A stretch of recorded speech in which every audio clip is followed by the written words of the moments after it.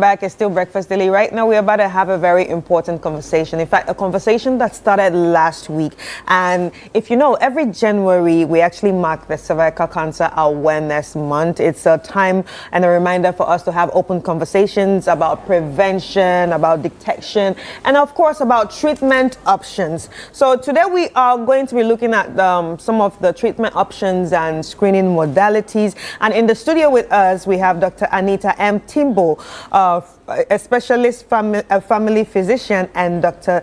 Nana A. Kunedu Dako, a specialist family physician and also an MWAG member. She was here last week and she actually started this conversation. So once more, you are welcome. Thank you. How is everything? It's good. It's good to be here. Hi, Doc. How are you doing? Hi, thank you. I'm fine. All right. I can see you're all wearing the Cervical Cancer Awareness Month shirts. Yes. Yeah, you are wearing breast cancer and cervical cancer.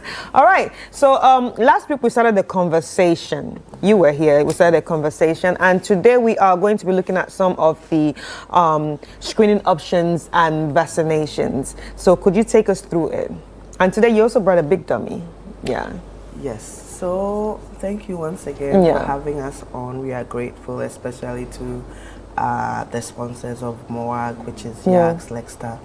And we are talking about screening. We have different options for screening. It's important that every woman, especially above 21, you get screened regularly. Now, there are options depending on what you can afford. Right. We have VIA, that's a visual inspection. So we put a solution onto your cervix, and then we visualize it. We look at it. If there are changes, then we have an idea that there's a problem. If there are no changes, then we know that it's okay. We have a pap smear, and the visual inspection, you can do it yearly. We have a pap smear that we use a tool to take a sample from your cervix, and then we take it to the lab to look at the cells. That one too, you can do it every 3 years or up to every 3 years if there are no problems found. Then we have the HPV DNA LPC, that's looking at the DNA itself, and that one you can do it up to every 5 years depending on what they find. Now the costs involved are for the visual inspection, it's more affordable. I believe it's 20 cedis still. 50. Now it's 50 cedis. Yes. For the pap smear, it's 170. Right. Yes. And for the HPV DNA LPC, that's a bit on the expensive side, but it's every 5 years it's about 1,007. Okay. And good news is that today we are having a screening at the Kolebu Tuesday market. Moag Lexter, we are having a free screening with VIA at the Kolebu Tuesday market. So our ladies can head there for their screening. Right. So let's talk about the options that you just talked about. Obviously, I think I've heard about the visual screening before. My doc have actually explained it to me, and also the pap smear, I know that. But let's talk about the DNA test. What's the difference? So the main difference is, remember it was mentioned that you have about 15 to 20 years to actually develop cervical cancer. So that's because when you get the infection, you get a persistent infection. The virus is at your cervix, but it probably hasn't started causing changes to the tissues. Yes, so it will cause the precancerous changes. Then the precancerous changes, if not managed, or progress into the cancerous lesions. So the VIA picks up the precancerous and sometimes cancerous lesions. All right, so what are the precancerous, things or the symptoms or maybe lesions or whatever that you need to? So up till the time you actually develop cancerous lesions, you might probably not have symptoms. Okay. Yes, so even with the precancerous lesions, there's a possibility that you will not have any symptoms. The usual symptoms are the offensive vaginal discharge, postcoital bleeding, that's bleeding after sex, or bleeding in between your menses. And then, in between your menses? Yes. Okay. And then lower abdominal pain, usually when it has progressed a bit further. So which one? The lower abdominal pain when it has progressed a bit further, or all of them when it has progressed? Usually when it has progressed, then you start developing the lower abdominal pain. Okay. But the vaginal discharge, the bleeding, that is usually when you have cancerous lesions. It could be a sign of something. It could be a sign of something. But the thing is those symptoms are also symptoms of other conditions. Everyday symptoms sometimes. They could be everyday symptoms sometimes. So it's important that the screening has to be done so that you don't wait to get to the cancerous lesions before they are picked up. So the VIA will pick up precancerous lesions. The pap smear will pick up the virus when it has started making changes in the cells, not yet the tissues. Okay, so maybe you haven't effective sectors at your cervix, but then there are changes happening in the cells. Yes. So when they do the pap smear, it's not the one that you know that they found out, okay, you have HPV or something. Yeah, so the pap smear will just say there's carcinoma in situ, or there are intraepithelial changes. So it just means that there are changes within the cells that are suggestive that it could progress into cancer. But the HPV DNA test picks up the presence of the virus. Effective sectors. It is precisely because cells and in your tissues. When you do the HPV DNA test and it's positive, it will tell you that the virus is there. It will tell you which actual viruses are there, which strains are there. So you know that the virus is present. So for that one, that's why it's more expensive, because it picks up the virus at the very early stages. But the VIA, it has gone quite a bit before. But one thing about the VIA is usually in most places, when you pick it up, there's something to be done. So if you have a positive VIA, which means that you bathe the cervix with vinegar and we see changes. The visuals, there has to be colposcopy and some management. There are different management modalities. So sometimes they can cut out the bits or they can burn it with cautery.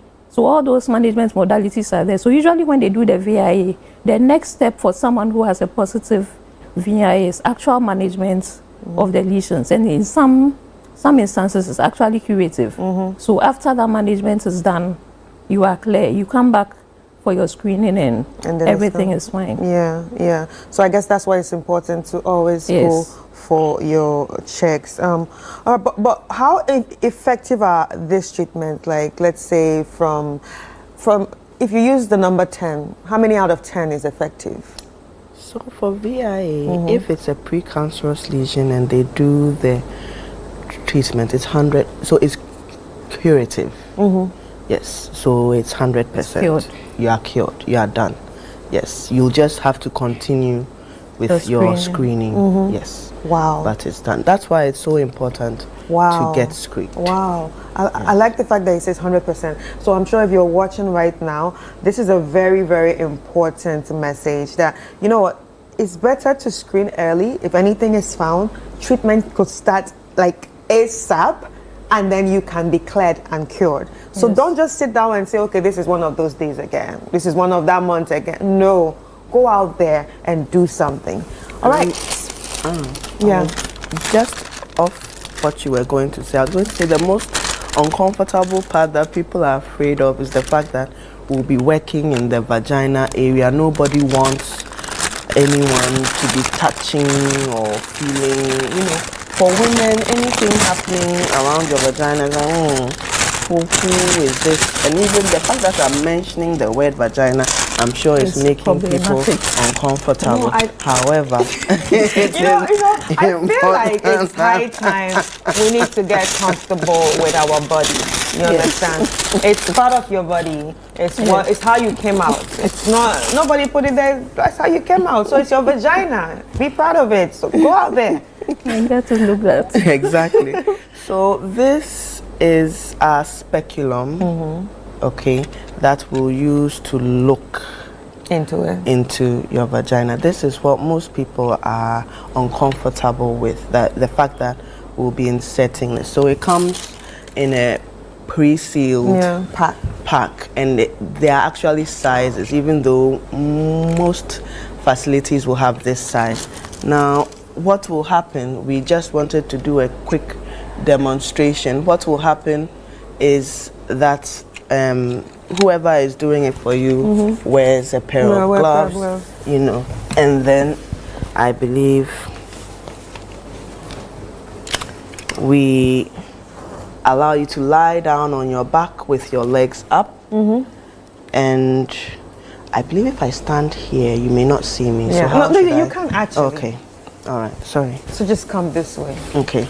So what happens is that we don't just push it in. All right. So we have this, and the lady is lying down. She's made to feel comfortable, and then we just insert it in, and then we have a look. Yeah. It's because it's a doll, it doesn't break. Yeah. But it's fine. Yeah, so it's as simple as that. It takes 2 seconds, and then we just bathe your cervix, and then we are done. That's it. It doesn't take long, and it's the same thing. Okay? And then we just remove it.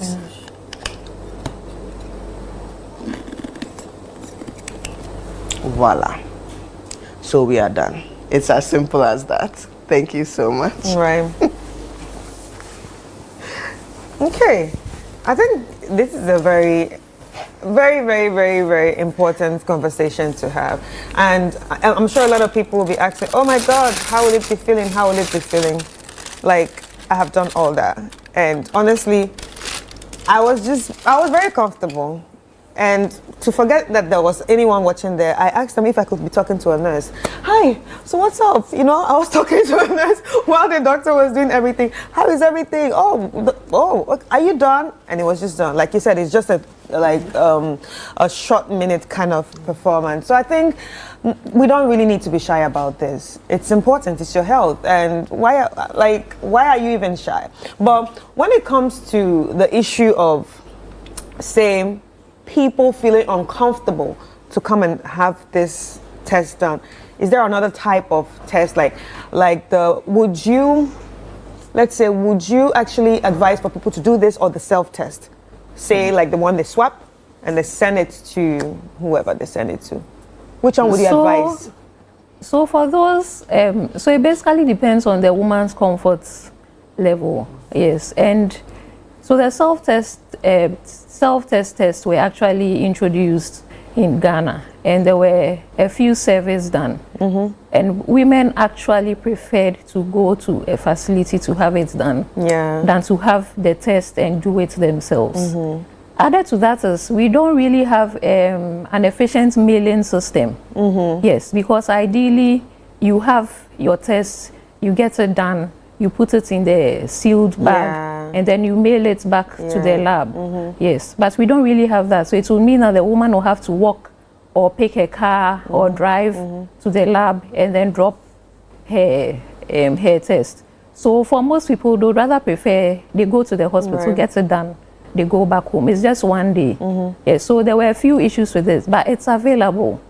It's available. So whoever is interested in that, you can get in touch with the women's clinic, and then we'll put you in touch with those who supply it. It's not, I think 2 years ago they were actually advertising it, but because of the low uptake, they didn't really push on with it. Right. Okay, so what would be your final advice to anyone watching right now? I'll start with you. Get screened. This year, the focus on cervical cancer and cervical cancer prevention is on screening and vaccination. Get screened, get vaccinated. If you are above 21, get screened. If you have a daughter, a niece, a wife, a sister, an auntie who is below 30, get them vaccinated. It's so important. Right. So talking about vaccination, even if you are found to have the virus, it's a virus, right? Even if you are found to have the virus, do you still need to get vaccinated? Does the vaccination still work? So remember, we mentioned that you have different types. Yeah. Yes, and so the vaccines are against the certain the types. So you may have the virus and it's a different type. Yeah. Yes, so you can go ahead and get the vaccine. So it's important. Most of the time, we mentioned that you can actually clear the virus. So if you should do, say, the DNA test, and then you go back in 3 years and it is cleared, you can actually get the vaccine. Yeah. But with the vaccination, you need to continue screening. Definitely. Because the other types are always there. Yes, and you can always get exposed to them. So you need to get vaccinated. And because of our young girls, yes, we really need to push getting our young girls vaccinated. Yeah. In other parts of the world, they actually vaccinate boys and girls. Yeah, boys and girls. Because it's been found that 1 in 3 men actually have the virus. So even if you clear, you can clear your virus, and then go someone back will and take give, it. Exactly. So your final advice to people? Get screened, get vaccinated if you can. All right. Thank you so much. So, ladies and gentlemen, we'll be speaking to Dr. Anita M. Tibo, who is a specialist family physician, and Dr. Nana A. Kunedo-Darko, a specialist family physician and also an MWAG member. And it's all about, cervical cancer screening options and vaccination. So, if you have not been screened yet, get screened. And if you've not been vaccinated yet, please do that too. Take your daughters, even your sons. Take them out there and let them get vaccinated too. Now it's time for us to check out a new episode of the Effective Living series. And it's all about how to reset and revamp your MSME. And our host is Caleb Kuda and the guest Nelson Amo, who's a business growth consultant. So check it out and we'll be right back.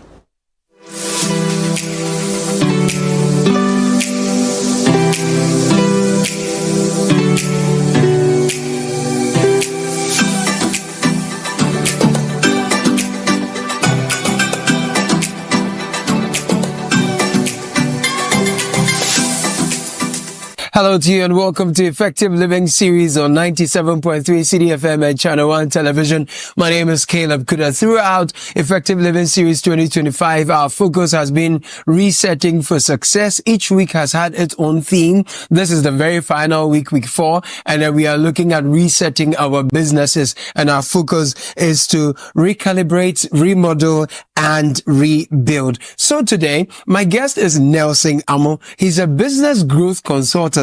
And what is he going to talk about? He will be talking about how to reset and revamp your medium, small scale enterprise. I have lots and lots of friends who are in that space, and I know many of you are excited to tap into all the effective sectors. It is precisely because of the next couple of minutes, I'll give him some time to give us his presentation. When it's done, we will sit down and ask some of the pressing questions on your mind and hopefully glean some answers from Nelson Amo. Effective Living series is proudly sponsored by Hallmark Cafe, delight in every sip and bite. And so, without further ado, ladies and gentlemen, I present to you Nelson Amo.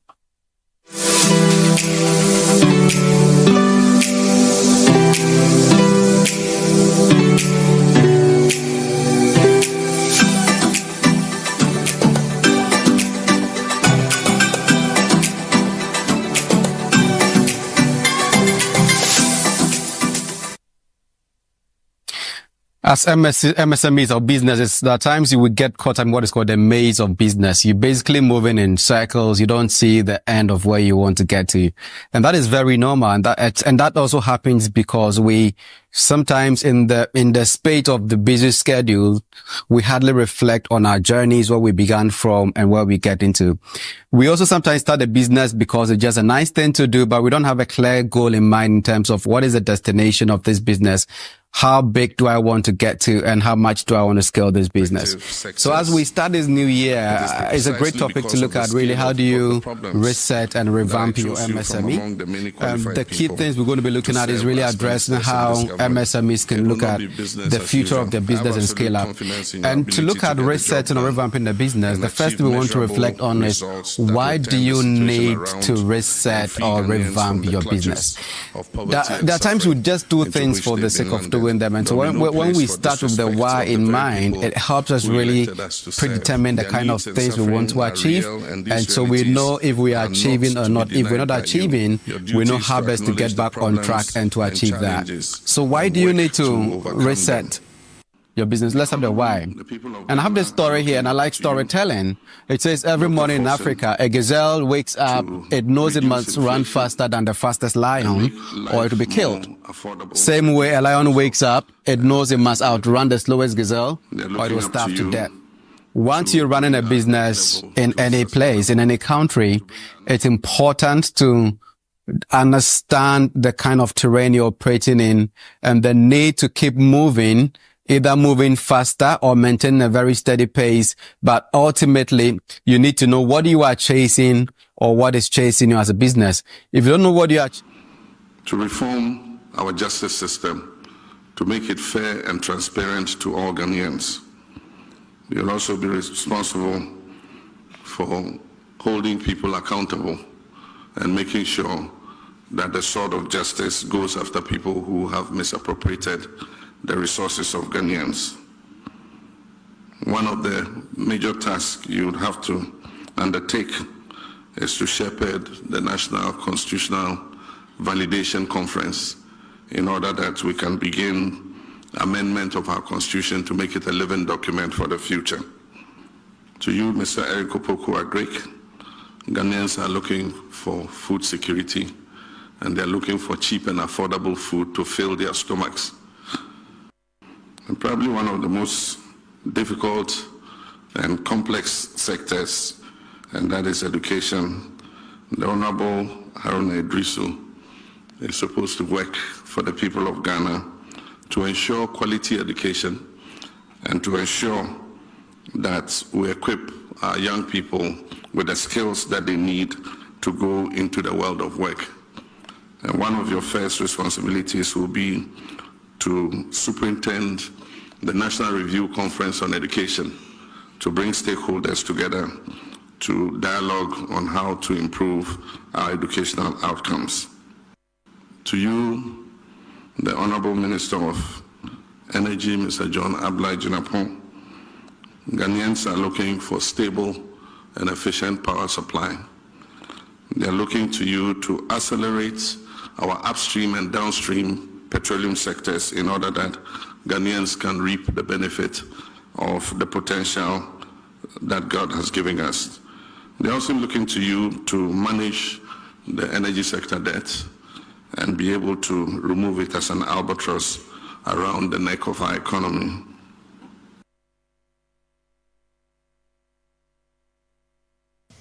The question is, all those in favor that motion listed 10 in today's order paper, all those in favor of that motion, say aye. All those against, say no. Honorable members, it is obvious the ayes have it. The motion is hereby adopted. And that this Honorable House has approved His Excellency's the President nomination of Honorable Ahmed Ibrahim as Minister Designate for Local Government, Chieftaincy and Religious Affairs. Honorable Dr. Agnes Na Momolate as Minister Designate for Gender, Children and Social Protection. And Honorable Elizabeth Ofosu Ejare as Minister Designate of Trade, Agribusiness and Industry. Abra Jifa Gomashi as Minister Designate for Tourism, Culture and Creative Arts.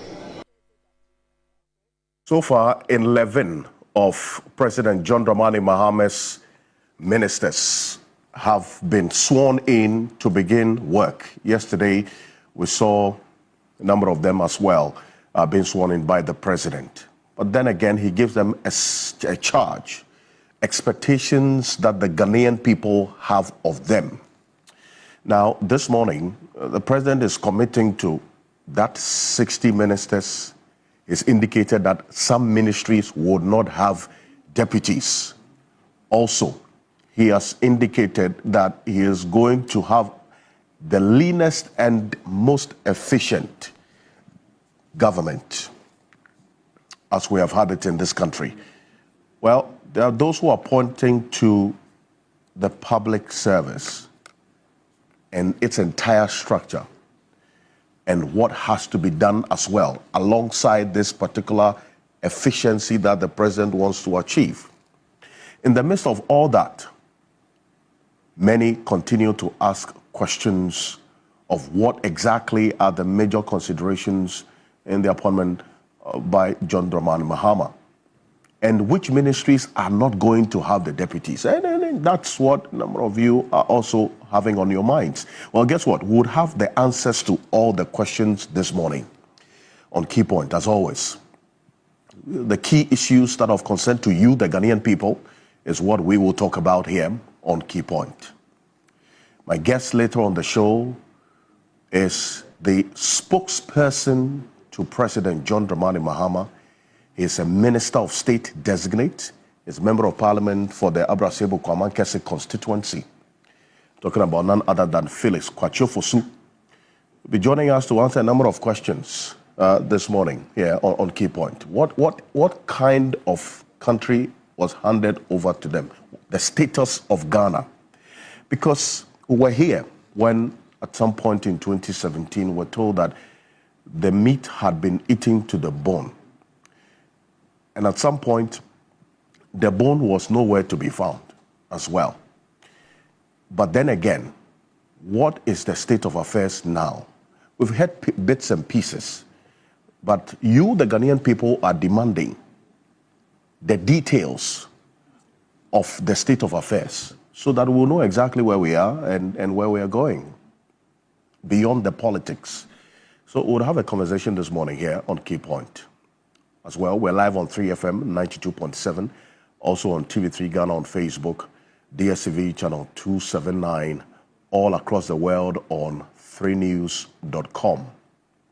Remember, you are an integral part of the conversation. Let's hear from you, as always, through the various means that you can connect with us here on Key Point. The Operation Recover All Loot, they're continuing their work, and there's some very, very important detail coming from there.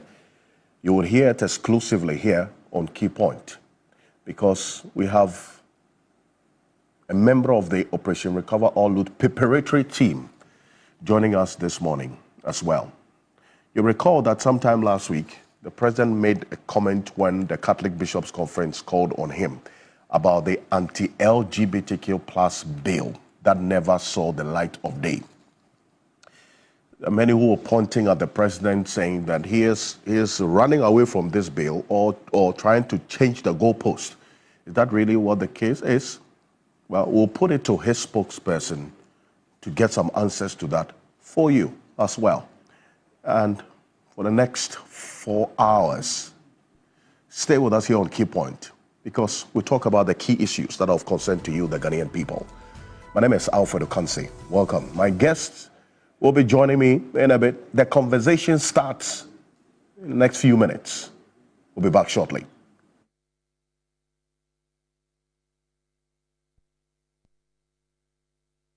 And Crown Paints. Excellent paint that is resistant to peeling, mold, algae, and fungus. It comes in a wide range of colors with high opacity, high spread rate, and dries fast with no afterpaint stench. Santex and Crown Paints are distributed by Bamson Company Limited. Locate us at Sickens House, Old Fatima Road, South Industrial Area, Accra, or any of our branches in Atabraka, East Legon, Tema, and Adum in Kumasi. Call or WhatsApp us on 0573839640.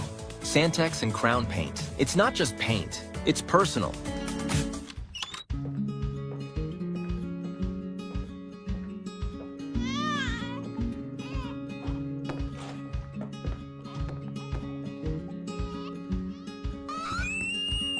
through every step of life's unpredictable journey. Every moment counts. That's why you need a partner you can always trust for solutions, so you can be rest assured. Having impacted over 200,000 lives, processed over 4.2 million claims, partnered with over 400 corporations, paid out over 836 million. Madam,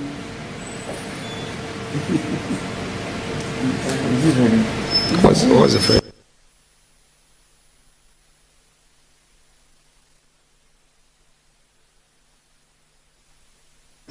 Madam Joyce Bawa Muktari has just informed us that indeed the letter communicating today's vetting indicated 11 a.m. The clerk has also confirmed that indeed the letter was 11 a.m. So I don't see why the same clerk should say that the letter was 11 and told the nominee to get here at 9. That would be unfair. So it is not correct that he's late. I think to be fair to him, the inconsistency is coming from our secretariat. So he's not late. I'm sure he's waiting to come at 11. That notwithstanding, I think Honorable Ajekum is here, so we'll take him. Honorable members, in matters of this nature, I believe in patience. Patience is the key. We should hasten slowly. Honorable members, I must place on the floor that today, Honorable Amabua was to be taken at 9, but for a stated reason, he was taken out of 10. So there should be a rearrangement in order to take the defense minister designate at 9. But if the communication did not get to the defense minister designate, we cannot blame. So in matters of this nature, patience is the key, and we should continue to be patient. Honorable member. Chairman, can we have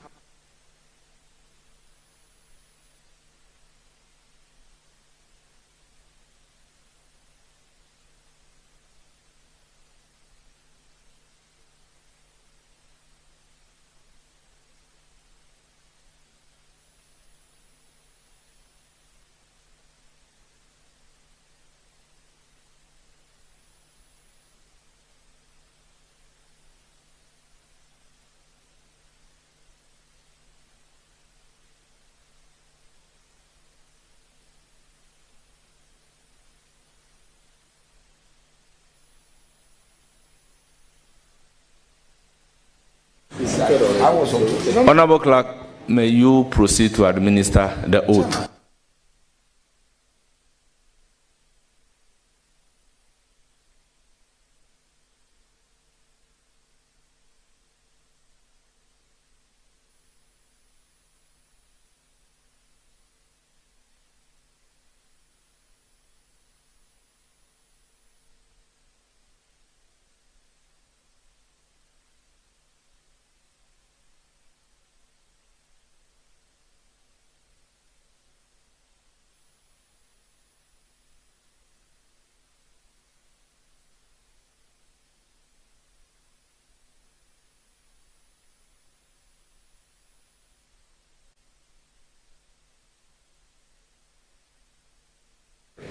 Honorable nominee, just give us 5 minutes. all cameras to off? All cameras to off.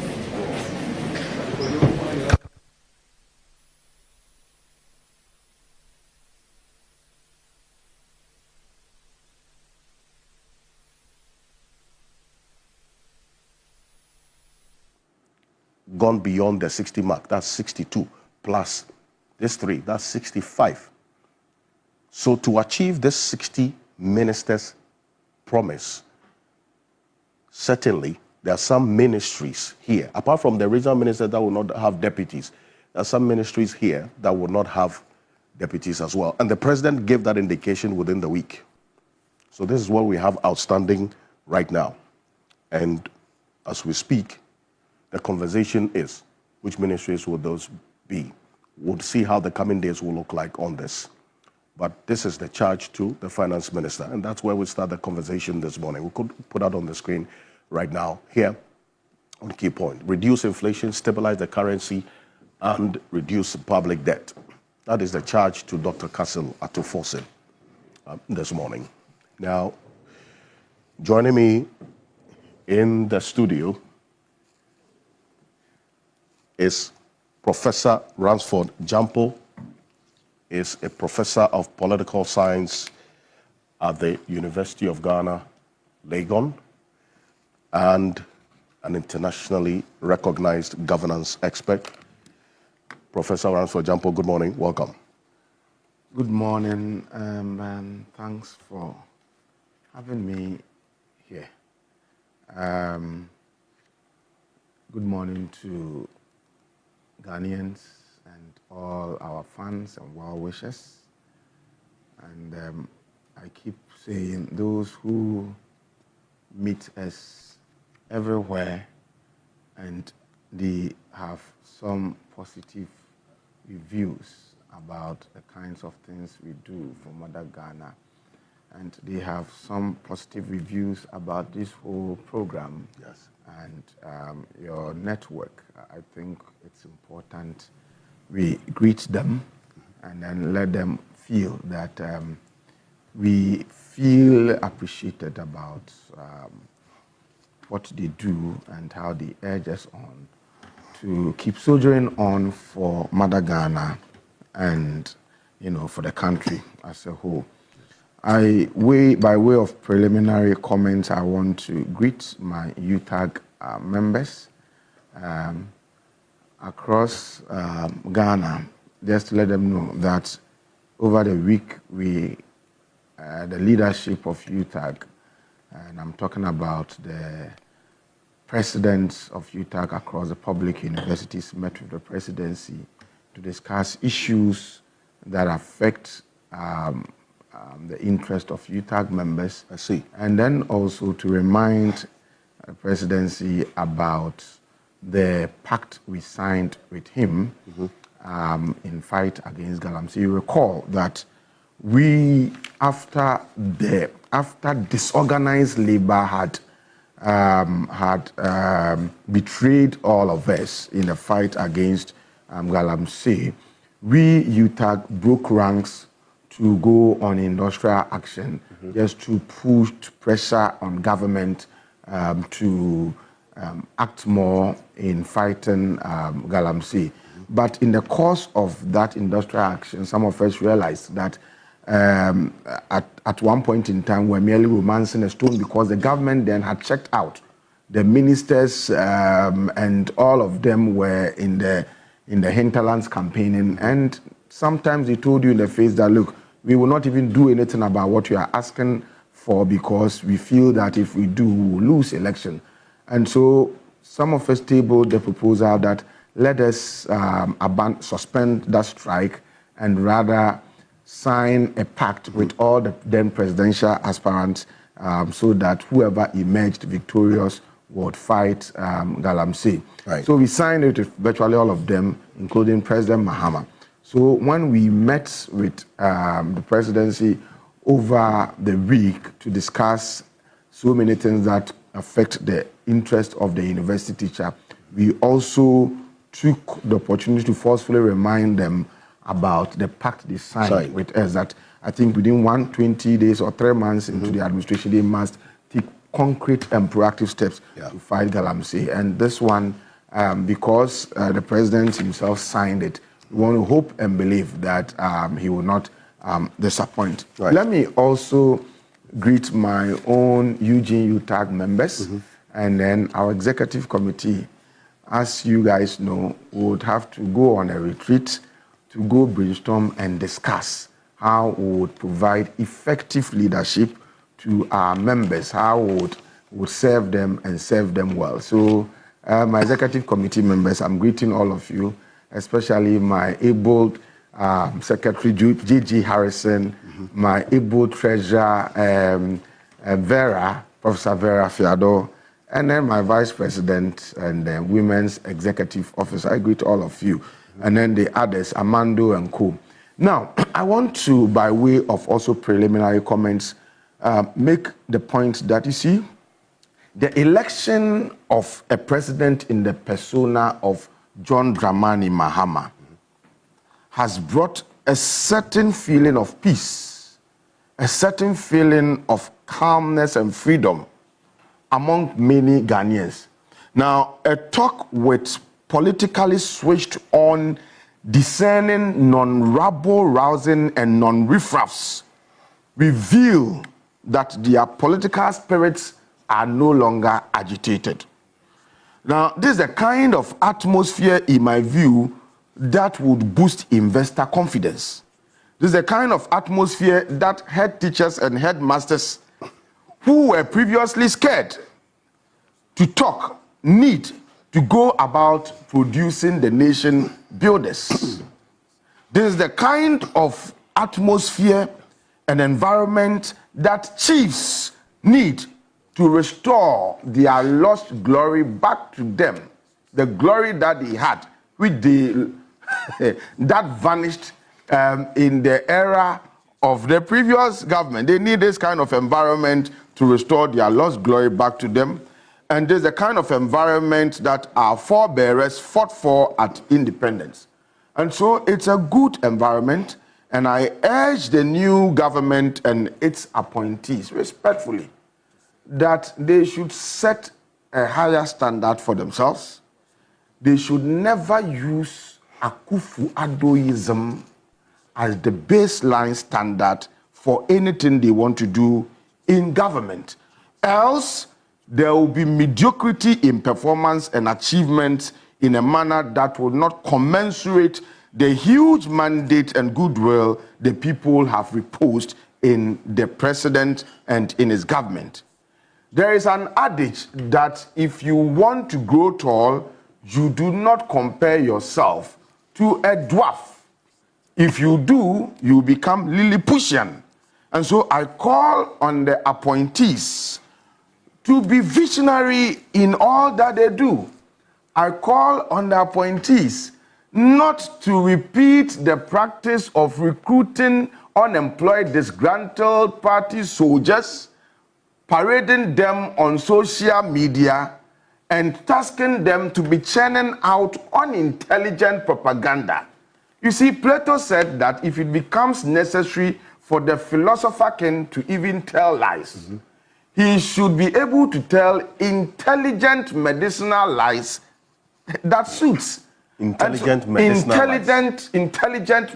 lies. That's what Plato says.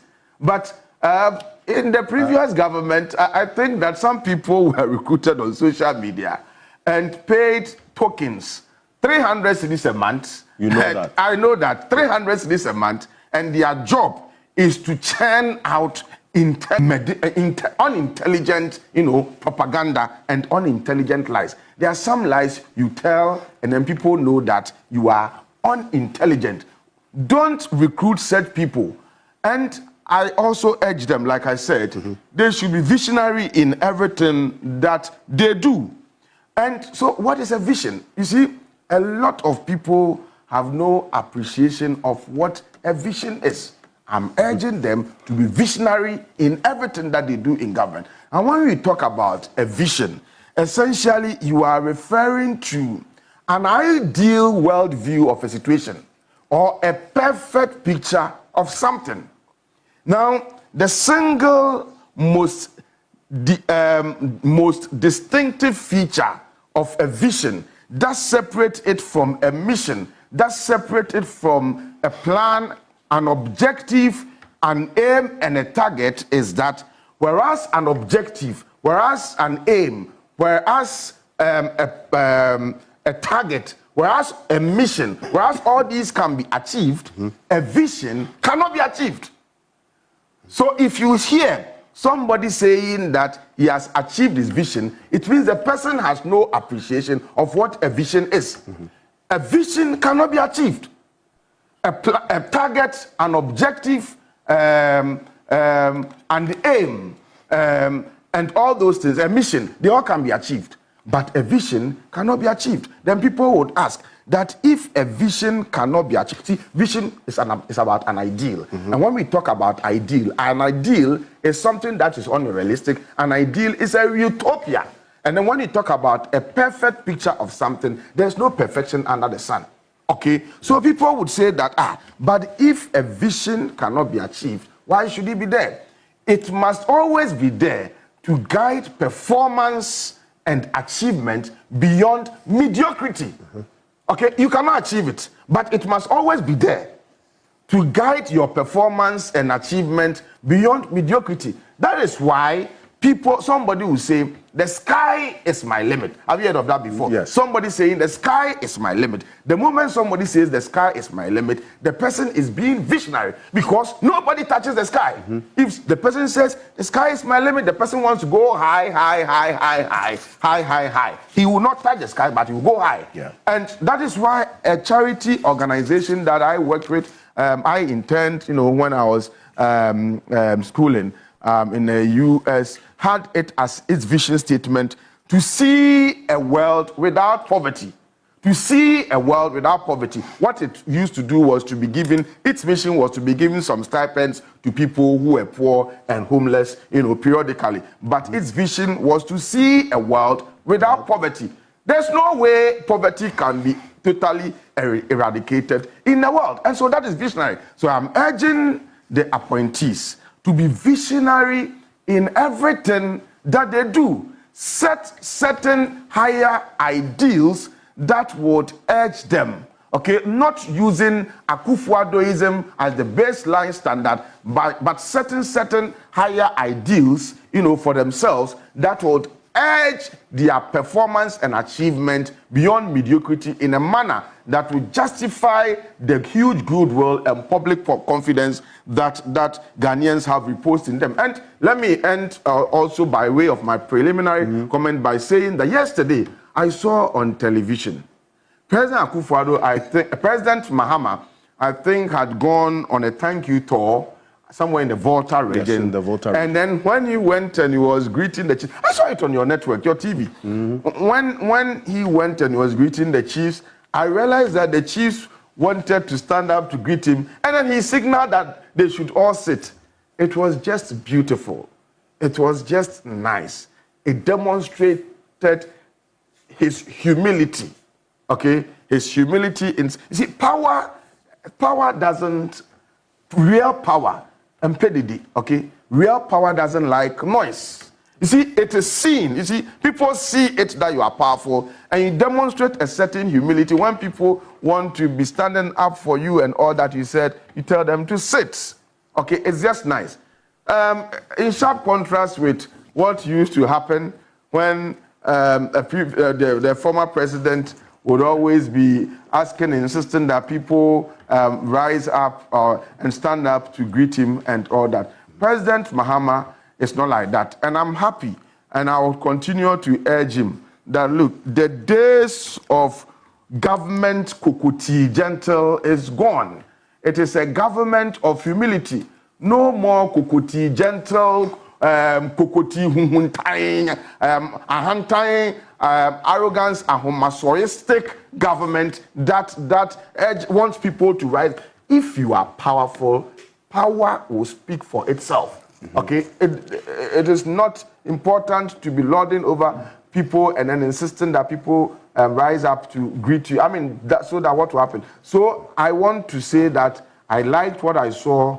I applaud the sense of humility that President Mahama showed when chiefs wanted to just rise up to greet him, and he beckoned them to sit down. And it's a good day for chiefs in our country. Like I said, their lost glory, occasioned by the way Akufo-Addo treated them, is being restored to them by a new regime. And I want to hope that they too, they will shun the needless chieftaincy disputes and multiple sale of lands and all those things that they do that undermine their image and their glory, they will see that they will shun them, because we are in a new era that is aimed at restoring their lost glory to them. And again, I commend the teachers and the headmasters who are now talking about the challenges that they are facing with free SHS. You ask yourself, why were they scared? Many of them were scared because they felt that if they offered criticism about the system, they were going to be transferred. Look, I went to a school, okay, where my daughter used to attend, and the headmistress had come to outline so many challenges about the school. And then it all was about the fact that they didn't have money to buy many things and to feed the kids. So I got up and I offered to pay a certain amount of money. And then I also called on some notable parents that I knew to do so. Whilst we were doing that, the headmistress just left, just abandoned us. She left the assembly hall where I was trying to do that. Why? Because she said if she sits down to look on whilst we do that, she was going to be punished, that she had told the whole world that they were in need and all that. So she had to leave. And when she left, so we all had to abandon this whole idea. You have teachers who will call you privately and say, don't mention my name, but these are the challenges. Meanwhile, we're being gaslighted to believe that all was well. So I like the fact that now, CHAS, Conference of Heads of Assisted Secondary School, now they found their voice and they are talking. I like the fact that President Mahama himself has said that now people should be free to talk and all that. So there is a certain burden that has been lifted from all of us, and people are now free to go about whatever they have to do. And I'm wondering, how come we made this kind of mistake in 2016 by bringing into government President Akufo-Addo? I'm wondering. It was a flaw in our judgment, and I don't think that we would ever repeat such a monumental mistake we made.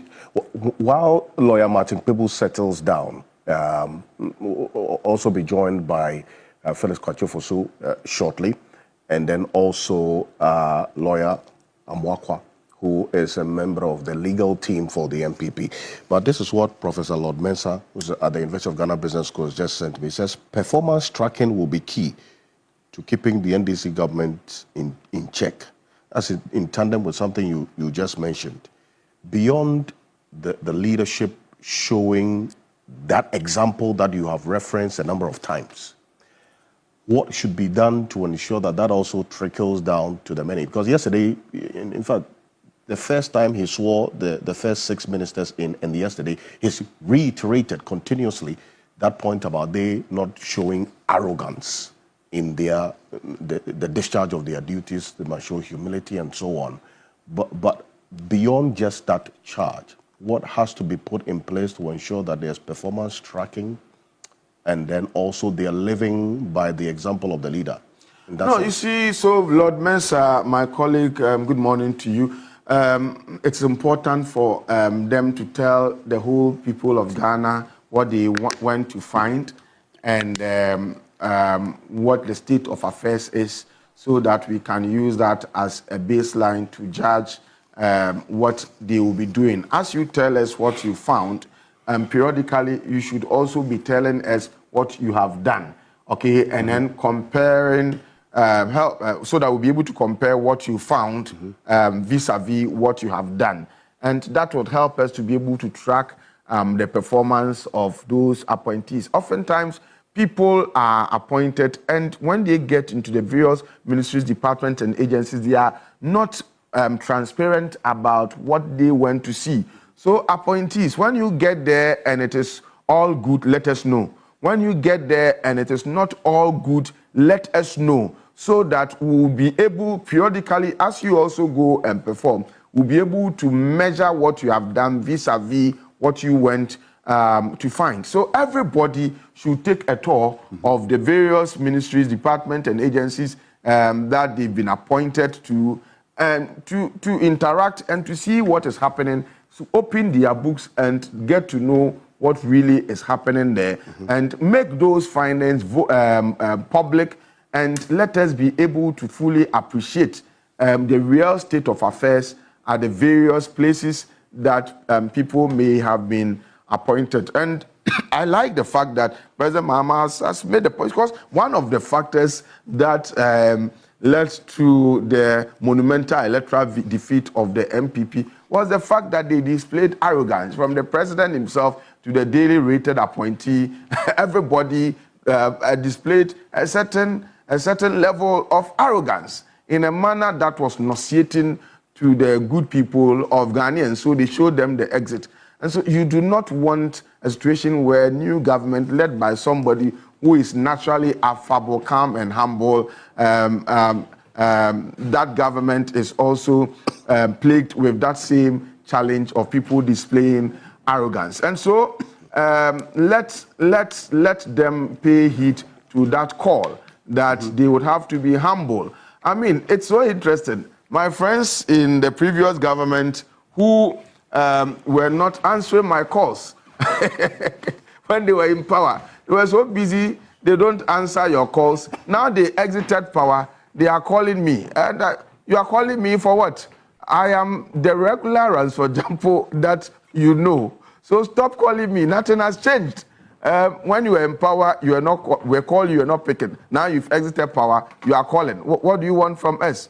That show of arrogance has now paid out negatively for you. And so be there and continue to think about how you'll be able to restructure your party and to position yourself for some future elections. And this is a lesson to the current appointees.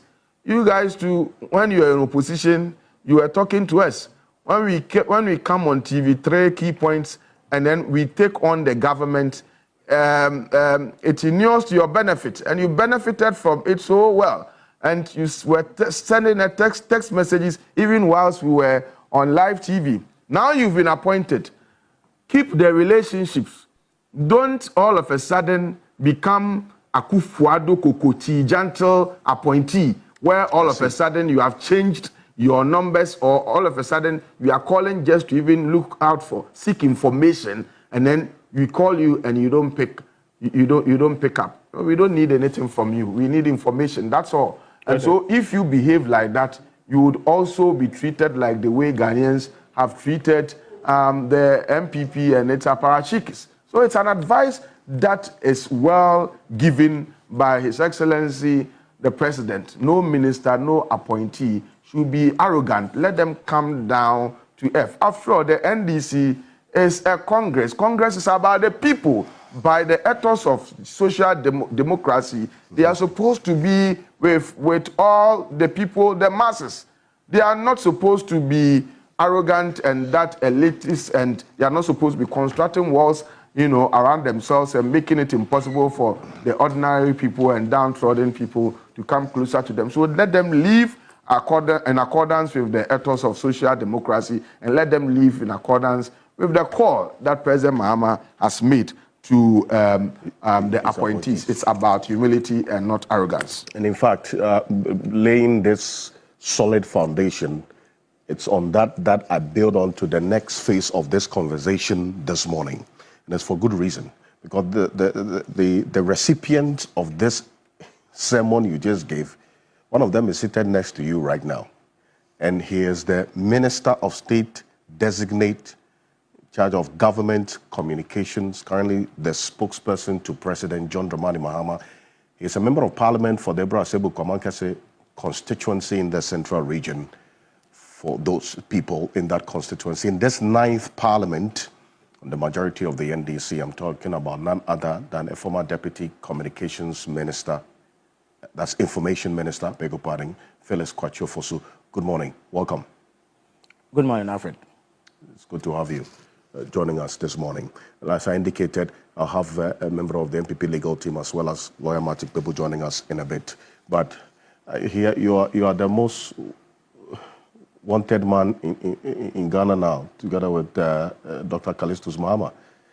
People wake up in the morning checking whether you have released a white statement or Dr. Kalistin Mahama has released a green. Do you know that your name is being mentioned in some prayer platforms? You know about it? Well, I'm not sure of being a wanted man, nor being the prayer topic for anybody.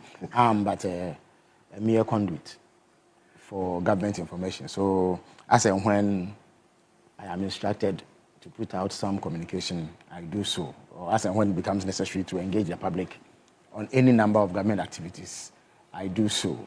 But we only serve at the pleasure of the Ghanaian people. Indeed. And it is important that the government creates pathways to engage in the very people that it is supposed to be superintending.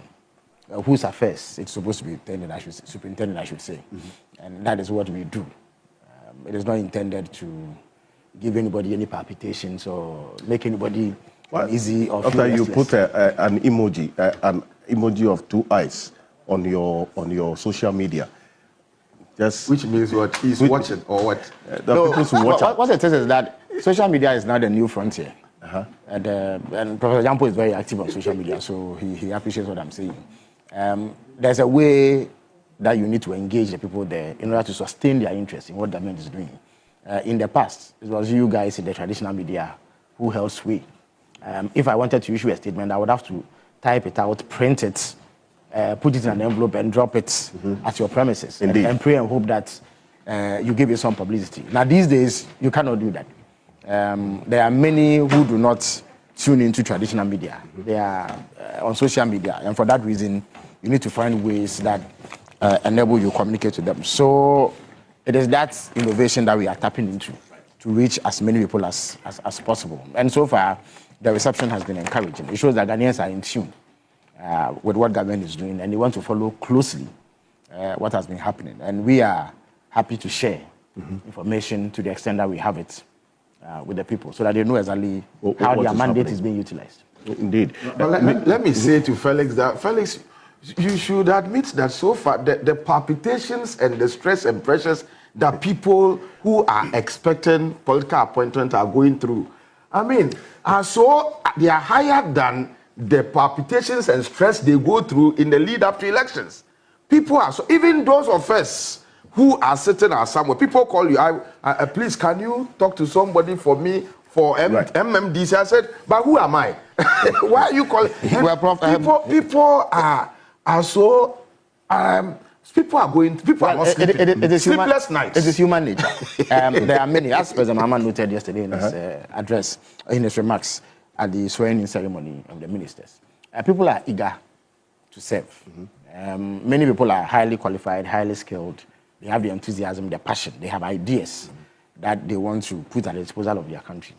But it has become necessary to prune down the size of government, because President Mahama emphasizes efficiency over numbers. Yeah. And in fact, it is a demand of the Ghanaian people. We had the bizarre situation where, under the previous administration, President Akufo-Addo decided that we needed 125 ministers to run this country. When questions were raised, he said that the job at hand was so huge that he needed a legion of ministers to carry it out. And yet the outcomes showed... Even though the battle is the Lord's. Well, so they said. But at the end of the day, when the reckoning was done, we found out that they had delivered the poorest form of governance this country has ever seen.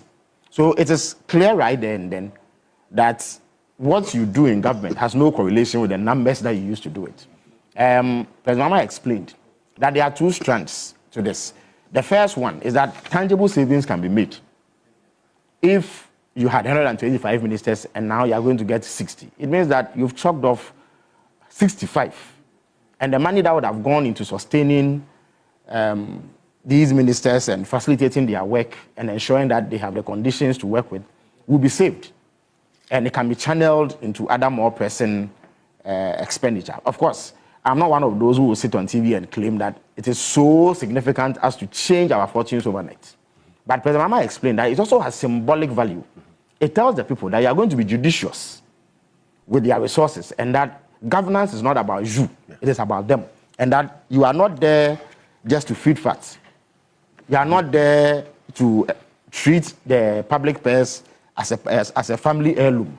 or the spoils of war, so that if everybody has contributed towards winning, then everybody must share in the national kitty. That is not what President Mahama believes should be done. And so when you do that, you send a signal, so that if tomorrow, for any reason, you have to call on Professor Jampo or my friend Martin to tighten their belt a bit to help the country, they know that their resources will be used judiciously and that it will not be used to take care of the creature comforts of those who govern. So that symbolism is extremely important, and that is why, by and large, Ghanaians have been receptive to the idea that we will have the smallest, the leanest, and most efficient government in the history of Ghana. Mm-hmm. I see. But you see, over time, and it's good that you talk about the matter of efficiency as well, because beyond the numbers, there's that question about efficiency, ensuring that you are not just reducing the numbers from 30 to 23 ministries and effectively 60 ministers, as the president reiterated that he's committed to, no matter what. What measures have been put in place to ensure that there is efficiency, especially in reduction of expenditure? Because that's another aspect as well. You're not just reducing the numbers. There's government expenditure that was huge. That is true. That now, you have to define, Professor Jampo is an academic. You have to define efficiency. It's simply achieving maximum output from minimum input. Mm-hmm. If you put achieving more little. Yeah. Exactly. So what happens is that you don't need a large government structure. Of course, it's a vexed question. There have been discussions for years about even the size of the public and civil service. Mm-hmm. There are some who argue that for a country our size, having close to 650 to 700,000 civil servants is huge. But of course, there are also other considerations. That you simply cannot come into power and dismiss all of the people to go and sit at home, especially in these harsh economic times. So you have to find a way to ensure that you lessen the burden on the public purse. The easiest way to do that is to look at political appointees, because invariably, the circumstances of their employment and the kind of things they do and the resources they require are often bigger than what the average civil servant requires to do the job. Of course, you can also argue that it is because they take greater responsibility. Civil servants will remain. In many instances, whether progress is made or we experience retrogression, civil servants will remain. But the political appointees pay the price, as the NPP found out to their dismay in the just ended elections. And the way to do that is to carry out restructuring. Sometimes you chop and change. You change the way that things are done. And that's what President Mahama has been doing. Take the Information Ministry, for instance. Mm-hmm. He explained this week he met officials from the Institute of Public Relations, and he explained what he wants to do with the Information Ministry. I see, because now that's one of the ministries that you scrapped. Yes, it's been scrapped. And there was it's been scrapped. So the Information Ministry has a number of agencies. I mean, two of the key ones are the Information Service Department, where the chunk of employees of that ministry work. Uh-huh. And then there's a Ghana News Agency. There are other agencies like the Ghana Publishing Corporation and what have you. For budgetary purposes, Graphic Communications Group, the New Times Corporation and others, Ghana Broadcasting Corporation, all fall under. But that is only for budgetary purposes. Strictly speaking, they are under the National Media Commission. Right. Now, because of this agreement, there's a whole ministry dedicated to coordinating and disseminating government information. That's now, as I indicated, in the past, you needed to do things a certain way because of where technology was. Right. Now, technology is so advanced that what 10 people could do can be done with the press of a button. Yeah. That then means that you have to do things that accommodate this emerging trend whilst ensuring that the deliverables, the outcomes, are even superior than before. So President Mahama has said that rather than have a ministry that has a whole office with chief directors and all manner of directors and staff, he is moving it under the presidency, under what he describes as the Minister of State's Government Communication, which is me, essentially. The plan is to restructure ISD into what we call a Government Communication Office, because essentially they are government employees. Their duty is to disseminate government information. In the past, they used to use cinema vans. When you go to a district, they have district information officers whose duty is to collect information, pass it on, ensure that the work of the assemblies reach the people and what have you.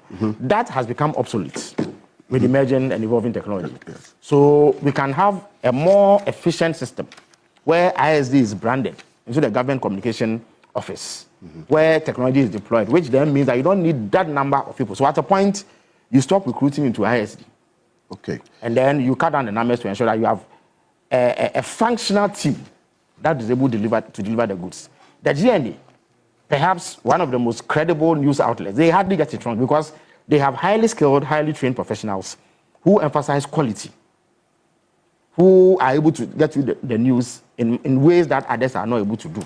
How do you restructure such an agency to fit into modern times? But all of that can happen under the president. So all you need is just one office where I sit and coordinate all these activities. Then there are the agencies, departments, whose messaging and communications must align with government's policy and philosophy.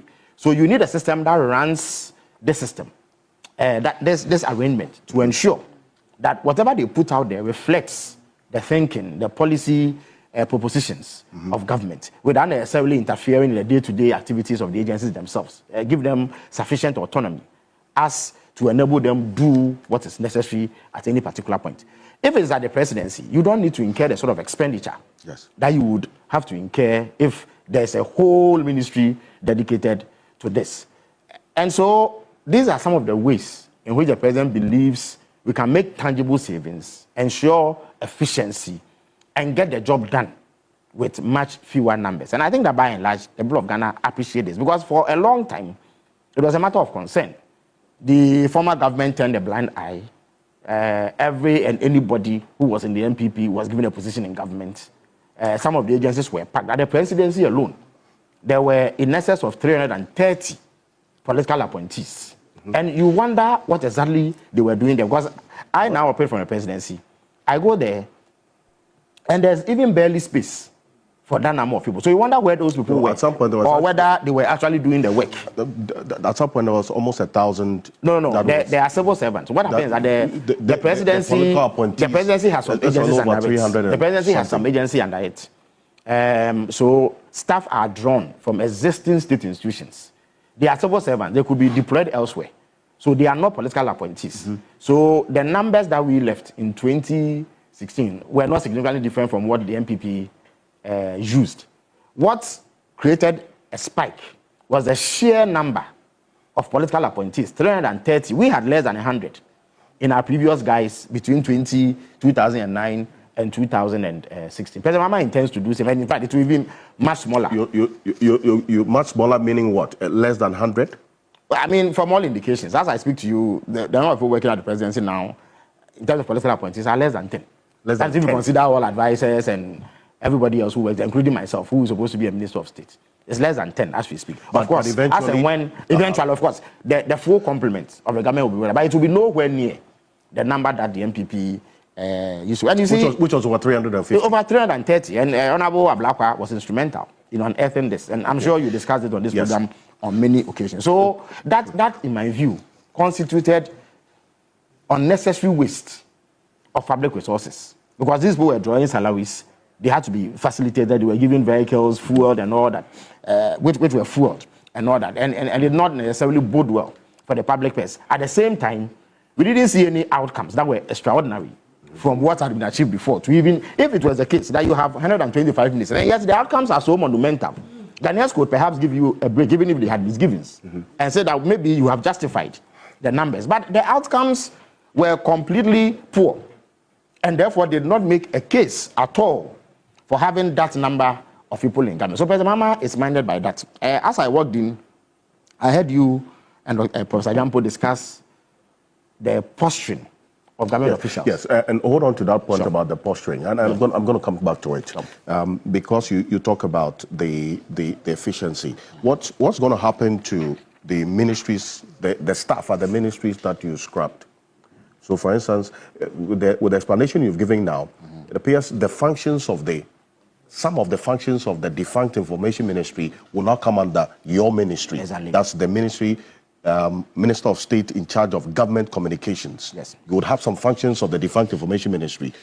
But then how those about ones that are relevant, absolutely necessary for the running of government information machinery will be retained. So yes, the rest can be sent elsewhere. Because when you do another, you will find that there are gaps elsewhere. Just that, for instance, if you bring 300 people to the presidency, and yet there are agencies that are also staffed, they need critical staff, but they don't have it. You are not being efficient. You are not utilizing human resources in the way that you should. So some of them will be sent elsewhere. Because you also do not want to come in and just dismiss people. So you are not laying off these? No, nobody will be laid off. Staff. Nobody. What may happen is that there are some of the agencies where recruitment will not be carried out into because their functions are becoming obsolete. You don't need additional human resource. Nobody who is in now is going to be dismissed because there has been some restructuring. Okay. But in some instances, there wouldn't be additional recruitment into those agencies. Recruitment will be elsewhere that human resource is required to run. So the effects may be seen a bit further down the line, but we need to start from somewhere. It is not an easy thing to do. And I know, as I have interacted with some staff of the Information Ministry, they have expressed concern. Some of them were uncertain. It is natural because they don't know what their fate will be. They also feel that there's a certain emotional attachment they have developed towards the work they've done over the period, and they've built something. So that change, which appears drastic, may, as it were, pull the rag from under their feet. But they have been reassured that their expertise, their skills will be needed elsewhere. And so they can bring the same passion, the same commitment, and the same ability to carry out their responsibilities on other functions of government. But ultimately, the aim is to build a modern, functional, civil and public service that is responsive to the needs of the Ghanaian people, even as we try to adapt governance to modern trends. I see. Yes. Now, how about the other ministries that have been scrapped? The National Security Ministry, there were staff assigned to that ministry. Yes. That the ministry. Yes, but again, it is not one of the ministries that has large numbers because of their best specialists. So those will also be reassigned. You see, the national, unfortunately, it was the advent of the MPP that introduced this ragtag team of bandits who hold goaters and misconduct themselves and call themselves national security operatives and what. You see, it is a ministry whose function primarily involves coordinating the activities of security agencies. What happens is that as the situation evolves, you have the need for multi-sectorial collaboration to address specific security challenges. Right. So you have someone who is an intermediary, who has capacity to, first of all, gather intelligence and ascertain what responses are needed. It is then their duty to ensure that the specialized security agencies, who ordinarily have specific functions, come together to address certain. So, for instance, in the Nkwanta situation, it happened exactly a week ago, I believe. Around this time last week, I had received calls from the National Security Coordinator. He wanted to brief me on what he had picked up at Nkwanta. So my immediate question is that, what have you done? He says, no, I have immediately coordinated a response from the police and military who are on their way. We will send additional men. If the military alone were left to this, they may falter in terms of their ability to collaborate with other organizations. So you need a coordinator. In 1998, I believe, an act of parliament was passed to create the position of a national security minister. The objective or the thinking behind that was to clarify the reporting lines so that somebody can be held responsible for the activities of that ministry. Right. What happens is that in parliament, those who come to the floor of parliament to answer questions are ministers. Yes. And deputy ministers in some instances. It is not everybody who the law allows to come to parliament. The most you will get is a committee sitting or some specific hearing. But it was thought wise to have somebody who has responsibility for that portfolio so that there can be some accountability lines that tie into the governance arrangement. But President Mahama believes that we can do away with that. All that you need to do is to assign that reporting responsibility to either the Interior or Defense Minister, who in any event have some linkage. Right. So what President Mahama believes is needed is a national security coordinator with a small outfit and the necessary facilities and resources to be able to do this. And then you have an advisor who, based on experience, is then able at presidential level, because the security strategy is entirely different from security coordination. Right. So you may need advice on other matters that fall outside of the purview of the national security coordinator. But if you don't have a ministry, you don't need the same amount of resources to run that outfit. So it saves you some, because you will need a chief director for the ministry, you will need some critical staff, you will need auxiliary staff, and you need some resources to get the place running. But if you don't have a ministry, all of that is saved. Then you consolidate the work that existing agencies are doing. So that is exactly what President Mahama envisages. But of course, I anticipate that it may become necessary to amend the law, so that it does not appear as if there is some, if you like, violation of it. But as a country, we should leave room for reform and change. Sometimes we should not tie ourselves down. You see, the rules and laws are made for man. If it becomes prohibitive in terms of enabling you to carry out your responsibility or achieving efficiency, there's nothing wrong with looking for alternative arrangements, even as you take steps to rectify the legal or clarify the legal position. Yes. Right. It's important to make that point, because then that was another conversation that came up sometime within the week. I intend to spend some time with Phyllis Kwatiofosu for good reasons. He's going to be living out at some point. But let me acknowledge. You wanted to say something about yes. Because I want to run through that because I don't intend to run through all the other ministries that have been scrapped. Sure. The understanding I get is that this principle of not laying off the staff in these ministries that were scrapped, railways, development, sanitation and water resources, public enterprises, national security, information ministry, all these, you're not going to lay off the staff, yes, even though the ministries have been scrapped. You're going to share them around. What happens is that, for instance, take the transport sector, which was carved out into 3 ministries. So those who work there were regional staff of the transport ministry. Except that once you create a ministry, you will have need for additional staff, mostly political appointees. Okay. And not civil servants. I see. Understand me? The civil service has a system through which they do recruitment on the basis of needs.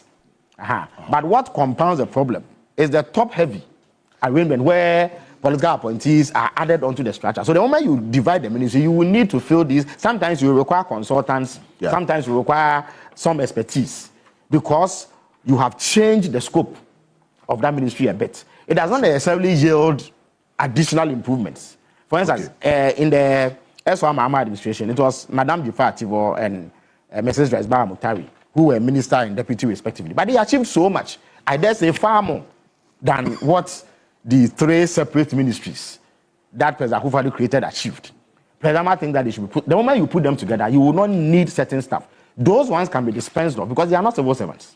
They're political. They are political. Some of them are consultants. Some of them are advisors. Their services may not immediately be necessary, because you will find that once you do the merger, you will discover that there is some in-house expertise that can do the same things that those that you've gone to hire to bring. Also, you cut down on the facilities that you need to give to the additional individuals that you've brought. The minister, the deputy, political appointees, and what have you, that function in these ministries. Again, I must stress that President Mahama is not taking a populist view about this. He's not saying that merely by doing this, you will save billions. That overnight transforms the village that Martin comes from. That's not what he's saying. Yes, there are tangibles, even if it is one minister. At the very least, you don't have to buy a 4-wheel drive, which these days costs anything between $80,000 to $120,000. You don't have to pay the minister a 4-year salary. That is assuming that he remains there for 4 years.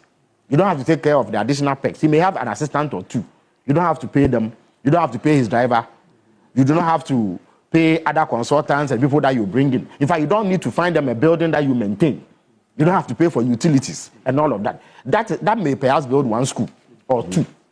But the message you send as a government is that you are not prepared to feed fat. Okay. On Professor Jampo's taxes or Martin's taxes. Right. So that tomorrow, Professor Jampo should contribute a little more to the national kitty. He does not feel that the money is going down the drain. He will be far more motivated to do so, because he knows that the money will go into only those things that matter to him and his family and his household. I see. Yes. But you have some ministries that some have signaled that sends the duplicated roles, which really doesn't seem to bring some clarity. And that's why one of the reasons why I brought you here this morning. Why do you have a Minister of State for Climate Change and Sustainability? Yeah, I'm coming. Okay. And then you have a Minister for Environment, Science and Technology. Why separate climate change and sustainability from the Environment Ministry, which is really the broader ministry that would take care of all of these? Yeah, first of all, we need to situate that discussion within the context of the specific commitment President Mahama made about the size of government. He said he will run a government with 60 ministers. That's what he's going to do. As we speak, there are 18 slots to be filled. Yes.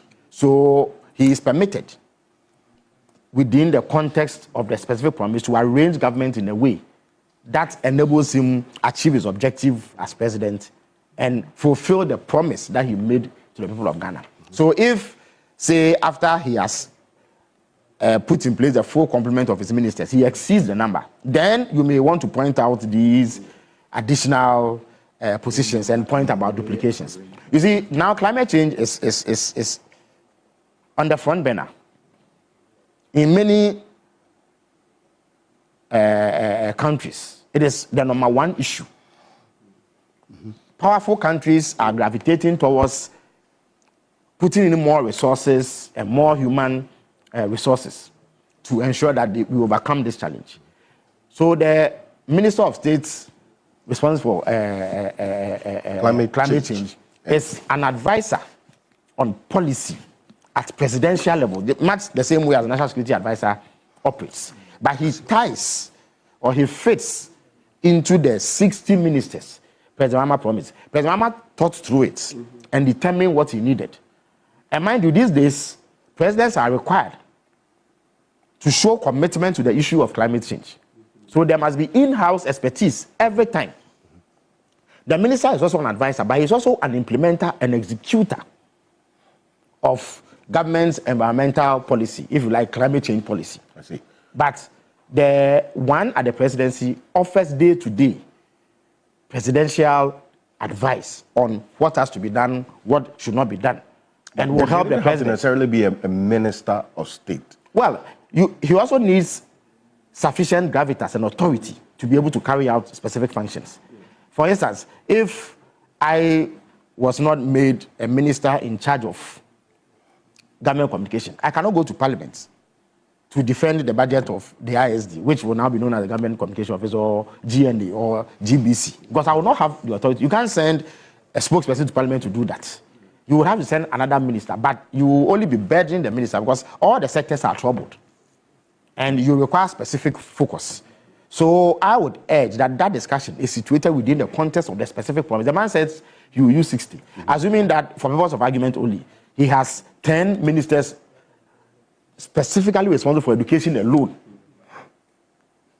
You understand me? He can always tell you that it is because of this specific issue that I need somebody who will deal with Professor Jampo's group, UTAG, who every now and then, as government through demanding one improved condition of service or the other. I need somebody to take care of Tibet. I need somebody to take care of basic education.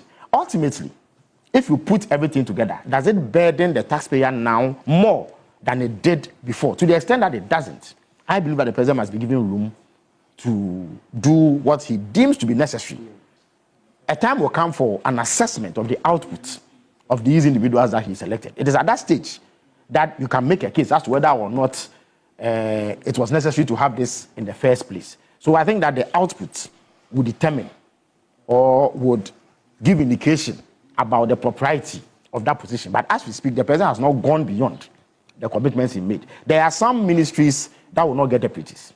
Which ministries are those? Well, at this stage, I'm not at liberty to disclose, but in the fullness of time, in the next few days, that would be resolved, and you will see. The president believes that, yes, every ministry is important, but there are some, for instance, education. The problems in that sector alone. In fact, if you take basic education alone, where we have close to 5 to 6 million pupils, the problems there are huge. You have a situation where there are close to 1.5 million Ghanaian school children who do not have access to desks. So they have to sit on cement blocks or they have to lie on their bellies to receive instruction. That alone is a nightmare, requiring significant attention and resources. Yes. You come to senior high school. The first day that President Mahama took office, he was confronted with a statement from CHAS demanding 3 billion Ghana cedis, which is owed them.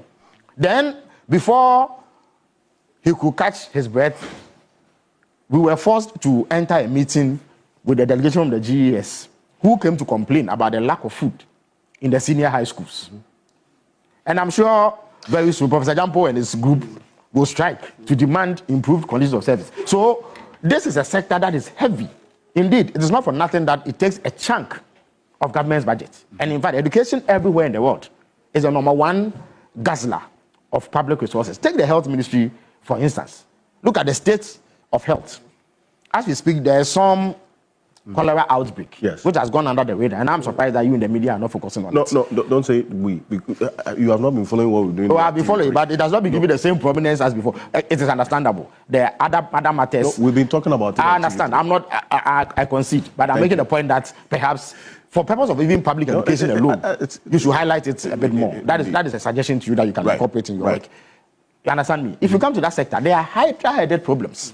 As we speak, the Agenda 111, which the previous government made noise about, at the transition team meetings, we discovered that only 3 had been completed. Even then, they are not functional. As we speak, they cannot admit. The president says 70%. No, they cannot admit patients, and so none of them can admit patients today. Then we discovered that we need a colossal $1.4 billion, which is close to 30 billion Ghana cedis to complete them. So it is the headache of Honorable Akando when he takes office to think about how he's going to manage this. And then there's also the issue of the NHIS, which suffers chronic non-release of funds. And he has 8 million to 10 million subscribers breathing down his neck, demanding healthcare. So he has to take care of this. Go to energy.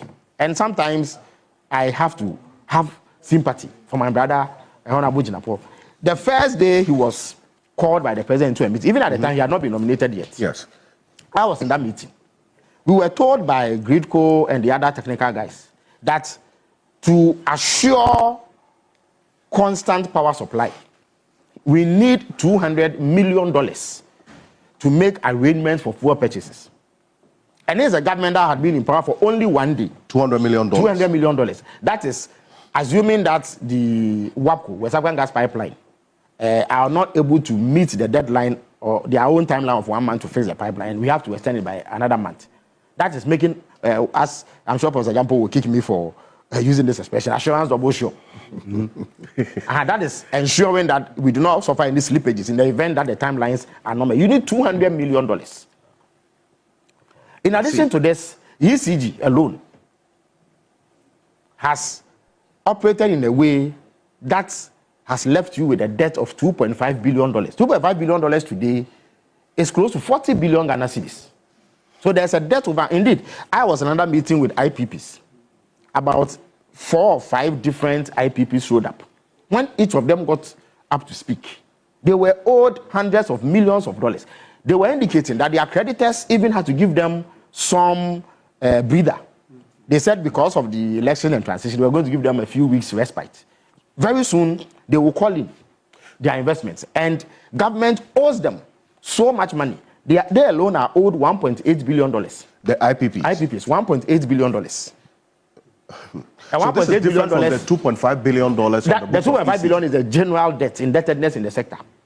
Okay, so this then there's the issue of the downstream sector, where you have to constantly keep tabs of fuel supply. There's ECG, which is a governmental behemoth that lost 23 billion Ghana cedis in the previous year. You look at their balance sheet and they incur losses 6 billion, 5 billion. When ECG buys power from the IPPs through Gridco, and they want to distribute, for every $100 of electricity that they distribute, $40 is lost.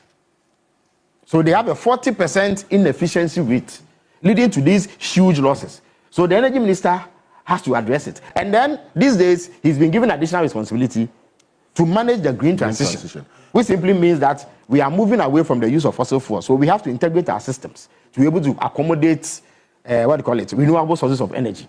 So it is a new frontier that we have to broach. And yet, even in the old system, there are massive problems that he needs to contend with. So that is a sector that should not surprise you if a deputy is assigned to. Look at agriculture. It is huge. About 2 million or so Ghanaians are involved in fishing alone. Another 3 to 5 are believed to be involved in agriculture. The MPP claims to have spent between 3 to 5 billion Ghana cedis on planting for food and jobs. In the end, there wasn't much food, or at least there wasn't much affordable food, and no jobs too were in sight. So government has to reconstruct this sector. Look at communications, for instance. It's also a huge sector involving regulation of high technology-based companies. These days, there's something called DTT, which has revolutionized the way that you do your broadcasting. Yes. Then there are the telecom companies. Digital terrestrial television. Every now and then, there are sparks between the companies and government. Yes. Because regulating them is not easy. These are huge, rich multinationals who can command significant resources, sometimes even over and above what government has. Yes. And dealing with them requires a certain level of capacity. Look at the, the tourism sector, which is one of the biggest sources of employment for our country. Look at water, for instance. These days, there's a Galamsey, which is threatening the ability of the water companies to produce potable water for all of us. Even in the sporting arena, these days, there's little to be enthused about as a Ghanaian sports fan. And I'm the #1 supporter of the Black Stars. But we performed abysmally in the AFCON qualifier. In fact, we didn't even perform at all. It was not even abysmal. We didn't perform at all, actually, because we failed to qualify for the AFCON. Yes. And many Ghanaians have begun to lose interest in what the national teams do. These days, I used to claim to be a House of Folk supporter. I don't even know one player of Accra House of Folk. Neither do I know one player of Kotoko. Because sports is essentially dead in this country. So even rekindling public interests in sports to support our national teams is an arduous task. I see. And you know the bottlenecks that exist in that sector. It's a long-standing banana peel for many ministers. And therefore, it requires a certain level of skill. So it is not all the ministries, I see, in spite of the importance of each and every one of them, that at this moment, President Mahama deems necessary to get a deputy. But some, because of, first of all, their size and scope, and the level of problems they face, will require some. So that will be done. And in due course, President Mahama will put out the names for parliamentary consideration, after which we will then finally have the full complement of the government or any other additional staff that the president wants to bring to the presidency to help the work. But he's still going to stick to the 60. That one. After that one, it is not negotiable. So because you mentioned a number of ministries, at least, that we know, based on what you have said, that they would definitely have deputies. I haven't said they would definitely. I said don't be surprised. I only explained the amount of work. The work that has to. I have not said all that. Things being equal. At all costs, each of them will have. I would not be surprised. You will not be surprised. We should not be surprised if they are great education. The determination will be made based on objective parameters. So because if you look at the maths itself, obviously it goes without saying that not all the ministries should have deputies. In fact, President Mahama has actually said it himself. Indeed, there are 16 regional ministers that have been filled already. The 23, even if you multiply that by 2, that's about 46. Plus the 16 is already 62. And you're adding the 3 ministers of state, including yourself, that's 65. So would we have, for instance, deputy regional ministers? I doubt that we would. Even President Akufo-Addo, with this behemoth of a government, did not have deputy regional ministers. I do not expect that we would. Okay. Yes. So that is at least. Unless there is some extraordinary case made for a particular region, depending on its size and the kind of work that needs to be done. Yes. You know, some regions to have real economic weight, like Greater Accra, Ashanti region, Western region, Eastern region, and the Northern region. They have real economic weight. And some of them deal with complex challenges in terms of sanitation and what have you.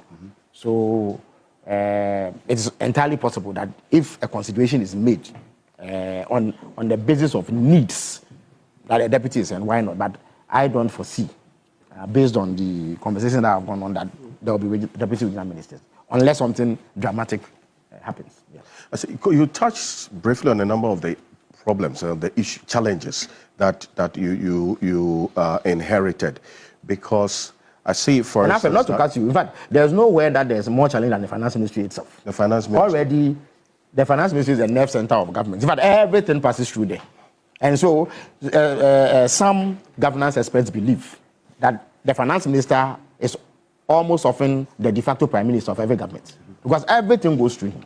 So even in normal times, you would require help for the minister. Sometimes there are 2, sometimes there are 3. There's somebody in charge of budget. That person is the one who has to contend with contractors, suppliers, everybody that government owes, because he sees to the implementation of the budget. Okay. But we are just in the throes of Ghana's worst economic meltdown in decades. As I speak to you, on 2nd January, we paid $364 million in debt servicing. At the end of February, we are required to pay 6.1 billion Ghana cedis in debt servicing. After next year, we have to pay 180 billion in debt servicing. And this is for a country whose budget is slightly above 200 billion. So what it means is that all the taxes you and I pay, and everything else that we do in this country, that goes into our budget, all of it will be used to pay debt servicing because of the debt default that and the suspension period has ended. So you can imagine what the finance minister must feel when he says down that dark barrel, where everything he mobilizes next year will be used to service debt. Because if we don't do it, we'll default again. If we default, it will be catastrophic. It will be the end of our economy as we know it. That's 180 billion. 180 billion for debt servicing alone. Because the previous government was too happy to borrow, but didn't have capacity to pay. Family made money. Absolutely. 150 million Ghana cedis. That is the estimated commission that Data Bank made from borrowing. Now, they were too happy to borrow, and yet did not make plans to repay. So a new government comes into power. In the very first 2 months, we have to pay close to 10 billion Ghana cedis. Yes. And then next year, everything that we collect, if we are not careful, will be used to service the 180 billion or slightly above that is what is needed to service debt alone. So in the next couple of months, you have to cover the 10 billion. In fact, on 2nd January, they paid $364 million. Even that was paid only because they had to borrow from the market. I see. Next month, at the end of next month, 28 February to be precise, we have to pay 6.1 billion Ghana cedis in debt servicing.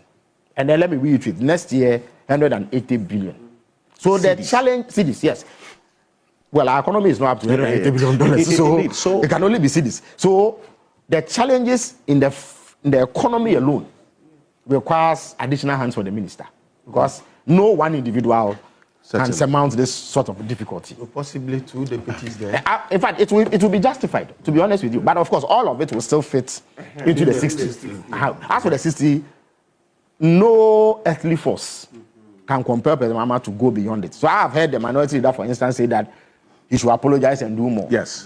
Which is a hack back to what President Kufuor did after he had castigated President Rawlings. He only came to power, did more, but at least he had the grace to apologize. He was not like President Kufuor, who sought to justify what had happened. But President Mahama is committed. President Mahama, he was in a hurry to nowhere. In the end, he hurried us into retrogression. But the point is that President Mahama is committed to the 60.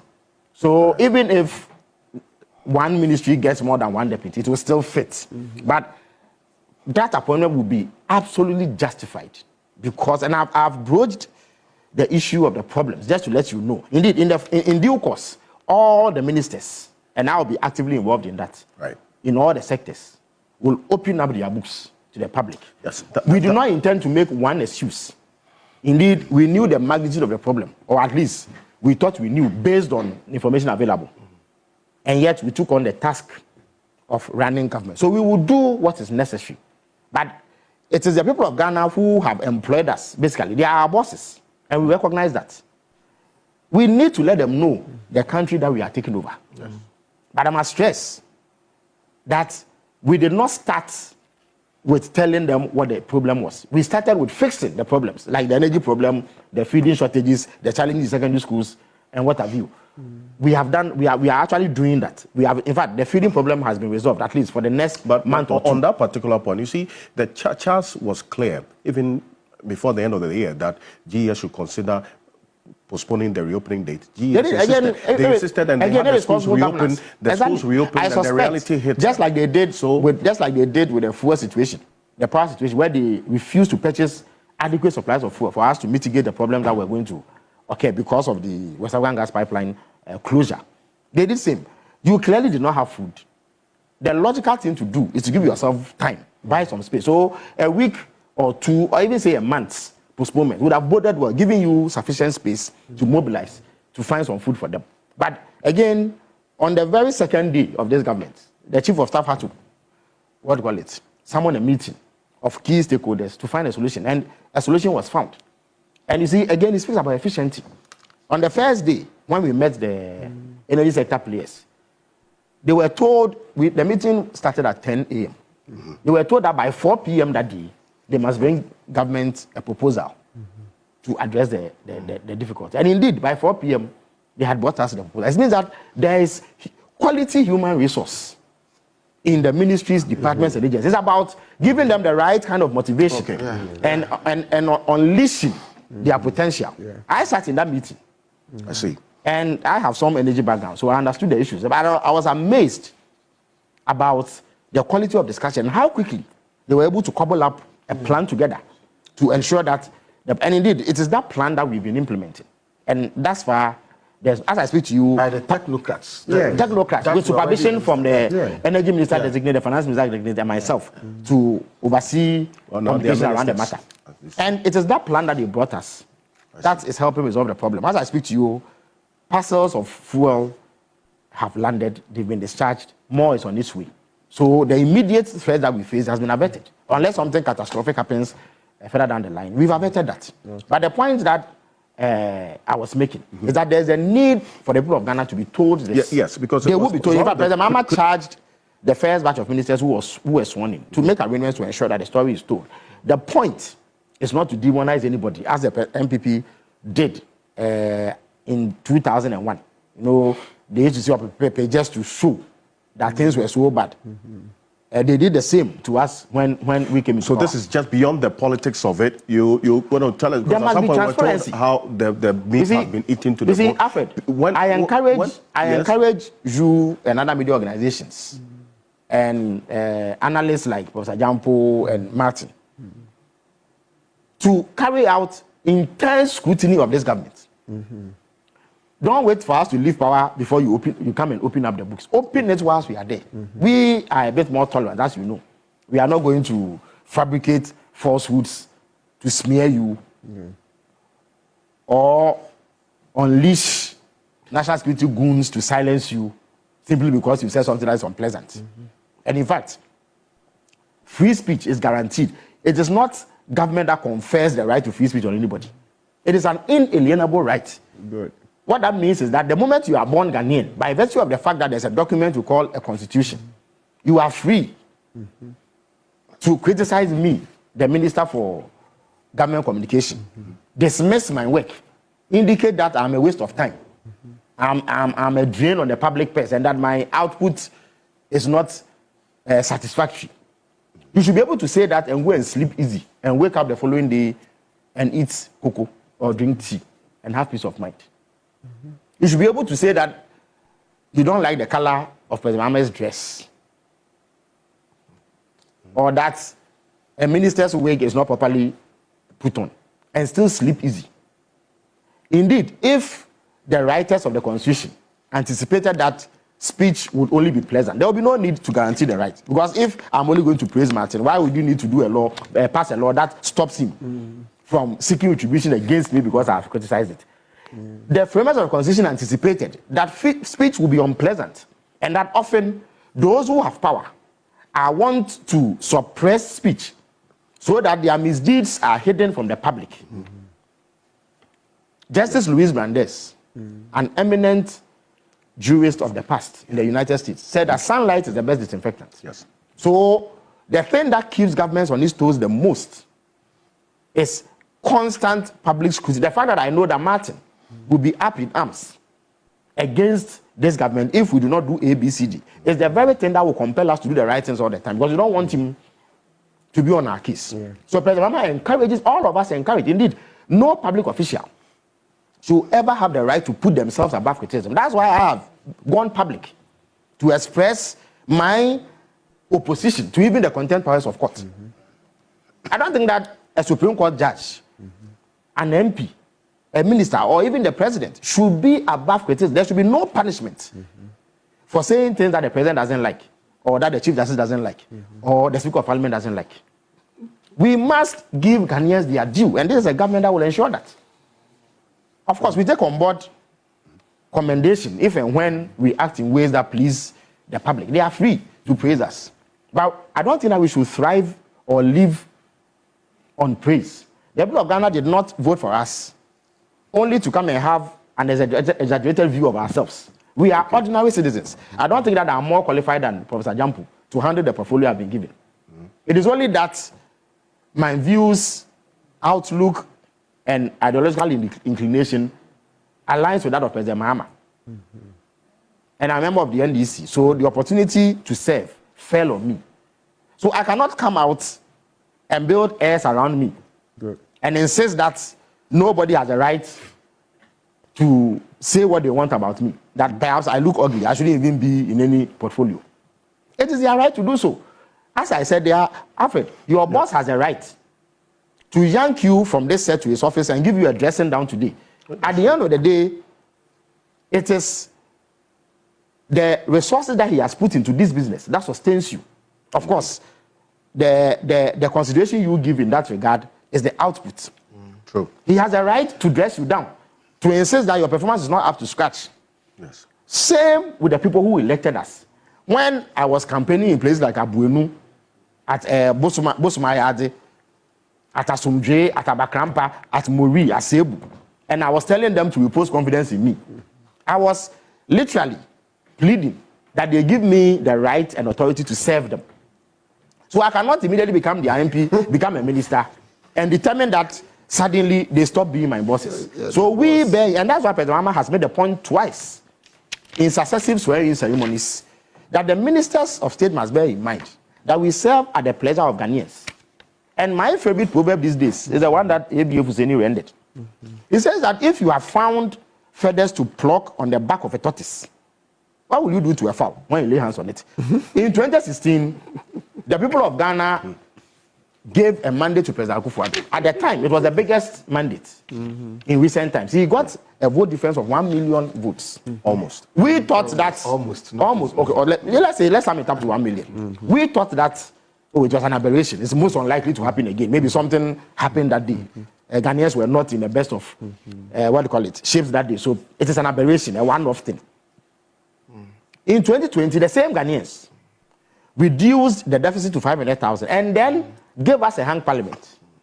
You see, they were able to determine that some MPs were so bad that they cannot be tolerated, so they should go. But as for President Akufo-Addo, let's give him the benefit of the doubt. Perhaps he has done 3 SHS. Perhaps he has good intentions, but the time is too short. So let's give him another 4 years and see if something good may come out of it.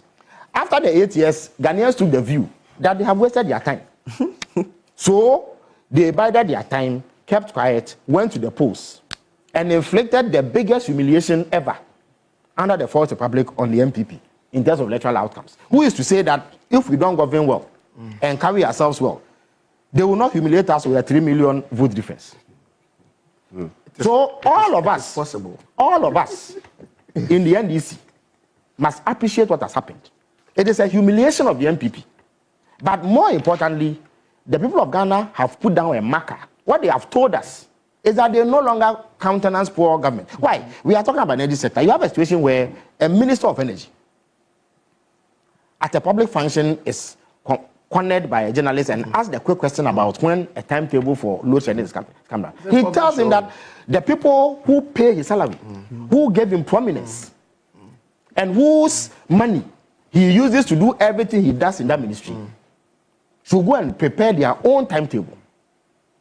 A whole president receives a delegation from a Kunfi who laments, as everybody is doing, about the bad state of their roads and other critical needs that they have. You tell them that because you presented a candidate that they rejected, you also took the decision that you were not going to develop their country. You go to your stronghold, Ashanti region, Kwabia East, which is the place in the Ashanti region where they get the biggest votes.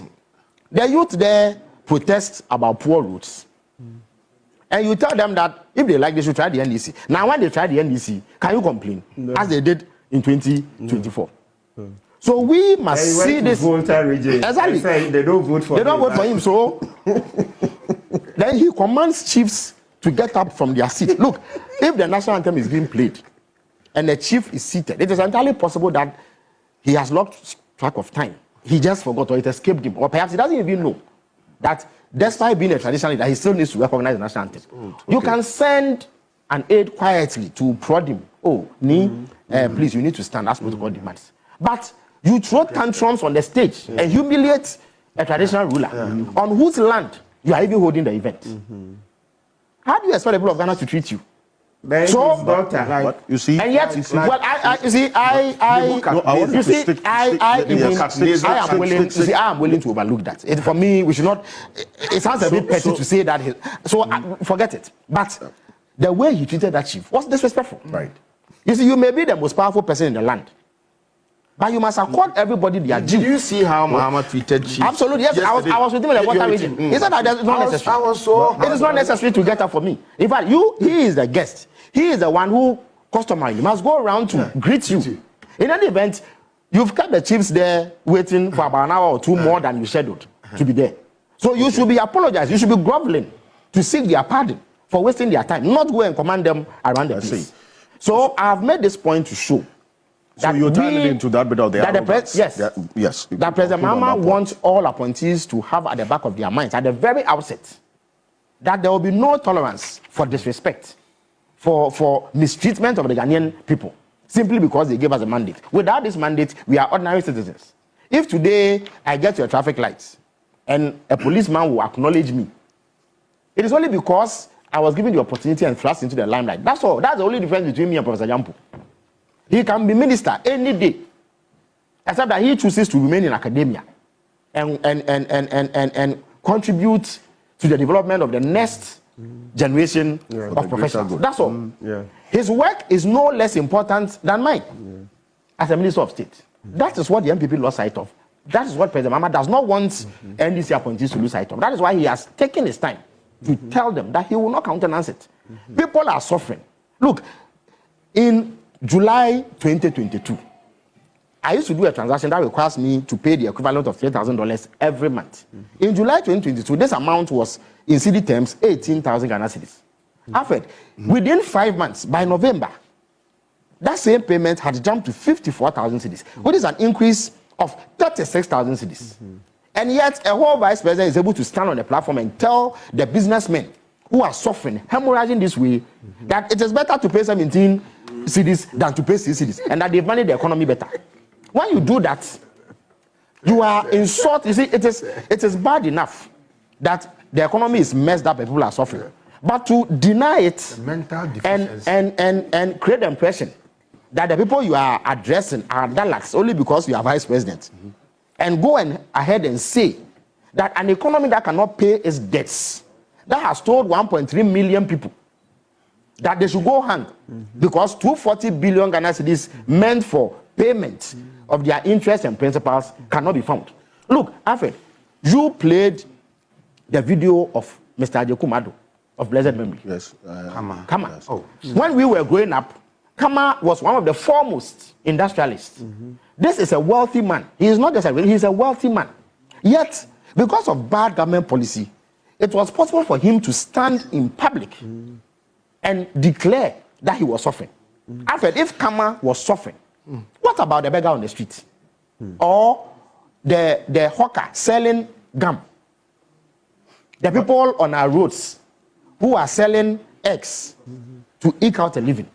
And yet, after all this, you are able to stand on political platforms, dance and sing, jump about, and declare that the economy is better. You have managed the economy better. And go and bring dubious statistics to draw dust into the eyes of the public. President Mahama says that will not be tolerated. If there are problems, acknowledge that there are problems. You see, the average voter is reasonable. And I have come to respect the Ghanaian electorate so much because they have changed governments 4 times. They are not static. They are not overtly partisan, as we believe. Even if they support a party, they have capacity to change their minds if they think that the party has not performed. You see, the average voter is reasonable. You see, when there are difficulties, they are able to tell, oh, these are genuine difficulties. But the efforts that the government is putting in is satisfactory. So let us hope that they will be able to. So they will give you the mandate. When you are honest. When you are honest, you respect them, you acknowledge the problems, and you demonstrate measurable effort address the problem. But not what we witnessed under Islam Wampa is going to be joining us in a bit. He's a member of the legal directorate of the NPP. But beyond this statement that the president made, are there specific KPIs to keep these ministers in check? Yes, Alfred, I don't know whether you've either received a copy, we've put it out there, a copy of the president's speech remarks at both swearing-ins. In fact, he mentions the appointees by name and indicates the challenges.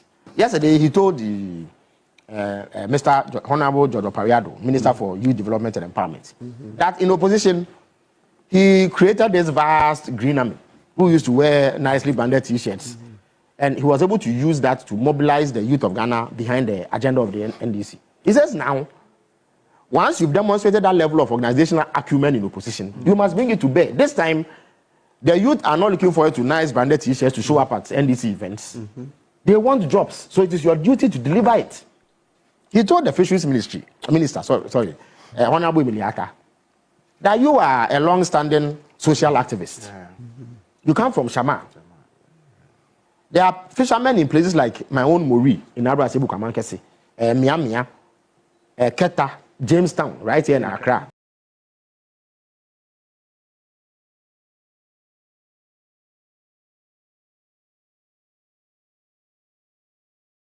Effective sectors. It is precisely because of the scale of the problems that I chose you from among the many qualified people to serve as ministers in this government. It will not be business as usual. I have absolute confidence in your ability to get the job done and achieve measurable results that will turn the situation around. Committee, early on, the minority leader, Alexander Afenyo-Markin, did communicate to the House that despite sending a letter of invitation to the Minister Designate for Defense in the person of Dr. Edward Omane-Boamah, communicating a scheduled time of 9 a.m., the designate had failed to show up as at that time. However, he did make a U-turn after having some communication with Joyce Bauer Mokhtari, when clearance was given, of course, regarding the time communicated to the nominee, which time is said to have been 11 a.m. Indeed, the minority leader has also cross-checked with the clerk to the committee, and the communicated time to the minister designate is indeed 11 a.m. And so we saw and heard him there making that correction, which has to do with the earlier impression, which suggested that the Minister for Defense, Minister for Defense designate, Dr. Edward Omane-Boamah, had not responded to the letter from the committee and had subsequently been late. That erroneous impression, we heard the minority leader, Alexander Afenyo-Markin, correct. Earlier on, he had also told us that due to the alleged or supposed lateness of the minister nominee, there was going to be a rearrangement to take the vetting of the Honorable Emmanuel Kwadwo Agyekum, who is a member of parliament. And then, of course, he has been appointed or nominated Minister of State in charge of special initiatives. This raises a lot of eyebrows, a lot of interest, because we're not too certain what the mandate of the minister will be as a Minister of State in charge of special initiatives. We're not too sure what projects, what policies will be captured under the Special Initiatives Ministry. And so a lot of keen eyes waiting for this particular vetting, the vetting of the Honorable Emmanuel Kwadwo Agyekum as Minister of State in charge of special initiatives. Also, this will be the first vetting of a functional minister or a minister in charge of a specific function. We've seen vetting of minister nominees, sector minister nominees, that's ministers of state in charge of sectors. And then, of course, we've seen some vetting of ministers of state in charge of regions. This will be the first vetting of a minister of state in charge of a specific function. Okay, and so that would be the function of special initiatives. And like I said earlier, we're not too certain what the mandate or the remit of this particular ministry will be. Mind you, in the first administration of the Nana Addo Dankwa Akufo-Addo government, there was a ministry or a minister of state in charge of special initiatives who happened to be in the person of Madam Mavis Hawa Kumsen. And of course, we saw policies such as the one village, one dam, one constituency, $1 million under that the procurement of the ambulances and all was under the Special Initiatives Ministry, which was a ministry of state, but a functionary one, not necessarily a sector-specific ministry. That ministry was collapsed, however, under the second administration of Nana Akufo-Addo, and so this will be the 2000 to 2004. The first administration was between 2016 or 2017, if you like, to 2000 when we went into that general elections, and then of course he won again and began his second administration from 2021, I beg your pardon, to 2024. And then, of course, we've gone into another election. John Dramani Mahama and the NDC have come out victorious and have taken over the realms or the helms of affairs. Now, they have reduced the number of ministries. His Excellency the President, John Dramani Mahama, has reduced the number of ministries from 30 to 23. He promised to nominate 60 ministers within 14 days of his presidency. So far, we've seen and have indeed heard names of 42, with 18 more remaining. These 18, the suspicion largely is that will cover some deputy ministers to specific ministries. But let's zero into the vetting of today. I just sought to bring in that history so that we know that this ministry is not new. It existed under Nana Addo Dankwa Akufo-Addo's first administration, the Ministry for Special Initiatives. It's come back under John Dramani Mahama, Chapter 2. The second administration of John Mahama, and we've seen the creation of a Ministry of State in charge of special initiatives. We hopefully will get a proper understanding of the mandate of this ministry and its minister when the vetting of the minister designate begins, and that will be Emmanuel Kwadwo Ajekum. He is the member of parliament, I believe, for Nkranza South, member of parliament for Nkranza South. He has been nominated Minister of State designate in charge of special initiatives. Will be quite interesting to find out what the mandate of this ministry will be. But yesterday, we saw the vetting of the Minister Designate for Lands and Natural Resources, the Honorable Emmanuel Amakofi-Boa. Quite an interesting one, an extensive one, if you ask me. Began somewhere after 9 a.m. and went all the way till about 2 p.m. thereof, almost 2 p.m. thereof.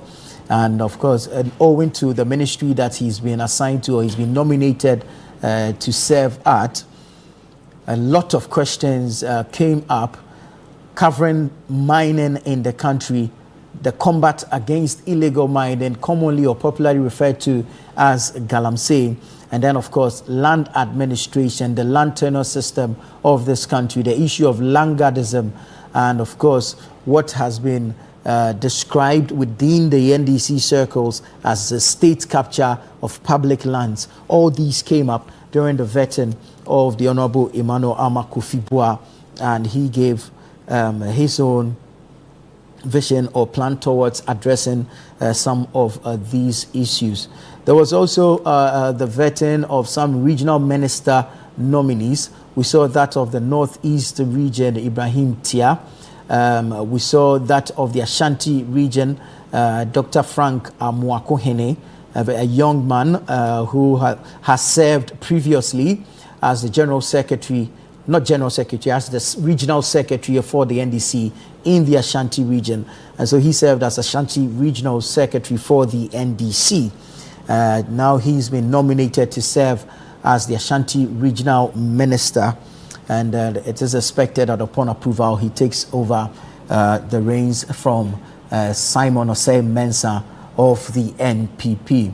There was also the vetting of the Upper East Regional Minister Designate Akamugri Atanga Donatus, and quite interesting revelation that he appears to be the longest standing or the longest serving member of the National Executive Committee of the National Democratic Congress, NDC, having been a party executive since he was about 27 or 28 years old. Today, the committee is sitting, and it is expected that 5 minister nominees will appear before the committee as per the schedule communicated or published by the committee. Dr. Edward Kofi Omane Boama, Minister Designate for the Ministry of Defense, is expected to be the first to be vetted, and per what has been announced by the minority leader, it looks like there was some miscommunication regarding the time for the vetting to begin. And so while the minority leader had earlier suggested that the committee had communicated 9 a.m. To the minister designate, the clerk to the committee, and of course Madam Joyce Bawa Mokhtari have clarified that the letter sent to the minister designate or the nominee actually says 11 a.m. and not 9 a.m. And so in that clarification has been made. Joyce Bawa Mokhtari, of course, will lead this communication, having been appointed as a special aide to His Excellency the President John Dramani Mahama. So I'll quickly run you through the nominees to be vetted today, and then we can take a break and wait for the committee to reconvene, and then we can join the feed. Like I mentioned earlier, Dr. Edward Kofi Omane Boama, Minister Designate for Defense, is scheduled to appear before the committee first. And then the Minister of State in charge of Special Initiatives, who is the Member of Parliament for Nkranza South, Emmanuel Kwadwo Ajekum, follows. Then you have the Minister Designate for the Ministry of Works, Housing and Water Resources coming in third. Then we go into that of the minister nominees for the various regions. Today, 2 female regional minister nominees are scheduled to appear before the committee, and they are Linda Obenewa Akwele Oklu, who is representing the Greater Accra region, and then you have Charity Gardner for the Ahafu region. These individuals are scheduled to appear before the committee today, and it is important that they do show up, and then we can indeed all witness that proceedings. We are not too sure whether the vetting of the defense minister designate, Dr. Edward Omane Boama, may actually be a public hearing due to the sensitivity or the security nature of the ministry he's being assigned to. We are waiting to see whatever decision the committee will come out with, having gone into conclave, having excused themselves from the press and, of course, the public present at the appointments committee as it is. But we are waiting to see what's the agenda for the emergency meeting, or if urgent meeting, if I can put it that way, which is being held now between leadership and members of the appointments committee is, and whether or not it has to do with the sensitivity or the sensitive nature of the defense ministry, and whether or not they should go ahead and do a public hearing of the vetting of the minister nominee. We'll wait to see. But while at it, we've also received communication of further appointments. These appointments this time go to the office of the vice president. The office of the vice president. We'll do a brief announcement of the persons who have been appointed to the office of the vice president. This letter, which of course is a communication from the presidency's communications. Recall that the Information Ministry has been scrapped, and then there's a Minister of States designate in charge of government communications. So obviously, the publication or communication of government agenda will be done from the presidency. And that is why this letter is headed Presidency Communications and has the emblem of the presidency there. And it's dated Tuesday, January 28, 2025, titled Appointments to the Office of the Vice President. And I read, President John Dramani Mahama has approved the appointment of the following individuals to the office of the Vice President. They are expected to bring their wealth of experience and expertise to their respective roles and contribute significantly to the resetting Ghana agenda to build the Ghana we want. I'll run by you the names of these persons. First on the list is Alex Percival Segbefia, who has been appointed Chief of Staff to the Vice President. Alex Percival Segbefia, Chief of Staff to the Vice President. Mrs. Alberta Graham, Head of Administration. Professor Theresa Enin, Presidential Staffer and Special Aide to the Vice President. Ms. Daniela Mavis Matthias, Secretary to the Vice President. Dr. Samuel Ofosu Ampofo, Policy Advisor, Political. And so he'll be a policy advisor in charge of political issues. And then you have Professor Sharif Mohammed Khalid. I beg your pardon, Professor Sharif Mahmoud Khalid, Policy Advisor, Economic. Dr. Hamza Zakaria, Policy Advisor, Economic. Ms. Mansa Amwa Ewua, Policy Advisor, Finance. Dr. Miriam Rahinatu Idrisu, Policy Advisor, Social Sector. And then there's a final one, Mamiama Pratt, as Press Secretary to the Vice President.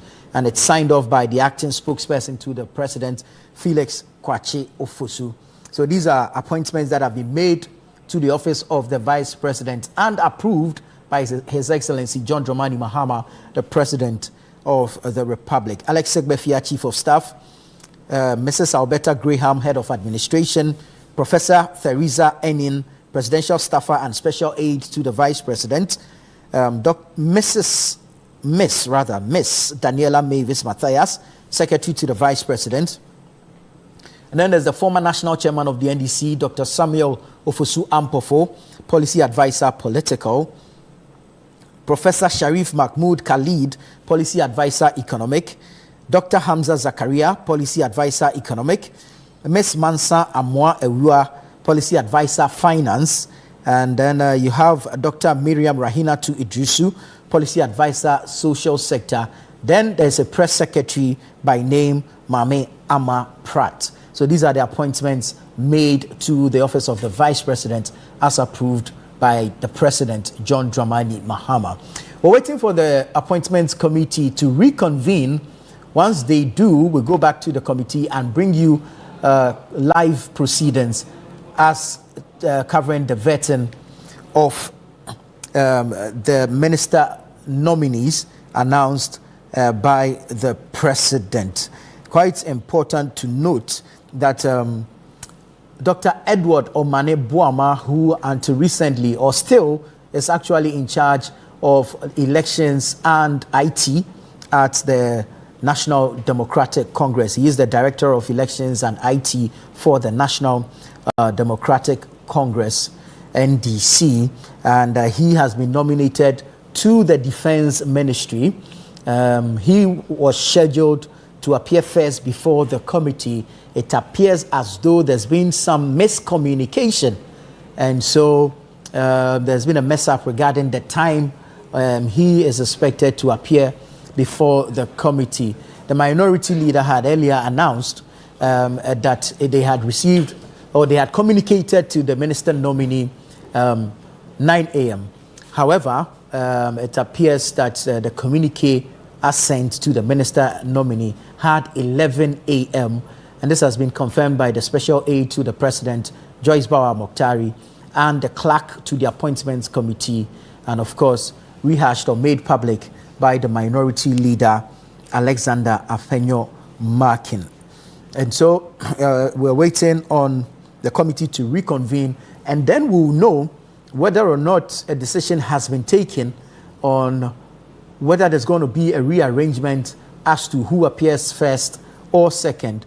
Mind you, the Minister of State designate in charge of special initiatives was ready, was in the house, had attended upon the invitation of the committee, was just about to be invited to take the oath when leadership decided to take that break to go into conclave and to meet and have a discussion. Which discussion, we are not sure what the agenda is. Okay, there's also the suspicion of whether, due to the sensitive nature of the defense ministry, the vetting will be public or in camera. But like I said, we're waiting to find out what decision the committee will make. All right. The host of the City Breakfast Show and Point of View here on Channel 1 Television, Bernard Avle, is here with me. Good morning, Bernard. Good morning, Nana. Sorry for keeping you talking. You've done very well running commentary. Ours is to talk. You've done very well, yes. If I were in the palace somewhere, I would have been a linguist. No, you're a big man. Yeah. Anyway, we're seeing something we've not witnessed throughout this particular appointment committee sittings. Dr. Manebuama, appointed or nominated for the defense ministry, was scheduled to appear first today. Yeah. Minority leader appears and announces that a 9 a.m. time was communicated to the minister nominee. However, special aid to the president, Joyce Bawa Mokhtari, communicated to the minority leader that indeed the communique or communication they received had 11 a.m. on it. Same was corroborated or corroborated by the clerk to the appointments committee. Yeah. And this has left some vacuum. Yeah. The minister designates in charge of special initiatives was already in the house at 9. Yes, and was ready to take the seat. However, leadership has gone into conclave. We're not sure what they are doing. We were given 9 yesterday. I sent us the coverage of proceedings request of the Dr. Manebuama for 9 a.m. Emmanuel Kwejo Ejekum, MP, 11 a.m. Ajay Kenneth Gilbert was given 1 p.m. Linda Oklu 3 p.m. and Charity Gardner 5 p.m. So that's the plan we're working with. So we crossed over earlier. I think it's more administrative than anything else. And I think the point you make about the defense as well, whether it's supposed to be in camera or not, is an issue. I think these are public hearings for a reason. I witnessed the vetting partially of Dominic Nitso. I think there could be parts that could be done off camera, but you cannot say the whole vetting should be done off camera. So I'm not sure that's what the delay is about. The other point is that if there's a miscommunication in time, don't forget the way the minority goes about this is that they get subject matter experts to come at specific times. So if they've been given 11 and the man is there at 9, it could mean that the subject matter expert was not given 9. So they may have to clarify those because what you see from the vetting is they bring either the former minister or a specific person with knowledge in that industry to do the vetting, which I think is really nice. So yesterday Kofi Boa was vetted for like maybe a few questions by Abu Jinapo, the former lands minister. Exactly. So I think that's a good way to go about it, so we get a bit more rigor. So we probably just have to wait. All right. The positions being vetted today, I think the defense may be the longest. Because it's the highest consequence. The other ministry that I see, the housing, the gentleman is not known outside the circles of those who know our politics. So it's not like that national, but people know him in Ashanti region. He was a former defense minister as well. So, and then of course the third one is a functional ministry, not a minister in a sector. So I don't expect that to take that long. Regional ministers is going to take almost an hour and a half. All right. So I think this is the big one. This is the big one. So we'll see how it goes. And Manebuama has been very visible in the media for a long time, so there'll be a lot of people who want to question him. And because he's not an MP, don't expect him to get a free pass. Because usually the way they do these things, you know, when colleague MPs come, they're a bit more lenient. They tend to shield their own. And I think Manebuama will, but he will be prepared. He's been deputy minister before. He's been minister before, and he's been served at the highest level in the NDC. So I expect a very interesting. It will be interesting to see what he thinks about the portfolio. What he thinks about the portfolio, because I remember when Nana Akufo-Addo mentioned Dominic Nitiwo, people were like, why Nitiwo? Yeah. But during the vetting, you could see that because of his work in the committee in Parliament, he was quite familiar with some of the issues. Exactly. So Mani Boama is a very interesting pick for defense minister, and I personally look forward to issues around the claims sometimes people make about politicization of our security agencies, and they are equipping them, making sure they are well tooled, making sure that, and for example, people question around whether our military should be involved in a Galamsey fight. Yeah. I expect a lot of those kinds of things. Ghana's standing in terms of peacekeeping in the Committee of Nations and those types of things. So I think it will be an interesting vetting if it does eventually happen today. Yeah, and then of course the president's resolve to end chieftaincy conflicts and all that. It will be interesting to see what some of his own ideas because you're right, are. some of the conflicts they have to send military. Exactly. If you go to Boko, for example, there are detachments of soldiers in those places. Indeed, a lot of the conflicts have required us to use reinforcements of military, whether he thinks that's the way to go as well. And the costing of keeping these military men stationed in these conflict zones and all that. Well, recall in the last administration or the last parliament, there were issues regarding how much was being spent on fighting these internal conflicts. One thing I want to hear though is the use of the military for not necessarily physical defense, but for infrastructure, because they have some regiments in the military that are very efficient in building road construction. And I think if you look at where our infrastructure gap is, I hope the nominee in meeting the military hierarchy will come up with a plan to complement our efforts in buildings, because they have the 64, I think they call them, or was it 48? 48 engineers 48 regiment. engineers regiment, who are very good at building very quickly at very lower cost, whether it's roads or houses or hospitals. To think that the Afari Hospital, the military hospital, took that long to build, I'm sure if you ask them if they could have done an alternate. So I hope we have some innovative ideas around that. And then issues around the presence at the AU summit. We are talking about funding our own defense as a continent. So Ghana is probably the second largest contributor of troops for peacekeeping in West Africa after Nigeria. We have the Sahel group that have left. There's a conflict in DRC. I'm sure the committee would like to know from him. And by the way, our soldiers do very well when they go out. They are highly respected. And some soldiers see it also as an honor, whether it's Lebanon or wherever. So I think that's another interesting angle that will come out, whether we are still going to harness our soldiers in helping to make West Africa safer. I think that's a big issue that will come up as well. There's also been an appointment and an envoy to the Sahelian. Exactly. He will not appear before this committee. So it will be interesting to know what Omane Boama's views are on that. Very good point. It's, by the way, the security sector has many things. You know, under the MPP, national security was a ministry. NDC never had that. And they've gone back to it's just being a secretariat headed by a policeman. So there will be questions around him, Interior Ministry, National Security Coordinator, National Security Advisor. All right, so you have the Prosper Bani is advising the president, and the DCOP Al Hassan, I think his name is, who's the head of the national security setup. How will the relation between him and say the Interior Ministry be and the Defense Ministry? From on paper, we know that Interior Ministry coordinates the security internally, and then the Defense Ministry protects our borders. All right, how are they going to work together? What kind of collaboration would they have? Will the absence of the National Security Ministry make things easier or not? So we hope to hear a lot more on those, and I don't think they should do those things in camera. There may be some sensitive matters that have to be discussed. Another issue is the military's involvement in the civilian areas. Brutality. As Shaiman happened, parts of Wa happened. There have been a lot of these things that have happened where soldiers have gone to unleash revenge. And I think we started seeing this after the Major Mahama killing. The soldiers were very unhappy with that. So one of the things the minister will have to do is to also enhance military-civilian relationships in a way that opens up the place for us to know what they do and for them to also appreciate where we are coming from in a democracy. there's also a question about the over-militarization of the country. So now you have some officials of state protected by soldiers instead of just police. So you see, for example, the EC, there's a detachment of soldiers, and people are even complaining why are soldiers holding the bags of public officials.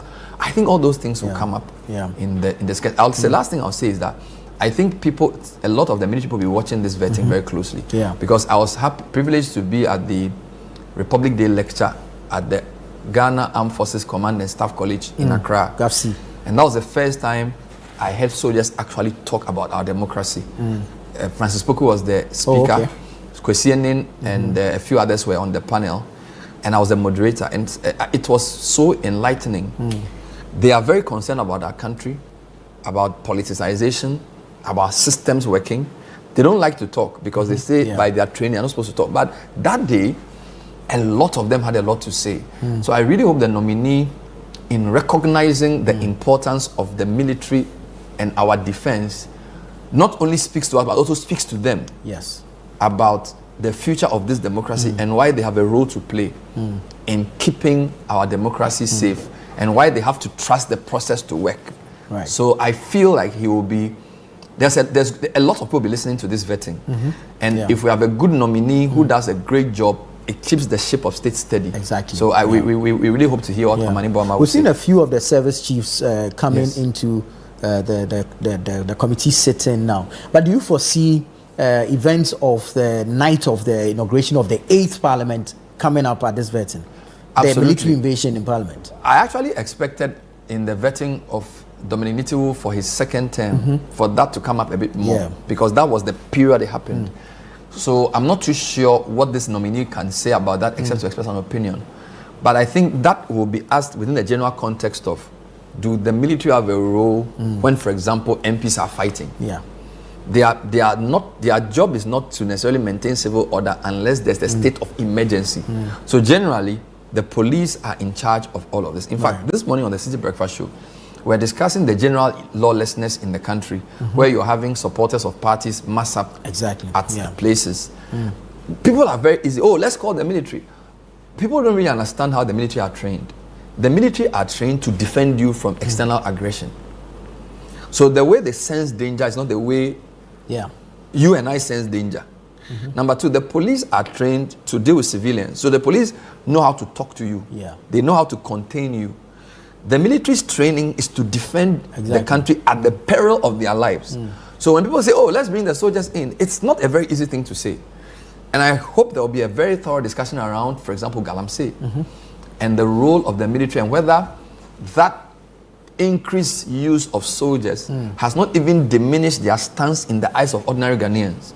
Because when you start exposing soldiers to corrupt bureaucrats in the mining space, and they see that wrong is not punished, they may be compromised.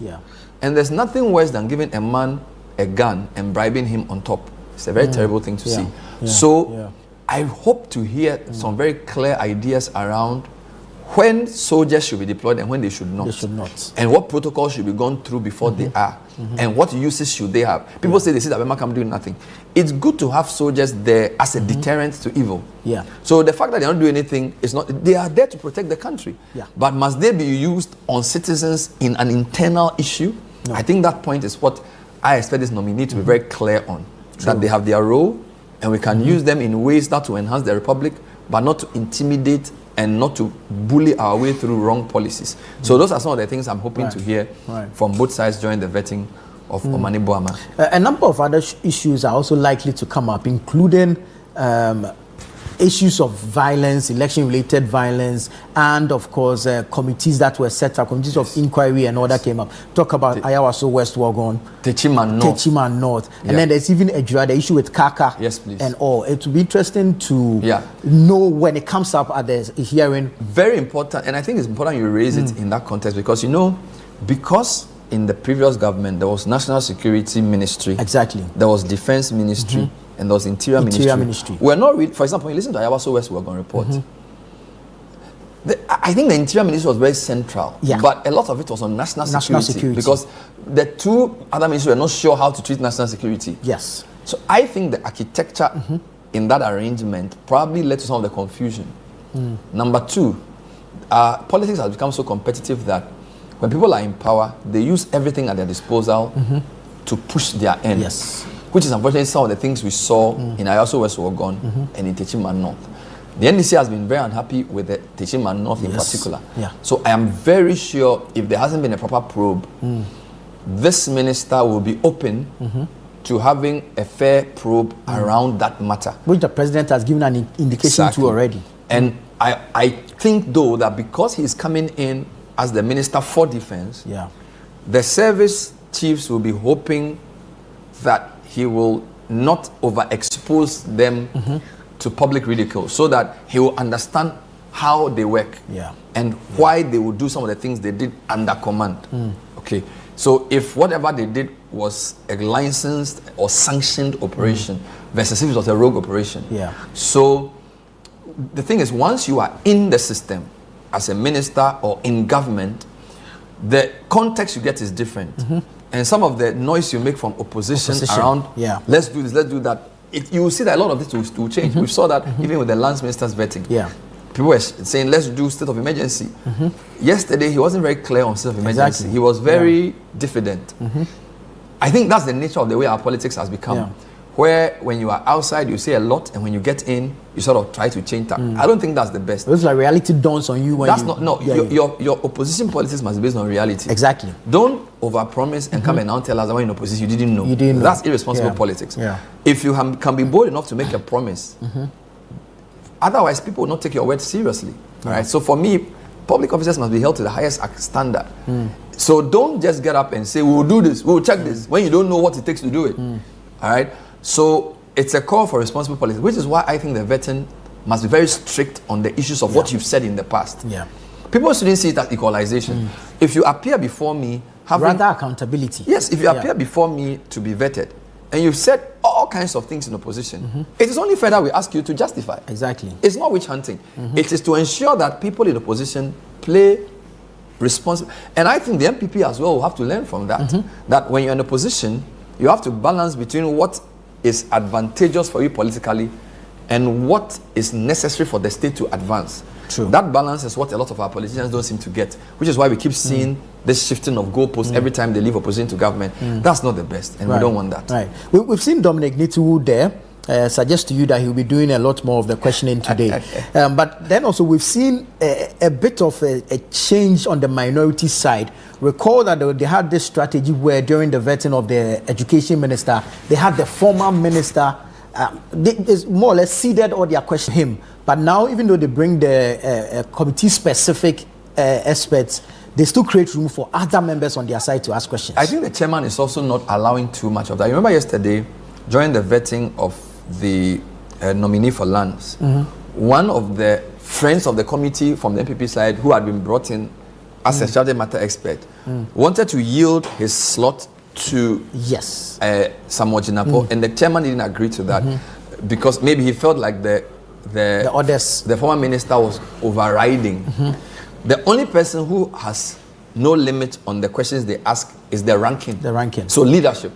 So what the minority have done cleverly is to push a lot more questions to leadership. So for example, yesterday Jerry Ameshaibu, who's the second deputy whip, did a lot of questioning on the regional ministers. And I think he did a really good job. He was fantastic yesterday. It's also because I think the leadership is now feeling each other out. And they realize that, look, this guy is actually very good with questioning. So I expect to see a lot more from him rather. Because sometimes when these former ministers come, they come in with more like, I want to advise you kind of posture.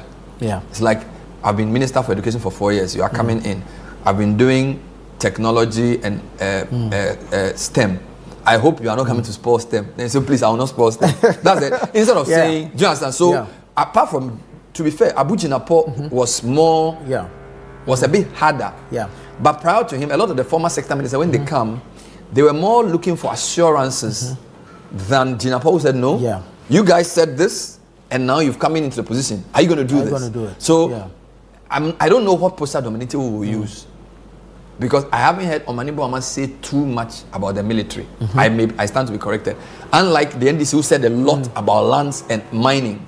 So maybe Samuel Jinapo's approach was different. But I sincerely think that the the rigor we need should be enforced. Yeah. And I like the work of people like Jerry Ahmed Shaibu. I also think Another Umpre, with all his faults, has brought a bit more.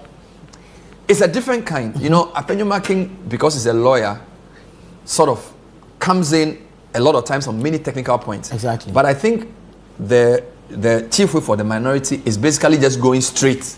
Doing the actual questioning.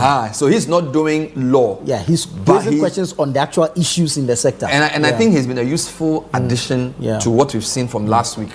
You know, you may not like his style, but he goes straight. Yeah. All right? Yeah.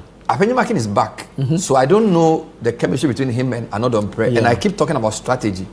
Because when you watch NDC in opposition, they had a strategy. Yeah, clearly. There was a division of labor and there was a clear plan as to what they were doing. Yeah. I still don't know what the NPP is doing in terms of strategy. What I see is that subject matter experts are coming in, but I see a lot of the former ministers are rather coming in.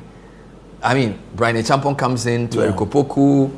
It's more, it's not, you know, I don't feel they are drilling down to force the people to think about the complexities they will face. Right. You know, maybe they meet them behind the scenes. I'm not sure. But in front of the public, we want to see a bit more rigor so that we can be sure that this isn't, all right, this is the only chance we get to see this type of thing. Yeah. And it's part of our democracy. So to build confidence in the Institute of Parliament, they must not only do the vetting, but they must be seen to be doing it well. Exactly. Which is what we are hoping to see in the current vetting going on. Dominic is seated. Recently, he was up with the issue regarding the presidential jet. It will come up. No, it will definitely come up. But I mean, under him, he did part Boko, some attempts were made, a lot of issues. But like we established earlier, because there was the National Security Ministry, there was the Ministry for the Interior, and then there was defense. Exactly. Yeah. Would you expect to see someone like Brian Echampong sit here because he's once served as the National Security I won't be surprised if he's there as well, because as you said, he was in that ministry. Yeah. And you know, the Dominic Nitiwo's presence there will also be to sort of try and defend his record. Because don't forget, the people in NDC, when they are questioning the nominee, some of the questions they ask are to suggest the failures of the previous government. Exactly. So they'll sort of cook the question for you and say, oh, under MPP there was traffic lights. Students were going up and down. What are you coming to do? You get it? So usually the NPP people come in to say, hey, what you're saying is not true. So he's there to do that dual job of saying, look, you cannot caricature our record as a government in the defense sector. Yeah. All right. So I find it going to be an interest. And you know, there's always what we call presidential jet politics. I've covered this country's politics for almost 20 years. And Nana, every 4 years, we do presidential jet politics. There are two angles to it. It's too expensive. President is traveling too much. That's angle one. Angle two, is it safe? The jet is too old. Do we need to buy a new one? It's always been, and there are various iterations of it. So if you actually follow our election and our political cycle, there's a presidential jet scandal almost every 8 years. 8 years. Which has to do either with something they went to buy too expensive, or they claim the president is bathing in the air. So, look, when Muhammad took over and wasn't using the jet, they told you have to use the jet because we refurbished it. If he had used his brother's jet for three more weeks, you have been in trouble. So he went to Kenya, he took the presidential jet, end of story. But you wait and see, if there's some small problem with the jet and they put it down, they take another flight, it will come up again. Because it's an expensive thing and it's emotive. Because most Ghanaians will never travel by air. So when they are told that the government is mismanaging their affairs, a presidential jet is a very nice emblem to use. I think we should move away from that. The safety of our presidents critical, and once we are sure that they are safe and the jet can be safe, let them use it. Let's take politics out of some things. All right? Let's not politicize. The man is traveling on our behalf. He went in Boku the first week, he's in Kenya. Let him just do his work, and let's not make everything about politics. It doesn't help to grow the country, honestly. Well, we're still waiting for the committee to reconvene, the leadership to come in, but we'll see a few notable persons coming in. The likes of Peter Lanchine Tobu. Yes, he has just shown up. So clearly he will have, hopefully, not clearly, hopefully he will have some security-related questions for the defense minister designation. So you notice that a lot of these people were in the security. There's this committee of defense and security, or they call it interior and intelligence. There's a certain committee. So you have, for example, James Agalga, Peter Lanchine Tobu. So they usually use either lawyers who have some knowledge in the defense space, or former security practitioners. Right. Peter Lanchini Tobu used to work with an IGP. Yeah. He was his office sort of chief of staff. And he's been quite articulate on security matters. So I expect him to pass a fair few questions. I heard him join the vetting of Muntaka. Indeed, we interviewed him. Yeah. And he thought Muntaka did very well. I think he was one of the names that were being looked at for one of those roles. Okay. But I think regional balance can also catch up with you sometimes when somebody is picked from a particular place and it seems as if the person is too close to you, they may change it. So, for example, if you look at the MP for Busa South, in the person of Clement Park, he was being touted for deputy education.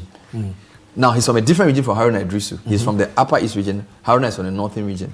But it appears with the appointment of Haruna Idrisu, the calculations for deputy may have changed a bit. I think Peter Lanchini Tobu as well, being a police person, you would have expected that maybe he would be featured in the interior conversation. It's still a possibility, right? As is the defense, but the way you look at the appointments, the president has named 42. He has 18 left. Yeah. There are 23 sector ministers and 3 functional. We don't think the 3 functional will get deputies. No. So of the 23, 5 of them will not get deputies. So the question is, which of the 23 will get a deputy? And if they get a deputy, what rubric will he use? Will he use regional balance to say, I can't have 2 people from the same region in the same ministry? So, for example, if your attorney general is from Upper East, where will your deputy come from? If your labor minister is from Upper West, where will your deputy come from? I think some of those considerations change the calculation a lot. So, a person who may have been touted for a particular security defense ministry position may have to be overlooked because of where the substantive is from. You see where I'm coming from? So I think the 18 deputy ministerial list will be very... In fact, yesterday when I was talking to Ayariga, he sought to manage expectations for the government. He said, right now, minister and deputy minister is nothing because the power is with the authorities. And he gave an example. Lands Ministry has Forestry Commission, Lands Commission, Border, Boundary Commission, Minerals Commission, and all these very, very powerful authorities. So his point was, those are the appointments people should look at, and not just minister and deputy minister. Because a lot of people are getting disappointed, and a lot of people will be. So I sensed in the interview with Ayariga that he was trying to lower expectations. Because a lot of the MPs are very eager to get deputy minister, and he's saying, look, some deputies don't even get any work to do. You know, apart from the PEC. So I think there will be some surprises in the deputies. Well, which is quite smart on his part. But when you spoke to him, what sense did you get on how he plans to manage affairs in the House? You know, this overwhelming majority that they have.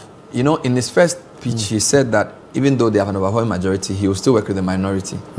So that was very good to hear. And he also said something that suggests that his strategy is very clear. You know, during the show, people kept texting and saying, oh, Ayariga, don't allow Alex Apenyomakin to be dribbling you. Apenyomakin is disruptive. So there was a lot of text messages about Apenyomakin almost outwitting him. But Ayariga's point was that the minority have their say, the majority have their way. And he says, even though his opposite number is engaged in the theatrics, at the end of the day, as majority leader, his job is to get government business done. Simple. And Sami, I said, why do I keep calling Sami? Nana? It's probably because of the Sakura. If you look at I think the minority has been cooperative in terms of the speed with which the people have been vetted. And because usually you would need at least a week. And the speed with, I mean, we have at least 6, actually we have almost 12 ministers who are already working. Yes. The because first batch of 6 were education, roads, finance, attorney general, energy. Yes. And then there was one more. One extra one. So all of them went through first. And then the next batch of 5. That's trade and agribusiness, tourism, and then there was local government. Yes. And then there was gender was supposed to have been. Yes, but and then there was fisheries as well. Fisheries. Yes, and then in the first batch was also agric. Yes. So they've done. So what I'm saying, Ayariga's point is that I won't always win the argument, but at the end of the day, I'll get my result. Exactly. And he's also saying that when you're in opposition, your people want to see you as you are fighting. Exactly. So he's like, let me grant Apenyo Mankin revolutionary leader. Let me let Apenyo do what he will do. Or let me get Apenyo to say what he will say. Yes. By the end of the day, I'll do what I'll do. Yes. So, but you know the way our politics works, foot soldiers, they watch football like a football match. They watch politics they want to like see the action. They are watching an interview and they're like, so that's what they are doing. So they don't want to see you as always receiving. So they think and not throwing. Ayariga is very calm. So they're like, why are you letting Apenyo Makin push you around? But meanwhile, he's gotten the minority to agree to do a lot of things. So I think we, the people who view politics and consume politics, we need to grow up to raise the level of our politics, because so long as it's about who shouts the loudest or who gives us the best punchlines or best bars, somebody can give you some nice bars but it's not doing anything. We don't want politics. And I need to say something, Nana, because of TikTok. Somebody stands up on the floor of parliament and he's not even asking a question to get an answer. He wants to show that he can speak nicely and trend. So he will use some big words, and that's not substance. All right. So I kind of like what he said, that look, for us, judge us by what we managed to achieve. Not how many arguments we win. He even said that when they were arguing about minority majority, it was the MPP government work that suffered, because then the minority were happy to do that. Okay, we are majority, we are minority. At the end of the day, some key bills of the government could not get passed. True. And as a leader, you are measured by that. So I don't expect Ayariga to be assertive in this vetting. I think he will speak to the chair. They will have some agreements with leadership. And Apenyo will do what he will do. But at the end of the day, they will vet the people and pass them. Clearly. That's what he will do. So he won't come in. He may enter. And by the way, Roxinda rather seems to have the appetite for that type of thing. Exactly. Because, well, I don't know how much of a litigant he is, but he appears to engage the arguments, the back and forth. He appears to enjoy that. And you know, he and Apenyo Makin were mates for the bar. Okay. So they know each other very well. And that could also be part of why they have that. You know, if you know somebody very well, like Sky, I can banter with him and it will not lead to problem because we know each other. Exactly. So maybe, but Ayariga is Apenyo Makin's senior. So, but Roxin and Apenyo are on the same level. So maybe that's why you see Roxin has been put there to do the legal rebuttals. So you will see more Roxin than Ayariga in the vettings. And it speaks more of the relationship between leadership. We saw that between Haruna Idusu, Chairman Sabonsu, even Apenyo himself and Dr. Kassil Ato Forsen. Just like you've explained, it's not same between himself and Ayariga, but it might be between him and Roxin.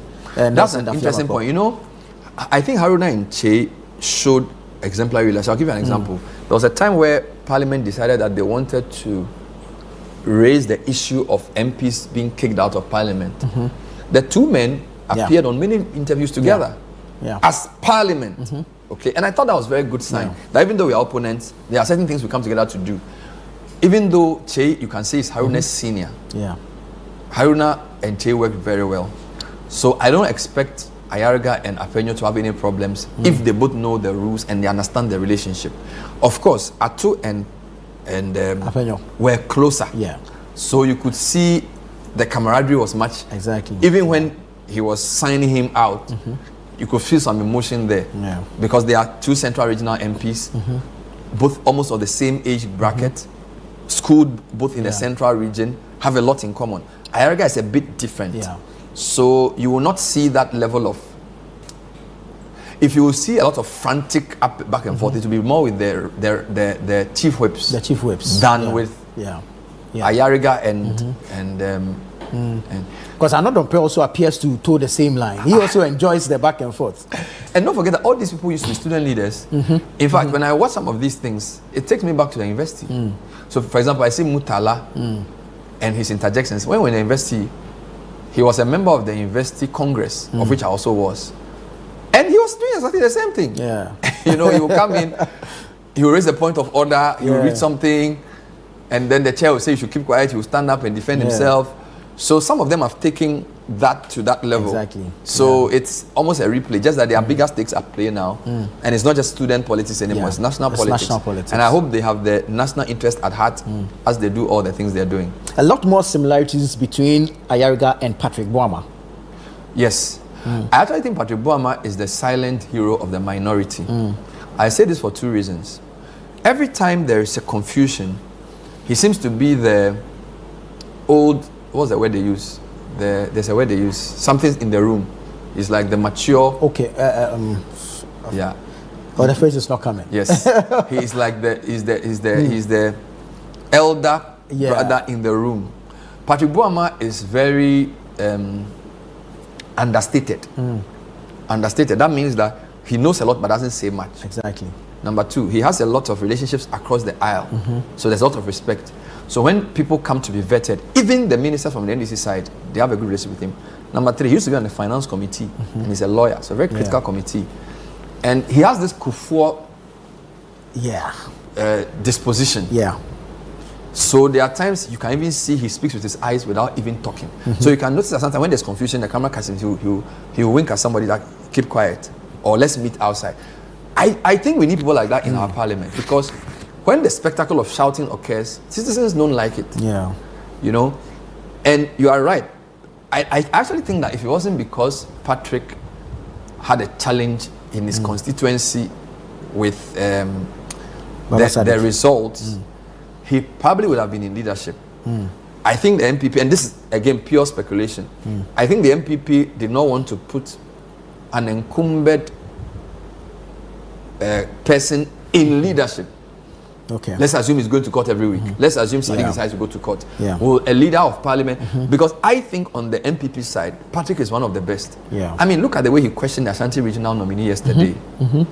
And then he can also question you and advise you at the same time. Exactly, yeah. You know, I don't know whether I grew up in a chief's palace, but he has the trappings of somebody who knows. And you know, we need more people like Patrick, because I always say that our parliament must not mimic the Europeans blindly. Oh, it's adversarial. When you go to court, you don't shout. When you go to court and the judge is seated, you talk, I talk. Someone in parliament is very raucous, and it's not the best way. I always say, Nana, you are brought up in a chief's palace. When a chief summons two groups who are fighting, do you come and fight there? No. Do you raise your voice there? Definitely not. Won't the chief deliver justice? He will. So why do we shout at each other in parliament? So I think a lot of people like Patrick Boama and co, who understand the language of the court, we need people like that too. Because for our democracy to really work for us, it must resemble who we are at the core. There's no point going to Britain to learn law at Westminster and come and you can't apply it to improve your life. Exactly. Because education is not just going to Westminster. Education is also being a chief's palace for 7 years. I mean, Otunfo was trained. He was sent to the Western region to be trained. Now, arguably, the training to know the language of the court is a tougher training than educational training. I always go to my hometown, and even the way to properly greet is still a problem. Yeah, that's true. So let's not downplay our educational system. Why should somebody be a member of parliament who doesn't even know how to greet, who doesn't understand his own tradition? If you understand tradition, there are so many things you're not going to do in the parliament that you are doing. I even ordinary person. So I'm not saying MPs are chiefs, but you have been chosen to represent the people, and you're representing all of us. Why will you go and be shouting and throwing kambu? And it's not right. It's you not see, right. And it's because we have not distilled. You can learn somebody's principle, but you merge it with your values. So you don't go and just learn everything about Britain and come and apply it in Ghana. That's not education. You need to understand where you are coming from and find out which aspect of what the British are doing can help me. Which aspect will I reject to improve my society? This is what the Chinese do. This is what the Koreans do. But once you go to school and start wearing tie, you throw everything away and you cannot develop. So you spend 60% of your time arguing about procedure. The real substance of the issue is not discussed because you don't really know who you are to apply that knowledge. And so when we see people like Patrick Boama and one or two Ayariga and co, who come with a different angle, I think we should appreciate it. And to encourage more of our MPs to behave like that. This shouting, this hey, yeah, anything, it has its place. But parliament is for serious national business. And we, the hungry citizens, want to see our leaders being sagacious. We want to see our leaders thinking. We don't see our leaders shouting, taking off their tie and insulting each other. That's not what we want. No. Okay. So that's a piece of advice for them as they go about waiting for the almighty vetting. Well, Bernard, while we're still waiting for that, some appointments have been made, this time to the office of the Vice President. Okay. So let's just take a quick look at that. Wow. Alex Percival Segbefia. Alex Segbefia? Yes, Chief of Staff to the Vice President. Wow. Yes. Interesting. There's Mrs. Alberta Graham, Head of Administration. Okay. Professor Theresa Enin, Presidential Staffer and Special Aide to the Vice President. All right. Ms. Daniela Mavis Matthias, Secretary to the Vice President. Okay. Dr. Samuel Ofosu Ampofu, Okay. Policy Advisor, Political. Okay. Professor Sharif Mahmoud Khalid, Policy Advisor, Economic. All right. Dr. Hamza Zakaria, Policy Advisor, Economic. Ms. Mansa Amwewa. Yes, Amwewa. Okay, it's not hyphenated. So, Amwewa, Policy Advisor, Finance. All right. And then there's Dr. Miriam Rahina to Idrisu, Policy Advisor, Social Sector. Then they have a press secretary in the person of Mamiama Pratt. So my first reaction is, this is the team that campaigned with her. About 60% of these people are her team that were with her in the campaign. Because I know Alex Segbefia was in the team. I know Sharif, is it Sharaf? Sharif Mahmoud Khalid. He was also on the team.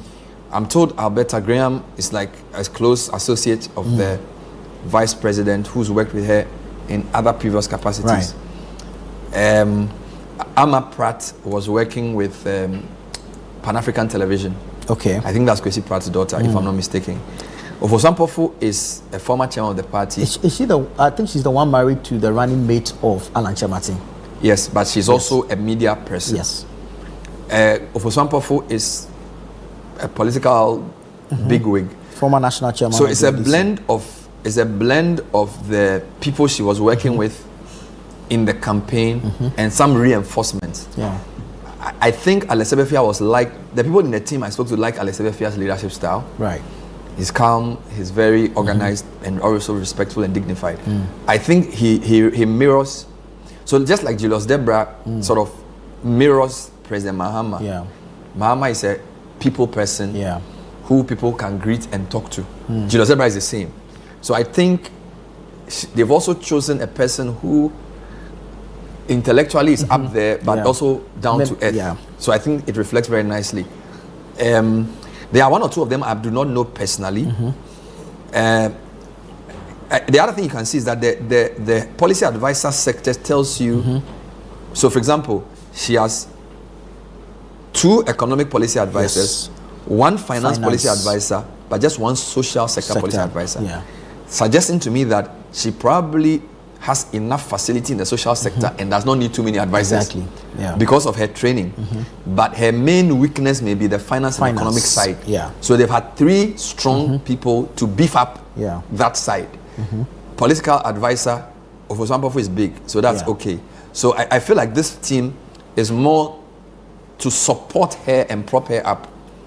So let me give you an example. If she goes into a meeting with the education minister, or she goes to meet the social sector, gender minister, education minister, health minister, she knows what to ask them because this is the life she lives. Yes. If she goes to meet the BOG, the finance ministry team, she will need a lot of work to be done by these 3 guys to be able to ask them the right questions. Yeah.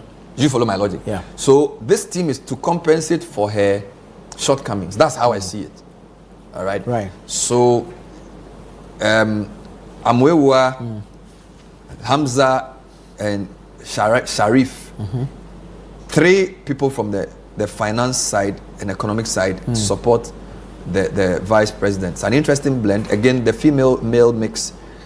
I would have been surprised if I didn't have enough women. So you have Alberta Graham is a woman, Theresa Enin is a woman, Daniela Mavis Matthias is a woman, that's 3.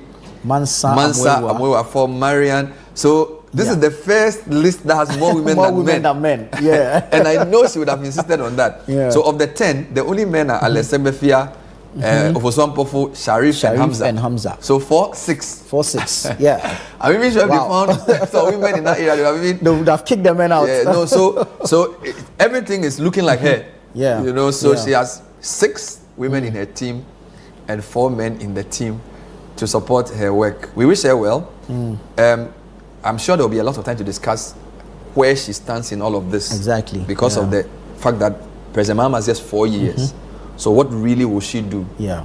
There's already a National Education Conference coming. Is she going to chair it? Yeah. There's a National Economic Dialogue. So the Education Conference is middle of February. We're told Mahama himself will open that conference, but as to whether he will chair or she will. That's a good point. And then there's the economic one too they are doing possibly in March. Yes. All right. There's one people are saying is to do on Galamsey. So you notice that a lot of big meetings will be held, which will require the president to be present. Yeah. But I think the vice president, being sort of an academic with her background, may be the one. So the president may come and make a big statement and leave her there to continue. You follow my logic? Yeah. So it's like the technocratic, seem like Bawumia type, a technocratic support to a president who has a lot of things to do. Exactly. So this team will be very busy.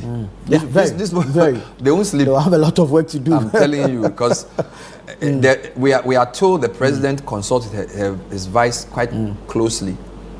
All right, because he needs somebody with some level of experience as a sounding board. Yeah. So these guys will have a lot of work on their hands to do.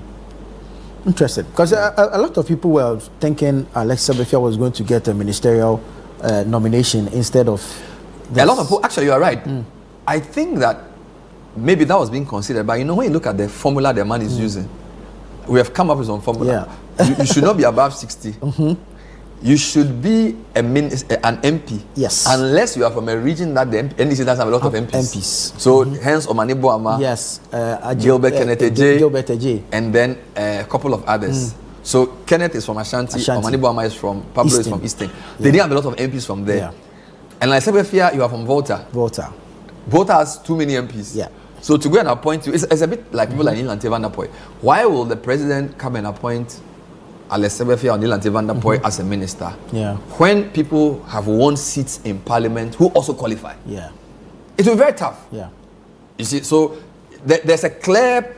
So Alex was not going to get, and he was the health minister, and what do you call it? Mahama one. Yeah. So what can you do? And Alex Sebefia is highly respected in the NDC. Yes, indeed. So if you don't make him foreign minister, what else can you give him? Yeah. Which will match his legal training. And a lot of people who work with these presidents, law is a strong advantage. True. Law is a strong advantage.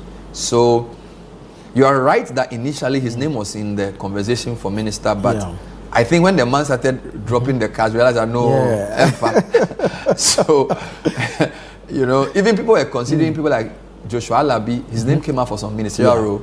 He's now GCB board chair. So let me give you a prediction. A lot of the older guys will become board chairs. Because the GCB Bank MD is 44 years old. Yeah. But his board chair is Joshua Alabi. So the GCB Bank guy is technically a banker. Yeah. He's young, brilliant. But his board chair is an experienced boss. Yeah. Hopefully, the chemistry will work well. I think that's what he wants to do. So a lot of the former things will go on boards. We hope we don't see a repetition of Nanado 1, where board chairs were jostling for space with their CEOs. Yeah. Some wanted office space. Office space, yeah. We really hope we really hope that doesn't we really hope that doesn't become the, because a lot of the CEOs are young. And then the board chairs will be old. Yeah. Which is what it's supposed to be. Clearly. Yeah. So Alex Sebefia is an interesting pick for chief of staff. The other thing we need to find out is, usually, again, from my knowledge, vice presidential staffers don't enjoy their time a lot because they are overshadowed by the presidency. Yeah. But that is usually because the people see the vice presidential team as the people to succeed the president. Okay. So a lot of times people run rings around them from Aliu Mahama time all through. It's been difficult for even Mahama himself and the Mills. It wasn't easy. It wasn't easy.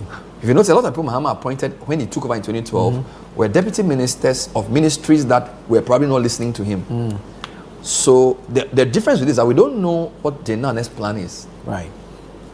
Do you get it? So we are not sure how.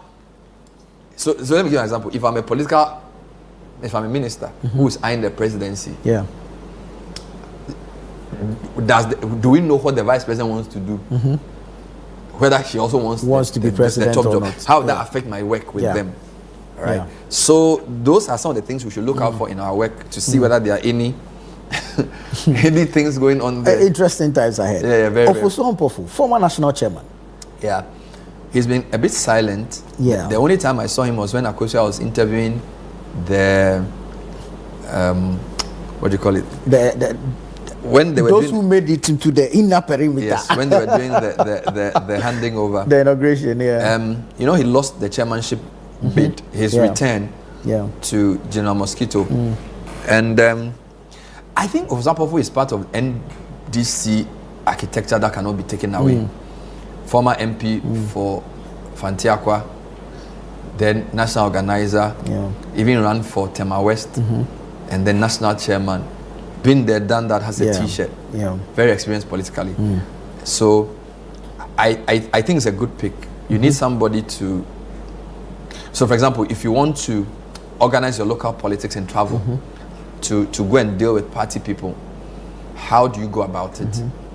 Who do you need to consult? How do you do it so it doesn't cause confusion? Yeah. All right. And how do you align your policies to the politics of the time? Yeah.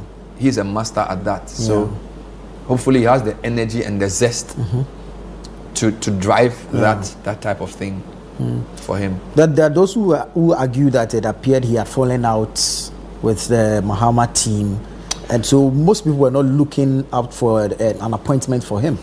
You know, we who are not politicians, we don't understand how politicians work. Yeah. Politicians, they are very interesting people. 3 people will run for general secretary, 2 will lose. Next week they are talking to each other and they are laughing. Yeah. So I think sometimes with the media we assume that because somebody ran against somebody and they lost, and because this person supported that person, it means that they are fighting. Automatically. They will go and have a meeting the night and settle their scores, and you are not there. You are not there. So me, I don't trust politicians like that. They know what to do to each other. So I think the reason he lost, apart from the fact that General Mosquito is well oiled on the ground, was that they felt that the prosecution against him by the NPP weakened him. Yeah. Okay. And in opposition, you want a strong chairman. Yeah. And I think the NDC chose General Mosquito and Fifi Kwete because they wanted strong people to face the government. Yes.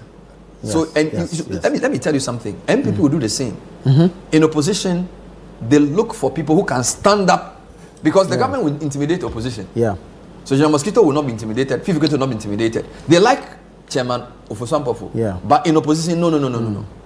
They don't want. They want Mosquito to wear his batakali and come and do.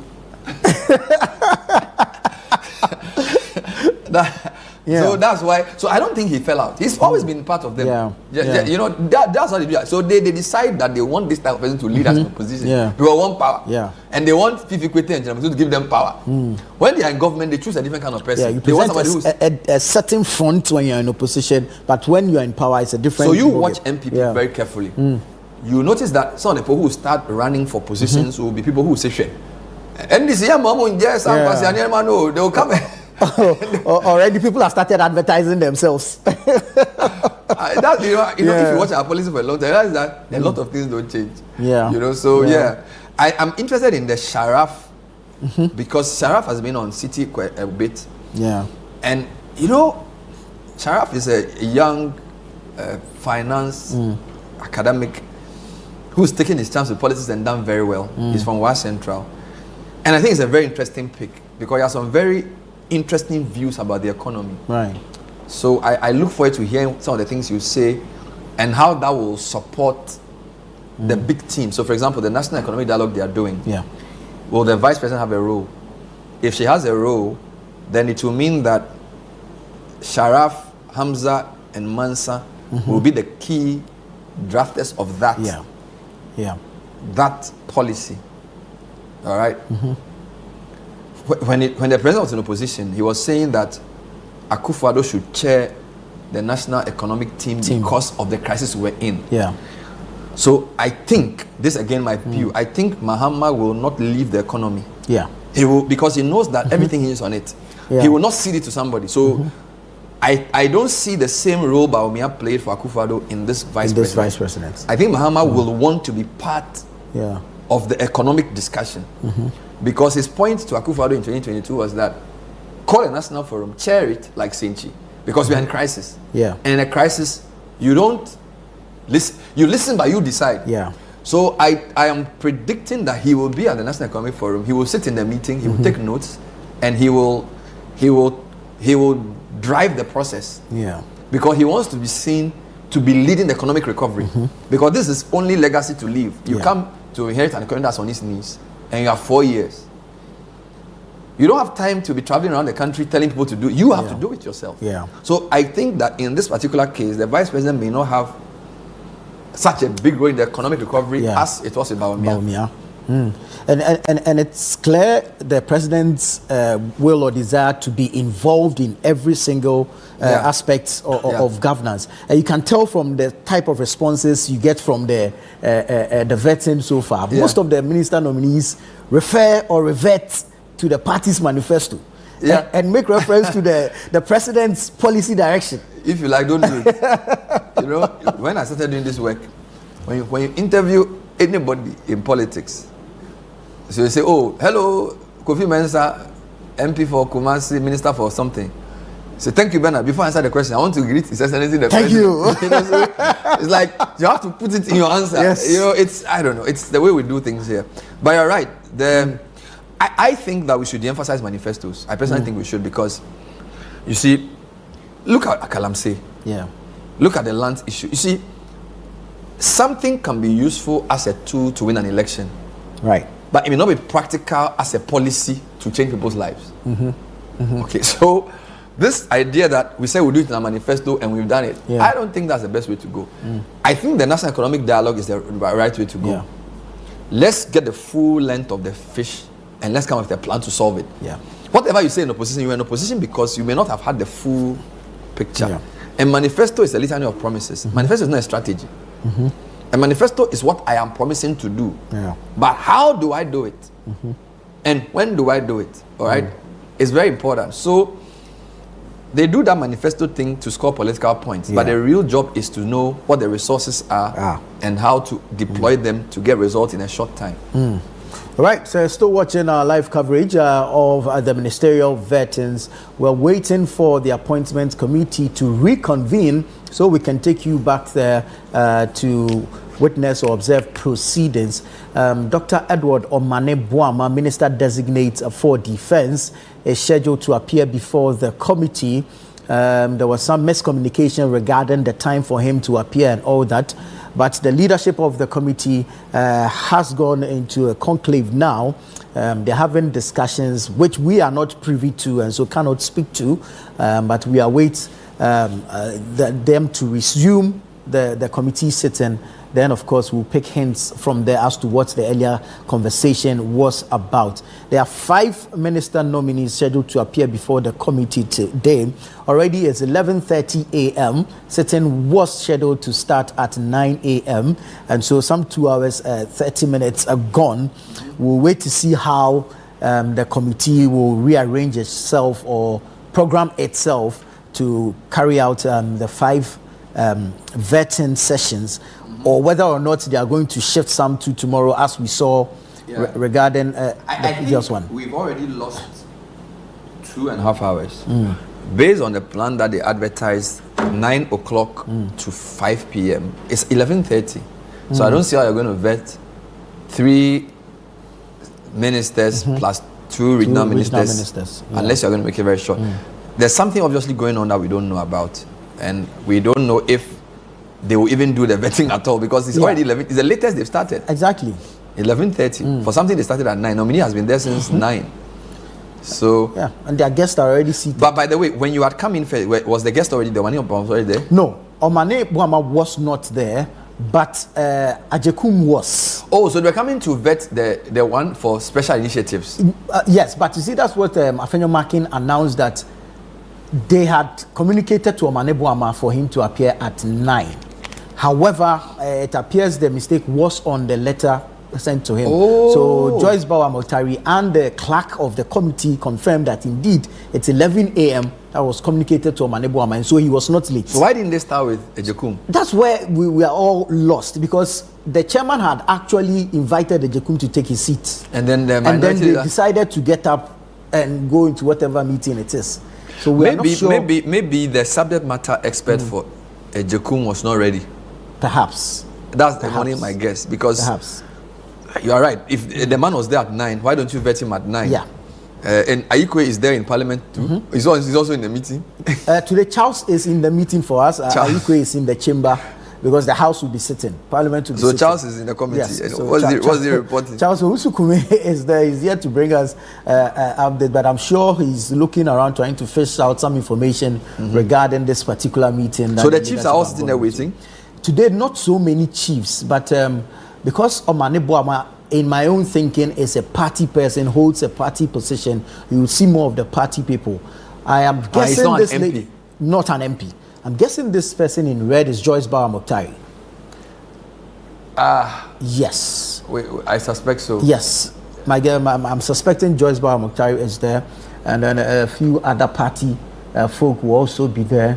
So does it mean that we are going to do the Omane Boamah first? Yes, because if you look to the right-hand side, our right, you see some service chiefs as well in the back.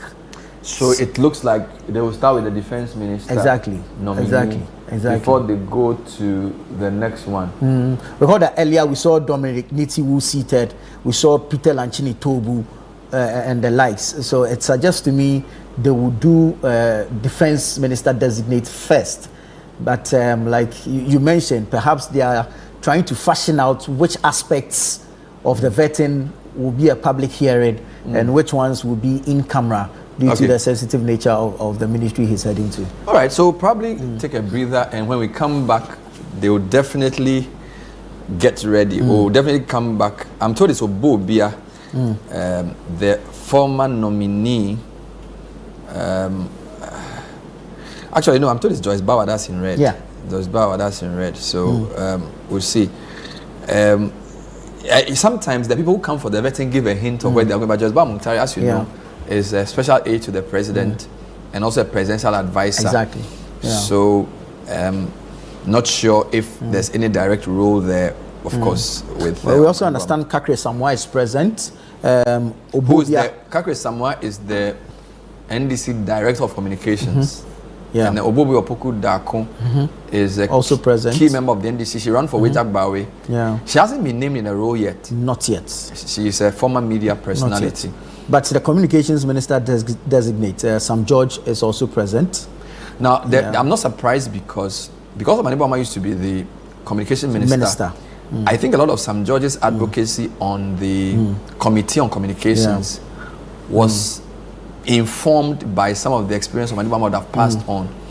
And I'm quite sure that with Sam George named as substantive minister, he's had a lot of conversations with Omane Boamah. Yeah. Because Omane Boamah is like the key person in NDC. So it was Hanatete, Haruna Idrisu, and then Omane Boamah. So that in that chain, obviously Omane would have passed a lot on to Samuel George, who will also be sat there listening as well. So I really hope they make it fully public.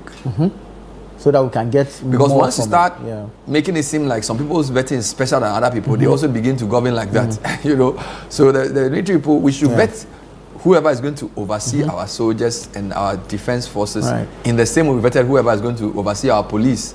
It must be equal before the law. Yeah. So I hope they have a full public The new executive secretary of the NIA is also the Yaira Koku. He worked with Omane Boamah at the IT department of the NDC. So I can say that Yaira Koku was, so even Rashid Tanko was deputy director for elections. This is how I see the arrangement. Yaira Koku is like the one for IT, and Rashid is the one for elections. Okay. So Omane Boamah is the director for elections and IT. Yeah. His deputy, who was doing more of the elections, was Rashid Tanko. Yeah. His deputy was doing more of the IT. Yaira Koku. So for example, the system they set up, there was this photo they showed of Mahama and Omane Boamah looking at their dashboard. All those things is Yaira Koku. Yeah. He is the systems analyst working with Omane Boamah. So he's in the time that they've been working together, been very close to him. So it's not surprising at all that he's there as well. Yeah. It looks like the president's legal counsel is also there. Marietta Apia, Brew Apia is also there. Yeah. You know, this is when I was talking to some men about this appointment, if you look at the people who have been defense minister in the Fourth Republic, proximity to the president is a very key requirement. Do you understand? Yeah. So it's not surprising that the president's lawyer and one of the president's key staffers are both sat there. Yeah. Kufuor's brother was his defense minister. Essentially, can go and sleep. Yeah. And knowing that the person talking to the soldiers has my back. Yeah. All right. When Mills came as well, he had a couple of them. I think he had a general who was his first defense minister. And then I think Mahama had both Benkumbo and Makoyongo, yes. Very, very close associates with him. And then Akufo-Addo comes, and Nitiwo is somebody he trusts a lot. And I've always said that Omani Boama of Mahama's people, he's giving him roles that tells you that he trusts him. Yeah. He's giving roles that tells you trust him. So from communication minister to director of elections and IT, and now defense minister. You know, so the president obviously cannot show up at a vetting. Right? Yeah. So this is the closest you will get. Yeah. This is the closest you will get to him coming, because his special aide is there, his legal counsel is there. It's sending a message. Yeah. Because not all of the other, because defense is very close to the president, but also the man is also quite close. So, and don't forget, the president was a communication minister in the past. Yes. All right, so he's picked for that nominee, that position, and now this. So I'm sure you see a few more people from the presidential office in that vetting. Yeah, and then the party, we understand Tanko as well is there. Rashid Tanko is also there. Has he been given a role yet? No. Rashid Tanko, computer. But where is the name computer coming from? I'm not sure. He's a doctor. He says he's a doctor. You know, the thing about Ghanaians is that he must have been good in something. Maybe he's very brainy. Yeah. Because they can call somebody. And then we started calling him computer, no? You know, maybe in secondary school he was passing everybody. He was like, Rashid Tanko computer. Yeah. You know, that's how Ghanaians was like. Maybe in secondary school he was the mass gun. Yeah. So Tanko computer. And he became his name. Yeah, he put it on his passport. Interesting. Well, we're still waiting on the committee to come. Yeah. And then we'll know what the way forward is. As it stands now, the advertised time for the vetting is, it has gone crash. It's gone crash, so we don't know if they can even follow with what they've communicated with the other nominees and the times they've given them to appear before the committee, and whether same will be followed, whether they will move that of the defense minister to another time, or they will just decide to do that of the defense minister and push the others. I don't expect the vetting of the PSI minister to be very long, because it's even a surprising nomination. Yes, anything that we don't know what his mandate will be. So when we asked, they said to us that, you know, the NPP had special initiatives, which included free, one district, one factory, and those things. Yes. So what we are told is that the NDC also have their special initiatives, which the president will need somebody to coordinate. What we are not sure is, will that include things like 24-hour economy, which are the PSIs? We are not really sure. Yeah. So I think that vetting will be more, please, you know what you are going to do there? Do you understand? Yeah. Where are they going to use Habakumsin's notes? Yeah. You know, I don't know. So for example, I doubt, because I don't know if this president's PSIs will be the same as for example, that of we had Akufo-Addo. Coastal Development Agency, Yes. Middle Belt, would the NDC have Those that? authorities, would they still exist? I don't know. So this guy's vetting Jekun will be interesting. The other one is the housing. Yeah. So I think today, of the three substantive, only one is an MP. And if I look at the way, of course, Pablo is quite popular. I don't think Omani Boama and Ajay will have an easy ride necessarily, because they may not have a lot of cronies, using that word in that sense. Yeah. You know, it's like when you come as a former leader of parliament, we know him, he's our friend, but Omani Boama is really outside parliament. So I don't know how they will manage that thing, where, which may be a better deal for all of us, because sometimes the familiarity is too much. It's like, deputy minority that says, Haruna Idrisu, this is my son, in whom I'm well pleased. Well pleased. You know, like, What is that? Mama Fat. Charlie, Haruna Idris, my son. Like, hey, bet the man for us. Oh my God. She's pleasing the man. No, it's not good. The man's competence is... No. Charlie, so I think this one, they will vet him well. You know, because Omanebama is not in parliament. Neither is Kenneth Gilbert J. Yeah. So a lot of us will want to see who they are because I have never really followed J. Kenneth that much. So like to see what he brings to the table as a key Ashanti in this government. If you look at the Ashanti nominations, I think there are two. But Muntaka is not ethnically Ashanti. No. So you can say this is the first proper Ashanti minister to be vetted, apart from the regional minister. So I think a lot of the Ashanti MPs will come on board to see what he brings to the party and what he's been doing on the ground. And heading to works and housing. Which Asenso Boache handed over. So we'll see. The works and housing ministry has been maintained in Ashanti. We have issues. Saglemi. Yeah, what does it do with Saglemi? I think Kojo Pokuma will come for this vetting. Yeah, I suspect he will. To question, I think Collins Dauda too will come. Yes. Because Collins Dauda has been... he has a legal battle as well regarding... And I'm very sure they will ask him whether he thinks the legal issue should continue and whether where the process has gotten to in MPP, they will continue it or whether they will restart it. Yeah. It's been a very contentious issue, this matter of the Saglemi housing project, and whether government should be building houses for people at all. Yeah. And then agents like State Housing Corporation, what they would do, I think that's going to come up quite strongly as well, and that kind of thing. All right, we'll take a break here. We'll return when we get indication that the appointment committee is resuming, and then of course we'll know whether they will continue because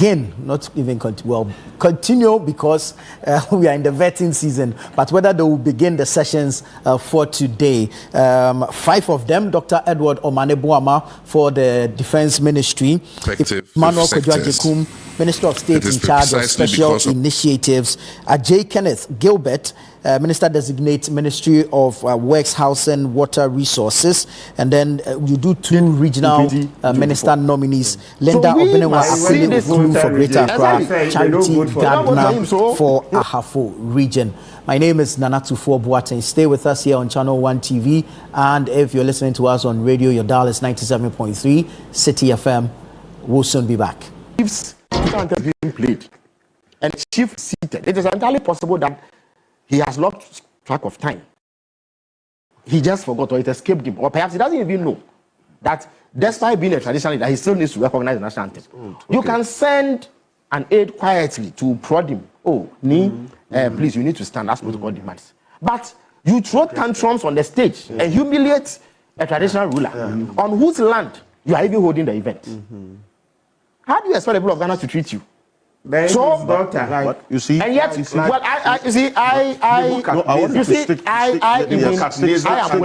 am willing to overlook that. For me, we should not. It sounds a bit petty to say that. Forget it. But the way he treated that chief was disrespectful. Right. You see, you may be the most powerful person in the land, but you must accord everybody their due. Did you see how Muhammad treated chief? Absolutely, yes. I was with him in the water region. He said that it's not necessary. It is not necessary to get up for me. In fact, he is the guest. He is the one who customarily must go around to greet you. In any event, you've kept the chiefs there waiting for about an hour or 2 more than you scheduled to be there. So you should be apologizing. You should be groveling to seek their pardon for wasting their time, not go and command them around the place. So I have made this point to show. So you're turning into that bit of the yes. Yes. That President Mahama wants all appointees to have at the back of their minds, at the very outset, that there will be no tolerance for disrespect, for mistreatment of the Ghanaian people, simply because they gave us a mandate. Without this mandate, we are ordinary citizens. If today I get your traffic lights and a policeman will acknowledge me, it is only because I was given the opportunity and thrust into the limelight. That's all. That's the only difference between me and Professor Jampo. He can be minister any day, except that he chooses to remain in academia and contribute to the development of the next generation of professionals. That's all. His work is no less important than mine as a Minister of State. That is what the MPP lost sight of. That is what President Mahama does not want NDC appointees to lose sight of. That is why he has taken his time to tell them that he will not countenance it. People are suffering. Look, in July 2022, I used to do a transaction that requires me to pay the equivalent of $3,000 every month. In July 2022, this amount was, in CD terms, 18,000 Ghana cedis. Alfred, within 5 months, by November, that same payment had jumped to 54,000 cedis, which is an increase of 36,000 cedis. And yet, a whole vice president is able to stand on the platform and tell the businessmen who are suffering, hemorrhaging this way, that it is better to pay 17 cedis than to pay 6 cedis, and that they've managed the economy better. When you do that, you are in short. You see, it is bad enough that the economy is messed up and people are suffering. But to deny it and create the impression that the people you are addressing are Daleks only because you are vice president, and go ahead and say that an economy that cannot pay its debts, that has told 1.3 million people that they should go hang because 240 billion Ghana cedis meant for payment of their interest and principals cannot be found. Look, Alfred, you played the video of Mr. Ajekumado of blessed memory. Yes. Kama. Yes. Oh. When we were growing up, Kama was one of the foremost industrialists. This is a wealthy man. He is not just he is a wealthy man. Yet, because of bad government policy, it was possible for him to stand in public and declare that he was suffering. Alfred, if Kama was suffering, what about the beggar on the street? Or the hawker selling gum? The people on our roads who are selling eggs to eke out a living. And yet, after all this, you are able to stand on political platforms, dance and sing, jump about, and declare that the economy is better. You have managed the economy better. And go and bring dubious statistics to draw that into the eyes of the public. President Mama says that will not be tolerated. If there are problems, acknowledge that there are problems. You see, the average voter is reasonable. And I have come to respect the Ghanaian electorate so much because they have changed governments 4 times. They are not static. They are not overtly partisan, as we believe. Yeah. Even if they support a party, they have capacity to change their minds if they think that the party has not performed. You see, the average voter is reasonable. You see, when there are difficulties, they are able to tell, these are genuine difficulties. But the efforts that the government is putting in is satisfactory. So let us hope that they will be able to. So they will give you the mandate. When you are honest. When you are honest, you respect them, you acknowledge the problems, and you demonstrate measurable effort to address the problem. But not what we witnessed under President Mokwa is going to be joining us in a bit. He's a member of the legal directorate of the NPP. But beyond this statement that the president made, are there specific KPIs to keep these ministers in check? Yes, Alfred, I don't know whether you've either received a copy. We've put it out, a copy of the president's speech remarks at both swearing-ins. In fact, he mentions the appointees by name and indicates the challenges. Yesterday, he told the Mr. Honorable Jojo Pariado, Minister for Youth Development and Empowerment, that in opposition, he created this vast green army who used to wear nicely branded T-shirts. And he was able to use that to mobilize the youth of Ghana behind the agenda of the NDC. He says now, once you've demonstrated that level of organizational acumen in opposition, you must bring it to bear. This time, the youth are not looking forward to nice branded T-shirts to show up at NDC events. They want jobs, so it is your duty to deliver it.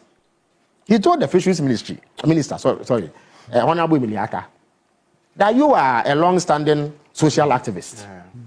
You come from Shama. There are fishermen in places like my own Mori in Abra Sebu Kamankese, Miamia, Keta, Jamestown, right here in Accra.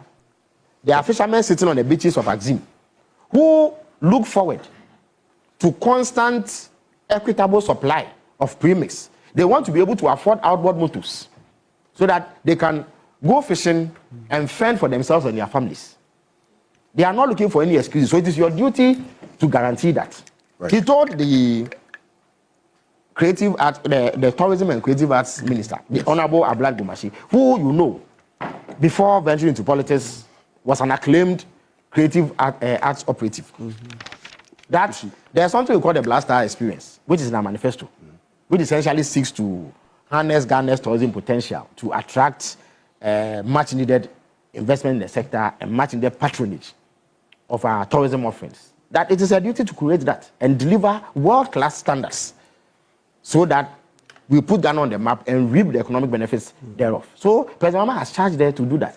Okay. He told the agribusiness minister, trade minister, that in the past it was just trade and industry. Even that was a behemoth. It was a problem because it's a complex sector to address. Now, you have to add agribusiness. We want to raise a cadre of agripreneurs. That is young people who have invested in agriculture and are making ends meet. I see. And then finally, he told the local government minister that local government has now been given the added responsibility of managing sanitation. We don't need a sanitation ministry. Okay. Also, they now have to gingerly navigate the very complex world of leading government's interaction with the chieftaincy and religious establishment. These are two powerful institutions. So local government is huge because you have to control over 260 or so districts and municipalities. And then all the issues that come with sanitation management and local level development. And then you have to contend with chiefs and high profile religious organizations. So for every appointee that he has sworn in, he has given specific KPIs, of course, in a very summarized version. But if you look at our manifesto, every appointee is aware of their parts that they are going to do. And President Mahama expects them to apply themselves diligently to deliver this. Because the people of Ghana, and he added in his speech, I don't know whether you've seen it, that Ghanaians have justifiably demanded immediate action because they are wary of vacant electioneering promises.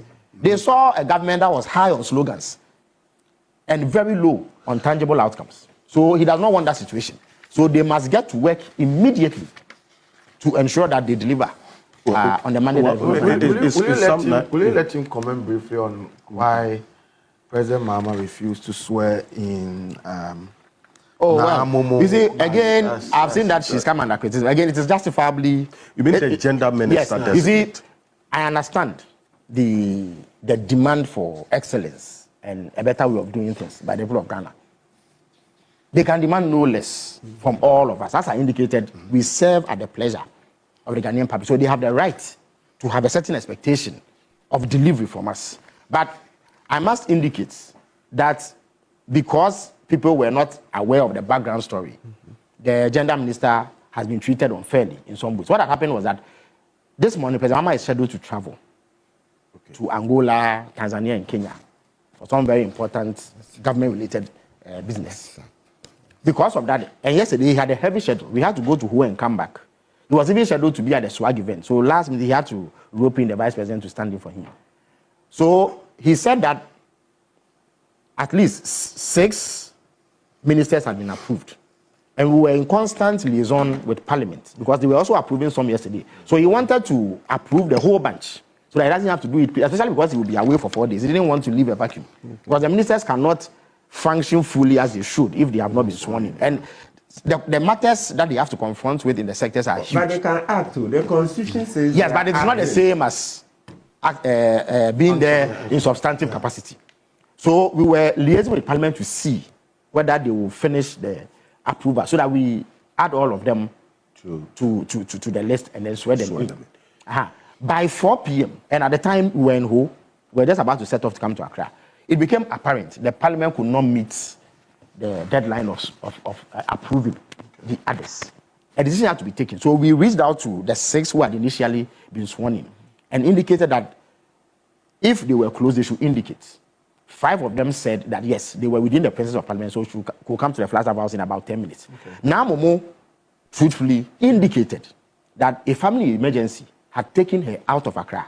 Okay. And therefore, it was going to be very close. Mm-hmm. We encouraged her to come nonetheless. Mm-hmm. And that if she got there in time, she would be added. Okay. If for some reason she could not make it in time, we will do it another time. Okay. I see. So if you observe carefully, President Mahama was very specific in mentioning the names and giving them KPIs as you describe it. So we did 2 alternative speeches. One that anticipated her presence, one that anticipated her absence. Okay.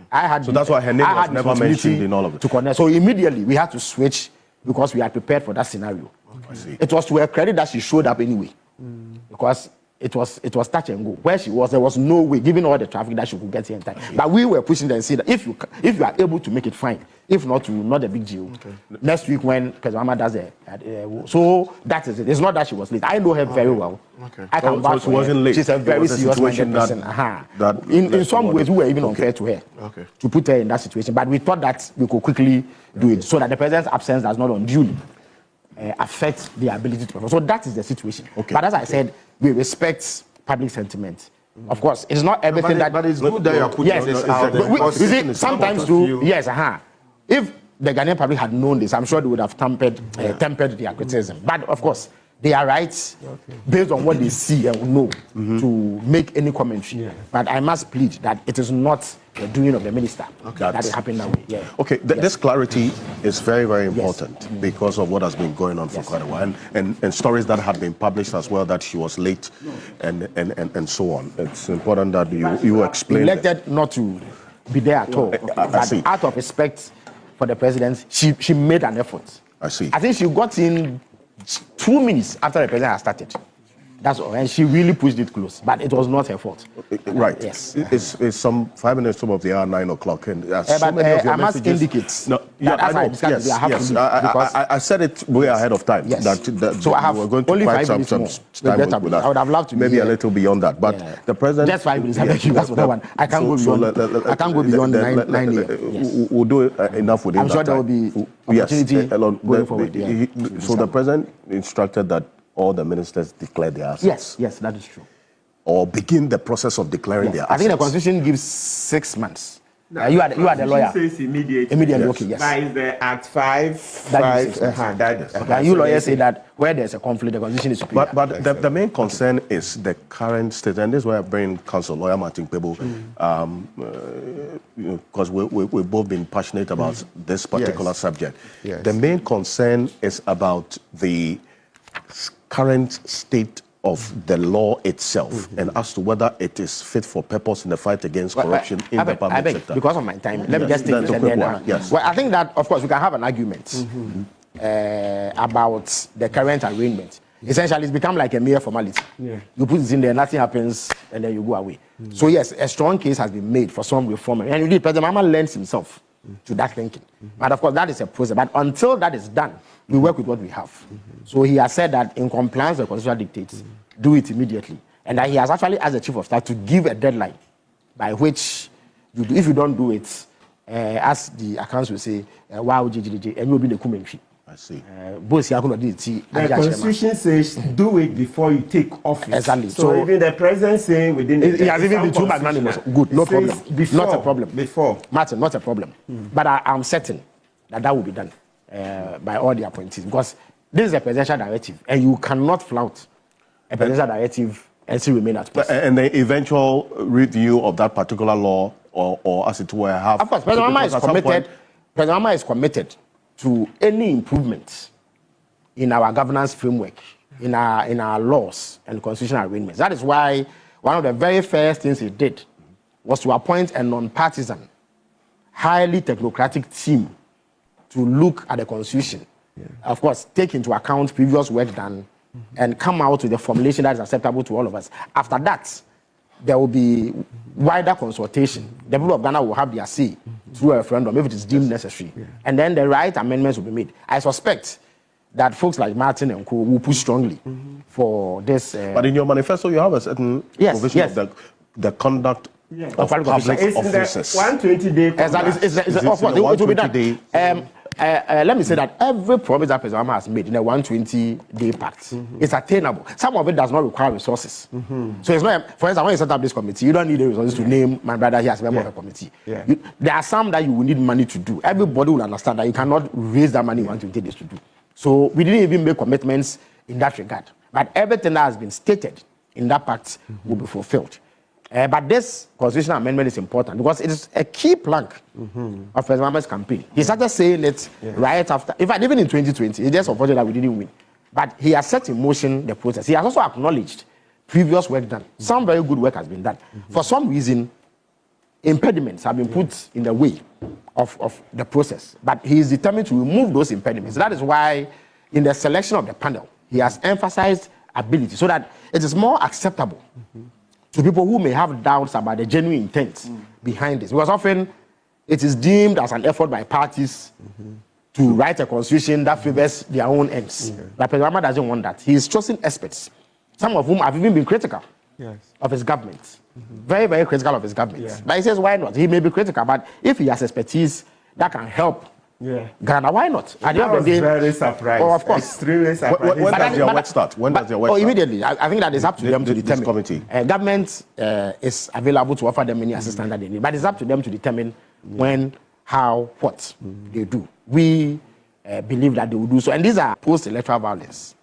They lamented, President Mahama agreed that yes, we seem to have gotten it right with election management, even if there are challenges. At the very least, we do peaceful transfers of power every now and then. We've never really had a challenge in terms of a government refusing to hand over or something like that.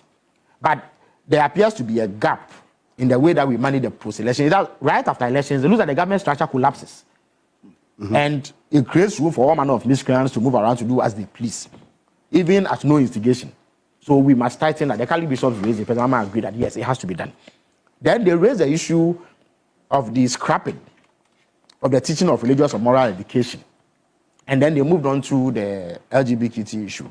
They wanted to know President Mahama's position on it. These were President Mahama's exact comments. That one, he knows, as a matter of fact, that President Akufo-Addo did not assent to the bill. And the reason stated was an injunction from the Supreme Court. Because of that, the bill has elapsed. And the law, and Martin is a lawyer, if I'm not that was clear before the election, is that once the bill elapses, it's as if there's no bill. So the process has to start again. But the previous bill was a private member's bill. But this time, he thinks we should go as a government-sponsored bill.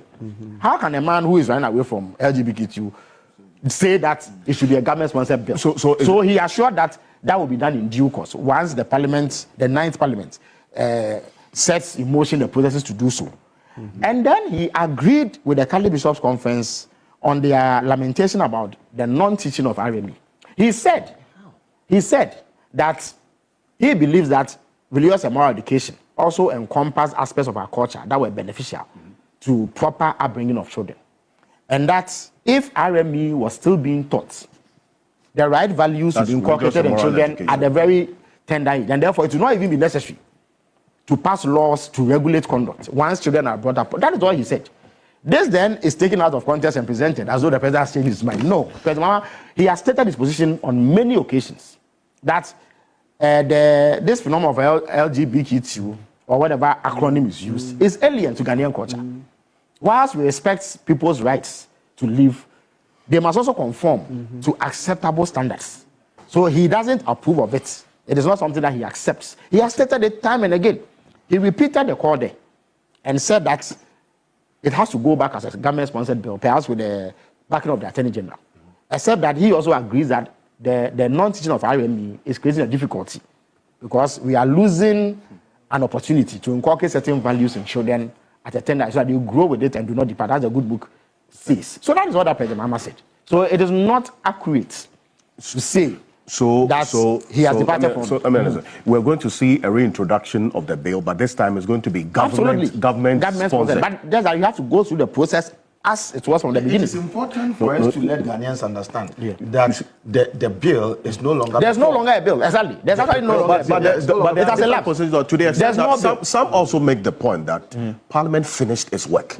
But the law is that if it does not come into effect before that Parliament elapses, as the 8th Parliament has done, there's no bill. Yes.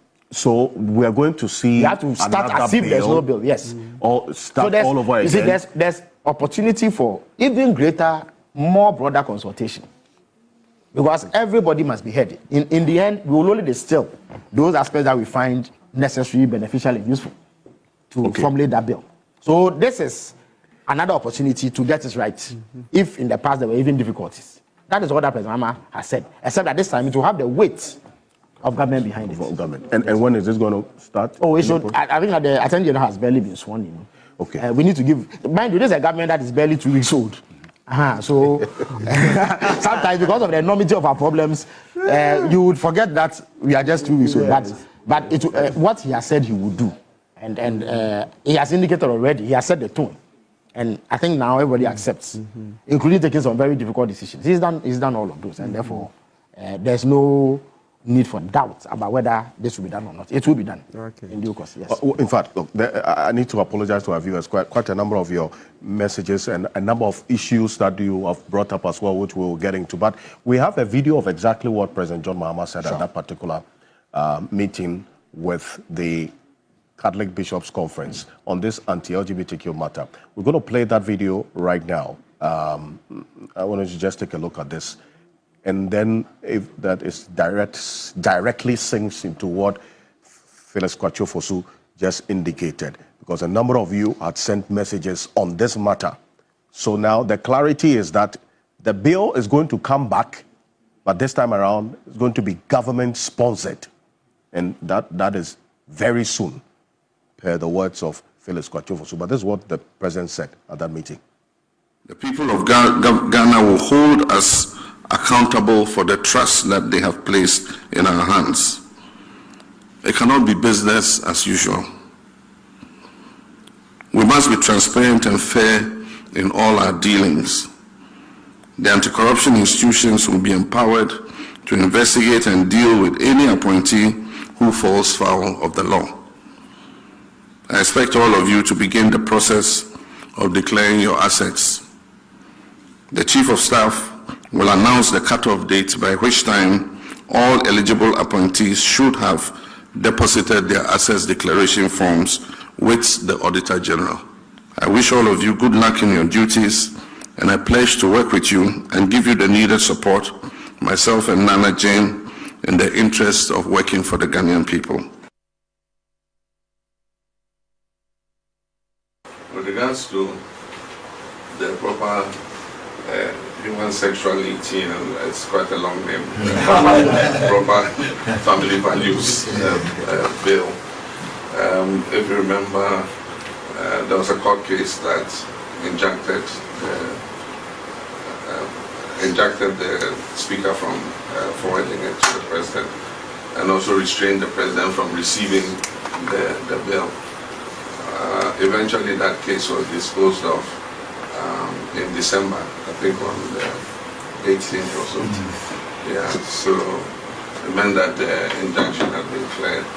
But as far as I know, the bill did not get to the president for assent. And so the convention is that all bills that are not assented to before the expiration of the life of Parliament expire. And so that bill effectively is dead, it has expired. I don't know what the promoters of the bill intend to do, but I do think that we should have a conversation on it again, so that all of us, if we decide to move that bill forward, move it forward with a consensus. And probably it shouldn't be a private member's bill, it probably should be a government bill with government behind it after consultation with all the stakeholders to see how we're able to move this forward. But it leads us back to the discussion we had. Well, so that's the RME bit. Yes, that's a religious and moral education bit as well. In fact, that got a number of the teacher unions. I've seen a message from NAGRAT, also from NAT, all saying that the reintroduction of the religious and moral education is critical to this conversation about anti-LGBTQ plus. Please find out from Phyllis Kwachofosu if the minister, if the Minister of Education has a timeline to have that reintroduced into our curriculum.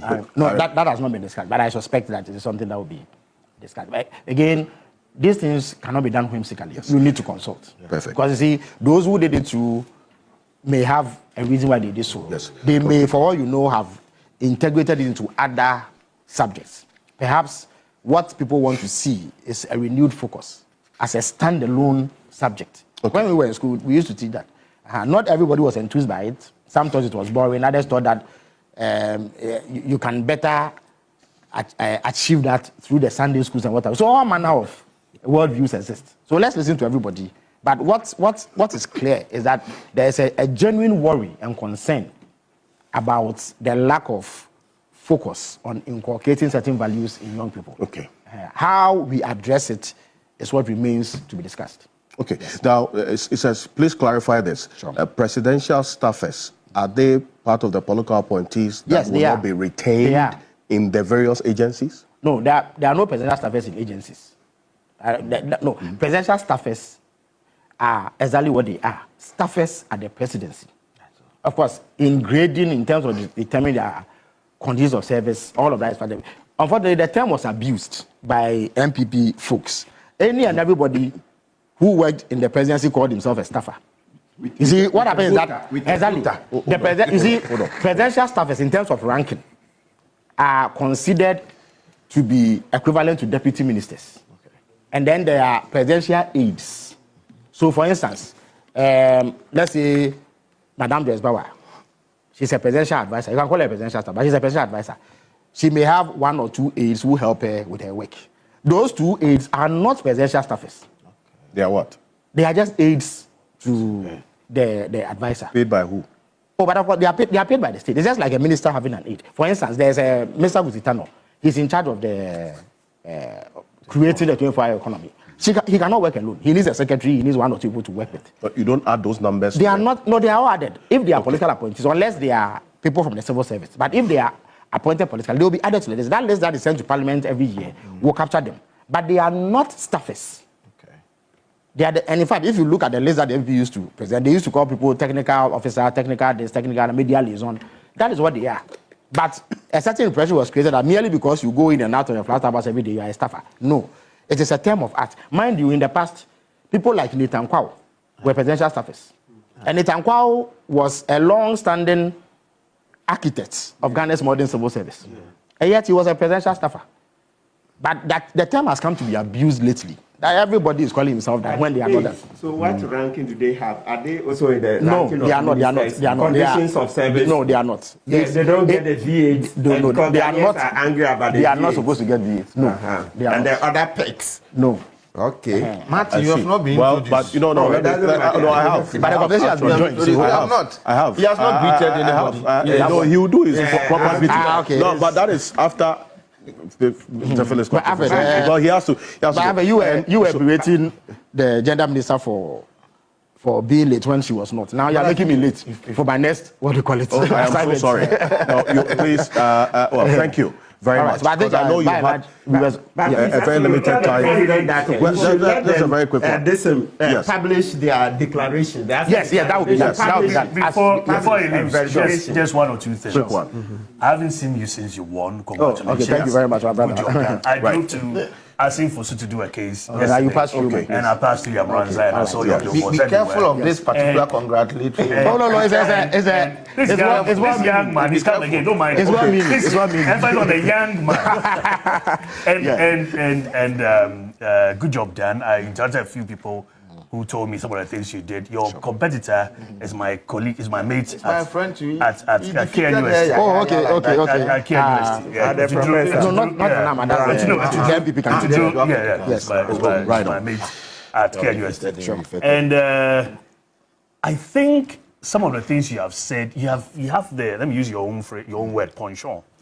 You have the penchant of immediately referring to the previous government did this, and I think you are benchmarking it against that. No, I've not done so. But that's what you see. You find yourself. I've heard you. I was standing there laughing these are statements of because facts. every single thing you reference. So what is the exact problem? I think, and in a way, you rope in the expectation of Ghanaians as well. Yes. I think that should rather be your focus because absolutely, that for is what it is, yeah. the previous government, they've lost. It's a historical loss.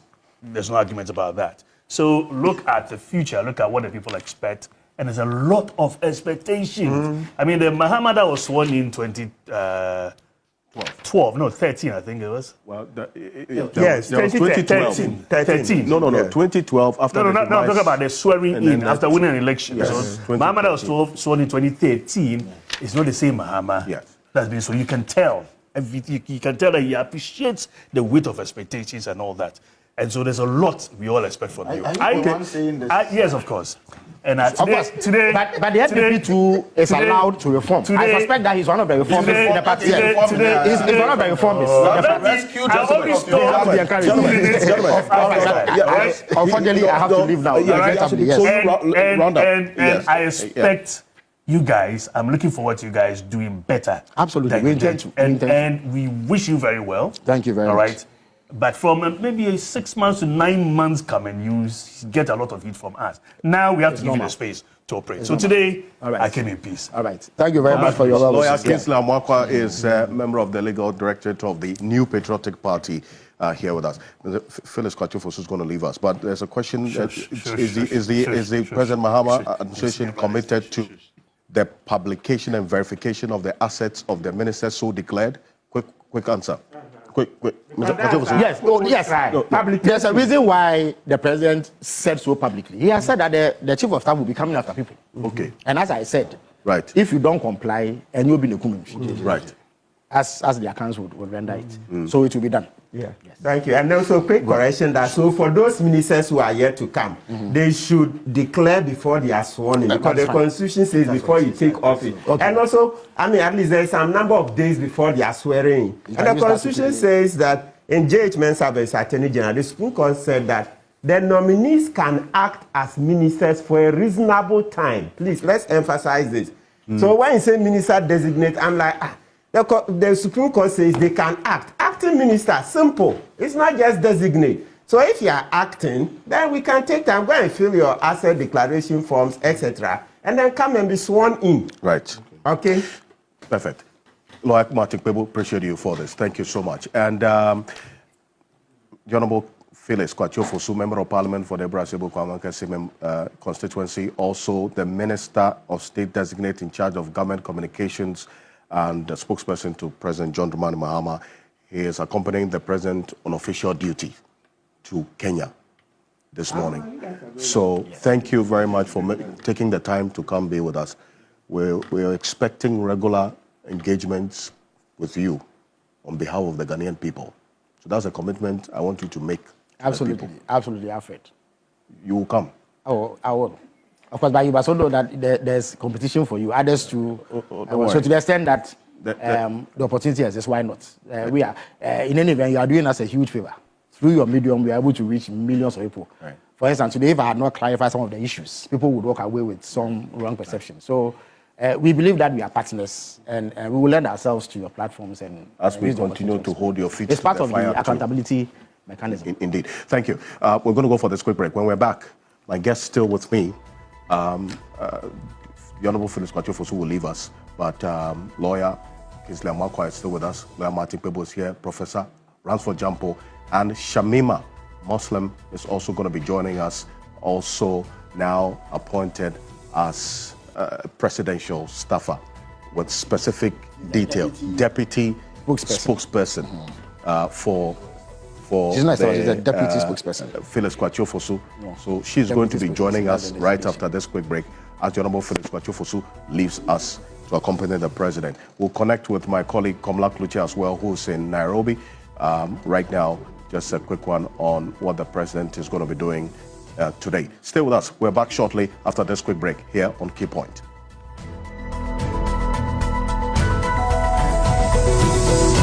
With corruption,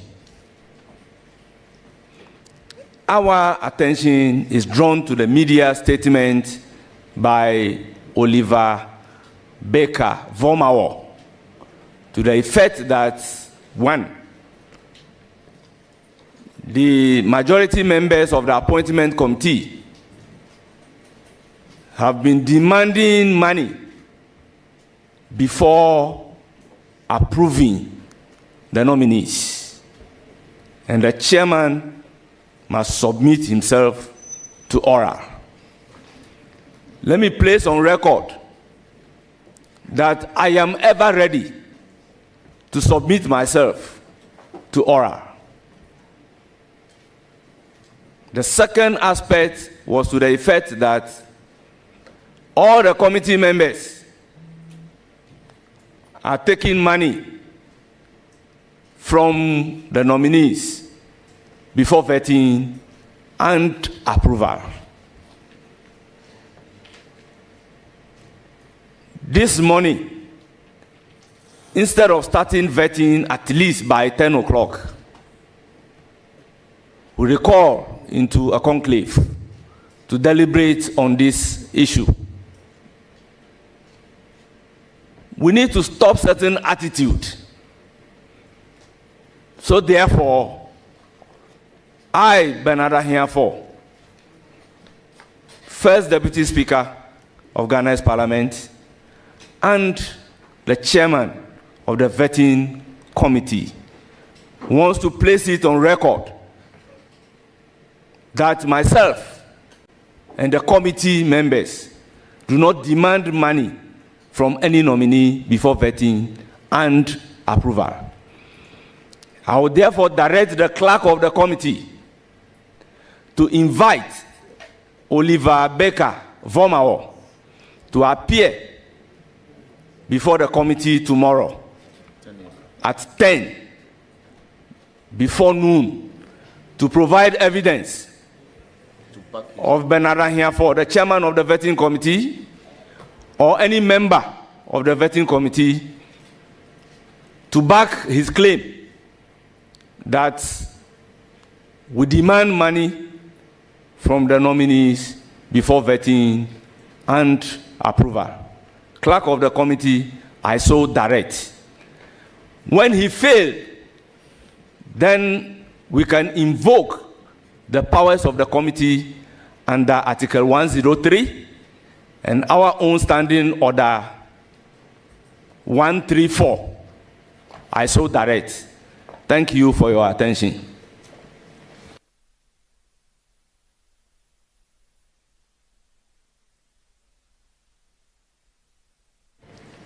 I give the floor to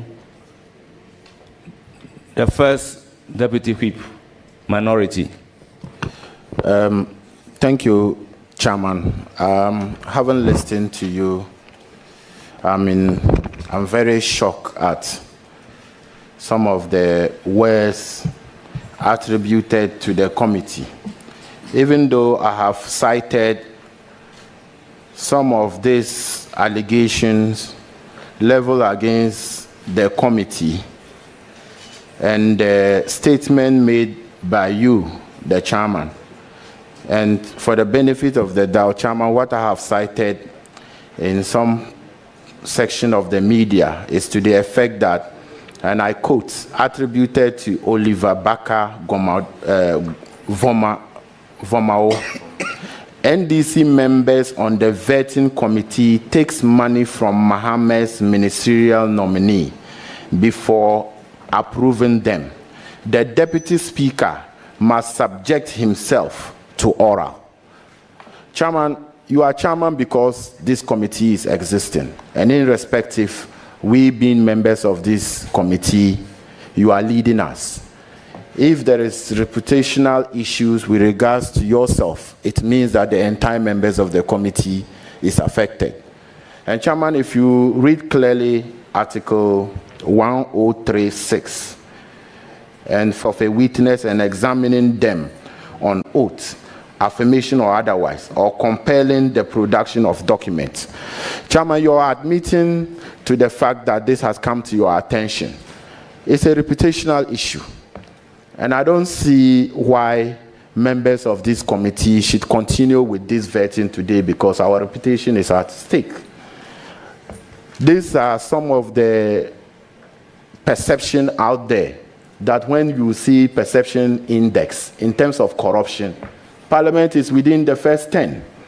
And I think that we should not continue with today's vetting, not for the fact that the nominee have done something wrong, but for the fact that the reputation of our chairman and members of the committee is at stake here. If you remember very well, in the 8th Parliament, members of the appointment committee, and if I may mention name, the Honorable Samuel Akuje Toa-Blakwa had to resign from the appointment committee because of matters of this nature. And I think that we should not continue with the vetting today until, as you have directed, the clerk of the committee write to Mr. Vomao to appear, if otherwise, to produce evidence of any allegation that he has labeled. So, Chairman, I think that we should not continue with today's vetting. It should be suspended until this matter is dealt with. We have no moral right as a committee to continue with this if we have our reputation being tainted with corruption. I thank you, Chairman. Thank you very much. I will give the floor to Honorable Roxanne Nelson. Kwame Eche Dapamoko. Chairman, thank you very much. Chairman, I rely entirely on your submission and adopt same as mine and add that my brother, the first deputy chief whip on the minority side, to, with all due respect, recant. We cannot, as an organ of state, allow comments, however derogatory or defamatory they may be, to affect adversely the ability of Parliament to carry out its mandate. We are engaged in a very important exercise of state, and in the triumvirate of approval process, nomination, prior parliamentary approval, before formal appointment, if we allow comments to, as it were, compel Parliament to not perform its role in the 3 steps leading to formal appointment of ministers of state, then the executive will be dysfunctional. The executive will be rendered incapacitated to perform its function. Because you see, we do not know how long these boycotts, so to speak, may last. So it may not be the remediable step to take. What the chairman has done is the appropriate thing under law. So we must abide how that process will be given effect to tomorrow. It's not next year, it's not next month, it's not next week, it's tomorrow. So I pray you that pursuant to order 39, sub 1 of our standing orders, Chairman, with your leave, if I may read, it's to the effect that a stranger who is guilty of contempt of Parliament or in breach of parliamentary privilege is liable to a fine not exceeding 250 penalty units or a term of imprisonment not exceeding 1 year or to both.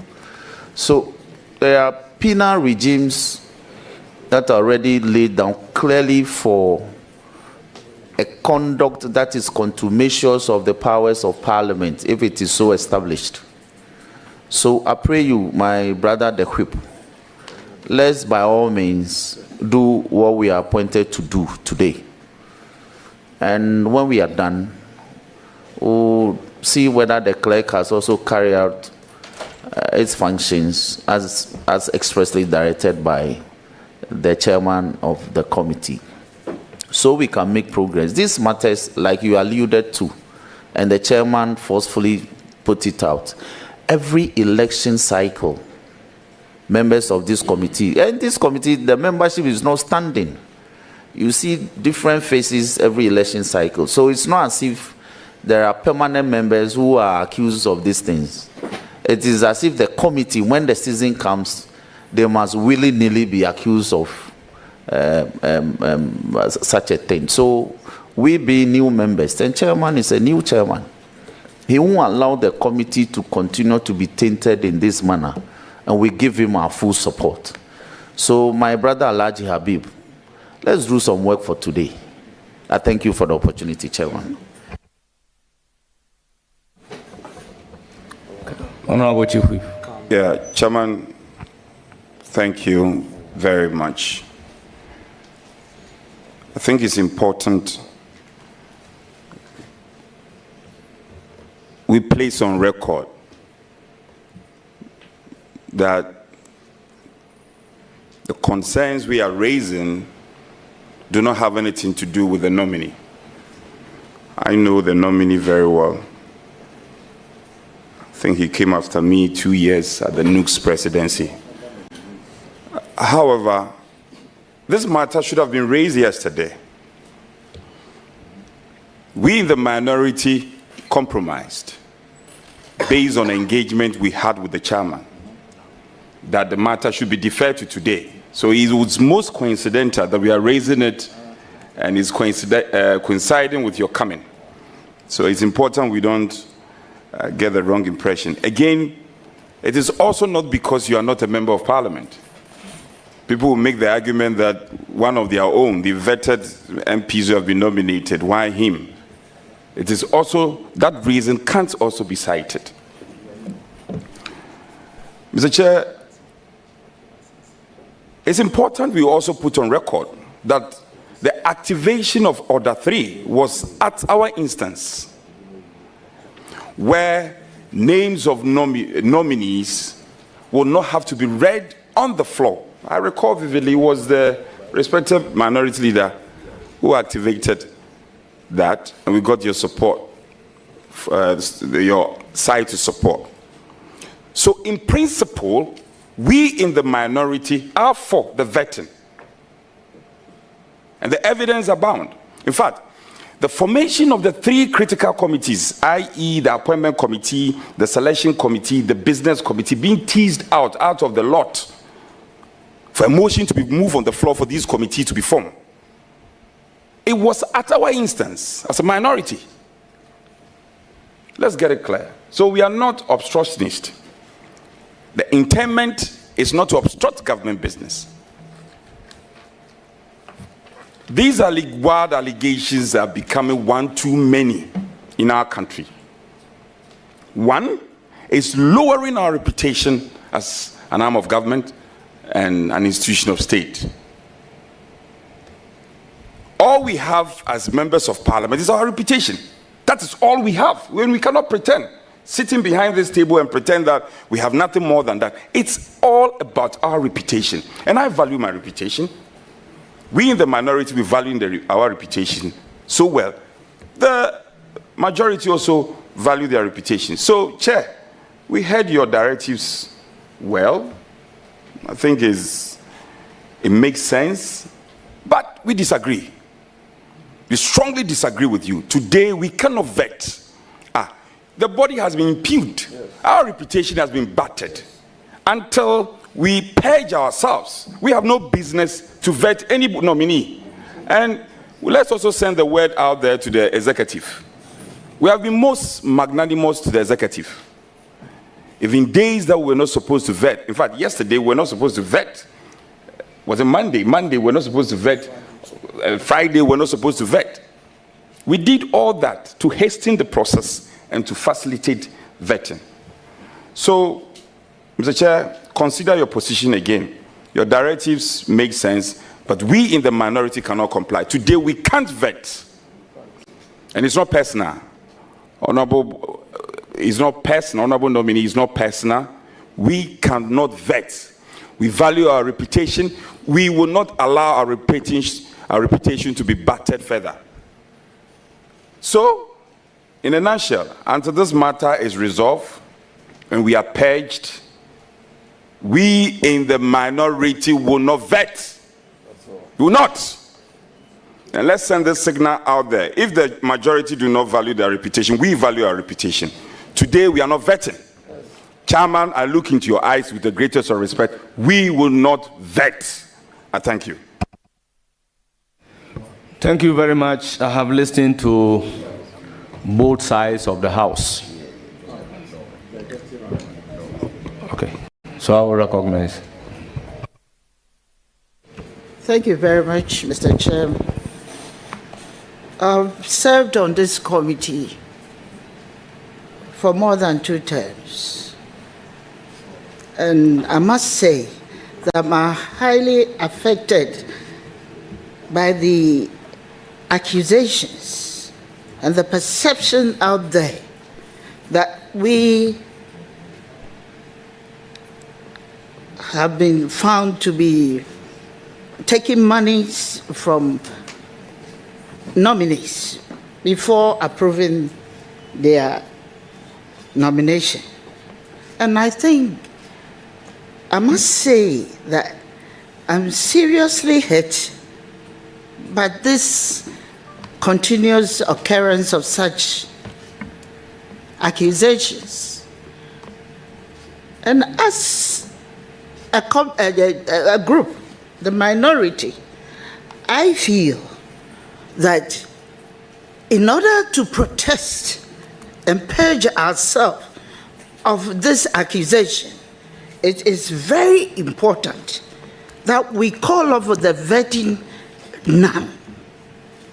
Because for the simple reason that members of this committee for this particular term are not just any group of people.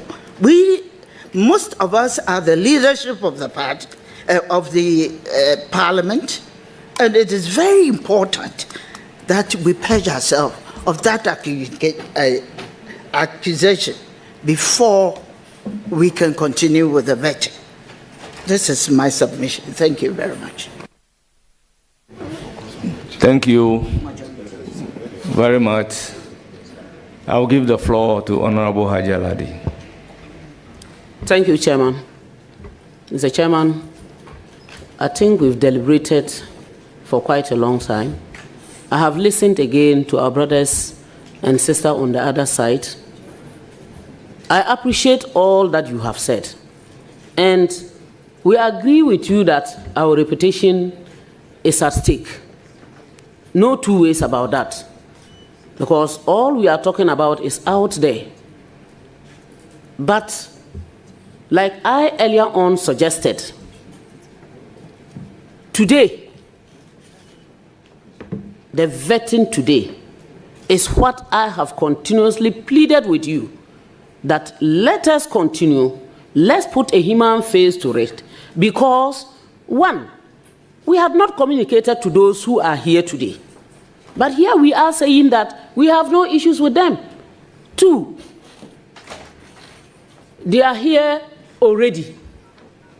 Three, for some of us, it is today and now that we have been involved in the discussion. We might have heard all that, those things on social media. But once we are working as a team and we are discussing as one people, because being members of the same committee, we are each other's keeper. I will continue to plead that you kindly treat whatever is on the table with some human face, so that at the end of the day, those who are here will not see us as extending another person's pain onto them. You have, though out of not using the mic, asked whether I have taken money. Money cannot be everything. Money cannot be everything. I think our reputation is highest. If it were for money, some of us maybe would not be here. So please, Mr. Chairman, I think I just want to add my voice and to also tell the general public, no matter where you find yourself, excuse my language, even if you were just sitting in the market, please, certain utterances do not help us. It doesn't help us in any way. So let us be very careful and conscious of the things that we say, which will come back, bite us, and would now be running around and pleading. So the minority side, I wish to still urge and plead that you should forgive and forget, and let us continue. I am saying you should forgive and forget, and I've seen you say, hey, forgive, yes. If you think that we are not going the same way you want, you forgive us, because this is how we also look at it. Thank you very much, Chairman. But your side have spoken, but you are not the chair. Chairman, you see, it's not like we are not forgiving. Honorable Anodonpre, I think you have not recognized me. A bite on this issue. Yeah, but I just wanted to, as a follow-up, it's a follow-up to my good friend. You see, it's not like we don't want to forgive. We care, but I also want to ask you a question. The first allegation was directed at your side, majority side, and then the chair was robbed in. Is it the case that you don't care about your reputation? But don't forget, this is an institution. Parliament. Parliament has been impugned. We don't even have a basis to sit here. You are told you are corrupt. You've been taking money from nominees before you sit, before you approve. And then, shamelessly, you still come and sit. Oh, yes. I'm speaking in context. You still come and sit. Honorable member, please withdraw the word shamelessly and proceed. Well, withdraw. Please withdraw. I said in a certain context, but if it's a case that is offensive, it's withdrawn. You have been accused. You have been discussed in the media as taking bribe, and you don't find it offensive. And you say that we should forgive. We won't get to the bottom of it. We should still come and sit here and behave as the ostrich. Nothing is happening, and we go ahead. We in the minority side will not support you to do this. We won't inflict further pains on Parliament. We have suffered too much. It's not okay. It's not. Chief Whip, it's not okay. It's not okay. It's not okay. So what we are saying is very simple. Mr. Speaker, suspend sitting, suspend vetting. The nominee knows it's not about him. We are not being personal. Your visitors, we apologize to you. Go back and come back another time when the committee so decide.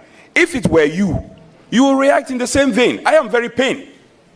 Since Monday, since Saturday, the weekend, and I got calls, my children sent me the allegation. Daddy, are you taking bribe before you do your civic duties? My constituents send me messages. Are you guys taking bribe before doing your civic duties? Chairman, we beg you in the name of God. Let us come together and fight as a block. Let us fight this allegation as a unit. For once, let's put our partisan positions aside and deal with this young man for him to know that indeed there are parliamentarians who discharge their civic responsibility, our patriotic responsibilities, without necessarily taking money from people. This cannot be entertained. I mean, we can't vet today. We can't vet today.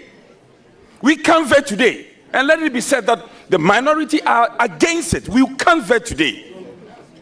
That is my position. And if you don't care about your reputation, we care about our reputation.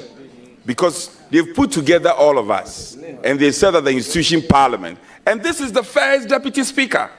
A man who has discharged his legislative function with a lot of respect.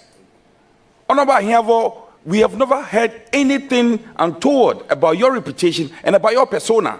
We cannot sit and allow people to run you down. You are the Speaker of Parliament. This is an affront on the institution called Parliament. It's an affront on all of us, and we are not going to sit down. There should be no vetting. There will not be any vetting today. There will be no vetting today. No, there will be no vetting. We're saying it. I'm repeating it. There will be no vetting. And let me say it again. Maybe just to rehash. Honorable Boama, it's not about you. And you know we have a relationship. I will not do this to Honorable, you. It's not about you. Mr. Chair, Honorable, please don't be repetitive. Yeah, I will not be Don't be repetitive. repetitive. And also, his supporters who came with him. It's not about you. It's a principal position that we expect everybody here to appreciate. We can't allow this to go on. Mr. Chair, on this occasion, I invite you to suspend sitting. Honorable Honorable Habib, you had the floor, so please take it easy. Please take it easy. Please, point of information on what the whip has said. Is it point of information on what the whip has said? So please. Honorable Chief Whip, minority, I agree with you, except suspension of sitting. And these are my reasons.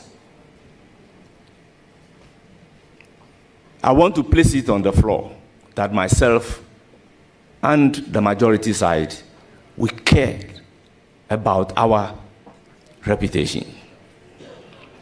We very much care about our reputation. We are a country of over 33 million.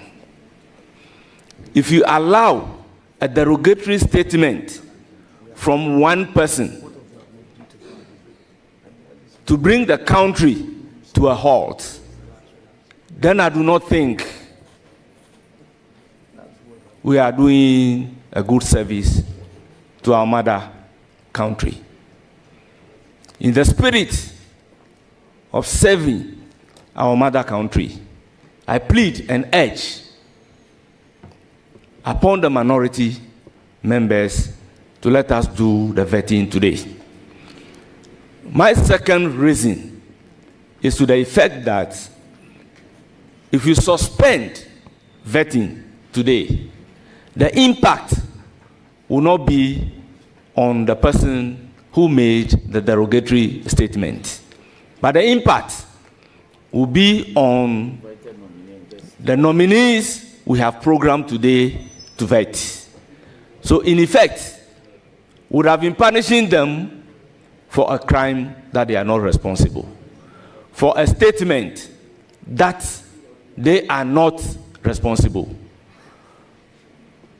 We have fixed tomorrow to deal with the maker of the statement. So therefore, I will want to touch the soft part of your heart to let us proceed in the spirit of consensus to do the vetting for today as the clerk carried out the order of the committee to invite the maker of the statement to appear before us. Then we can deal effectively with the maker of the statement. So I sincerely plead with you to proceed to do the vetting. Speaker, we want to help you to navigate, and in this house, leadership has an inherent responsibility to help you navigate. And I see, with respect to you, you are struggling to convince us. You said you appeal to our soft heart. Indeed, we have heard you. We've heard you, you've spoken, but we are also in pain. We are in pain, deep pain, because, and we are also concerned about Parliament as an institution. Deciding to not to vet today will not be injurious. Let's establish that point. It will not be injurious. We are not saying we will not vet the nominees, but we are saying today, we will hear you when you say we have invited the nominees, we have given them prior notification they should be here. Fine. We are all Ghanaians. They also care about the reputation. Honorable Boama, he cares about the reputation of Parliament. He cares. And this is a very respected institution you are appearing before, Parliament. And you are being told that the very institution, you are going to be Minister for Defense. You go out there to other jurisdictions and they say that the very institution that vetted you is corrupt. How are you going to feel? How are you going to feel? Mr. Chair, I appeal to you. We have staged a number of compromises already. Check order 3, I think for the first time, and kudos to the minority.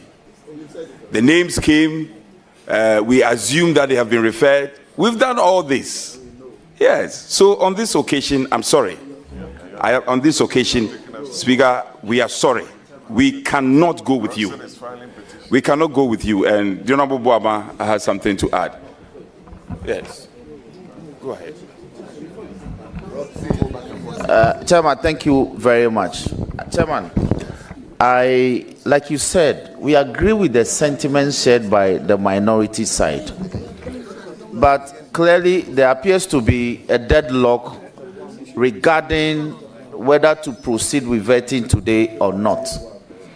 And I think that when at a committee, Chairman, please, if I may, when at a committee there's a deadlock regarding how matters should proceed, we take a decision.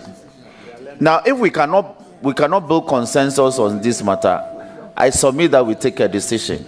Chairman, look, 4 years ago, the allegation didn't even come from an outsider.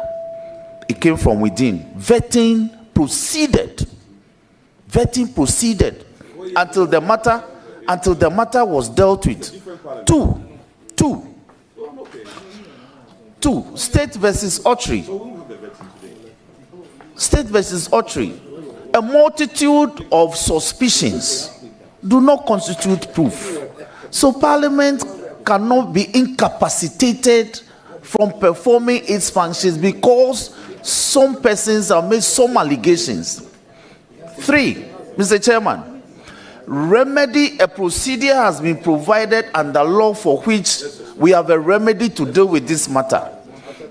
That procedure, Chairman, has been properly invoked. So this further submission that until we resolve the matter in pursuance of that procedure, we cannot continue to work as an organ of state. With all due respect, it's untenable. Chairman, 4, government business. And as the majority chief whip, who is the avant-garde of government business, I think that government business cannot be incapacitated this way. Otherwise, tomorrow there will be an orchestrated people who will be sending defamatory comments about Parliament, because they know that Parliament will react like an ale to heat. That once a defamatory comment is made, Parliament will recoil from performing its functions under the Constitution. So I've been pleading that, Chairman, we have heard all the arguments at conclave. So let us proceed to work, to do some work today. Honorable Anodompre. Yes, my reputation has been questioned, but there's a procedure provided, properly invoked under law for that to be dealt with. So I cannot, no, a suspicion does not render me impure.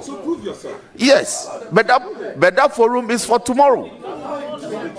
So, Chairman, it appears that as for the committee, we must do some work appointed to us under the Constitution today. I pray you, let's make progress. Chairman, I recognize Honorable Order Patrick 284, please. Let's make progress. Please, we haven't gotten to Order 284.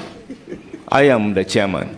If you get to Order 284, I'll announce it and call the clerk to take over the proceedings. But we are at a stage still building consensus. Thank you very much, Chairman.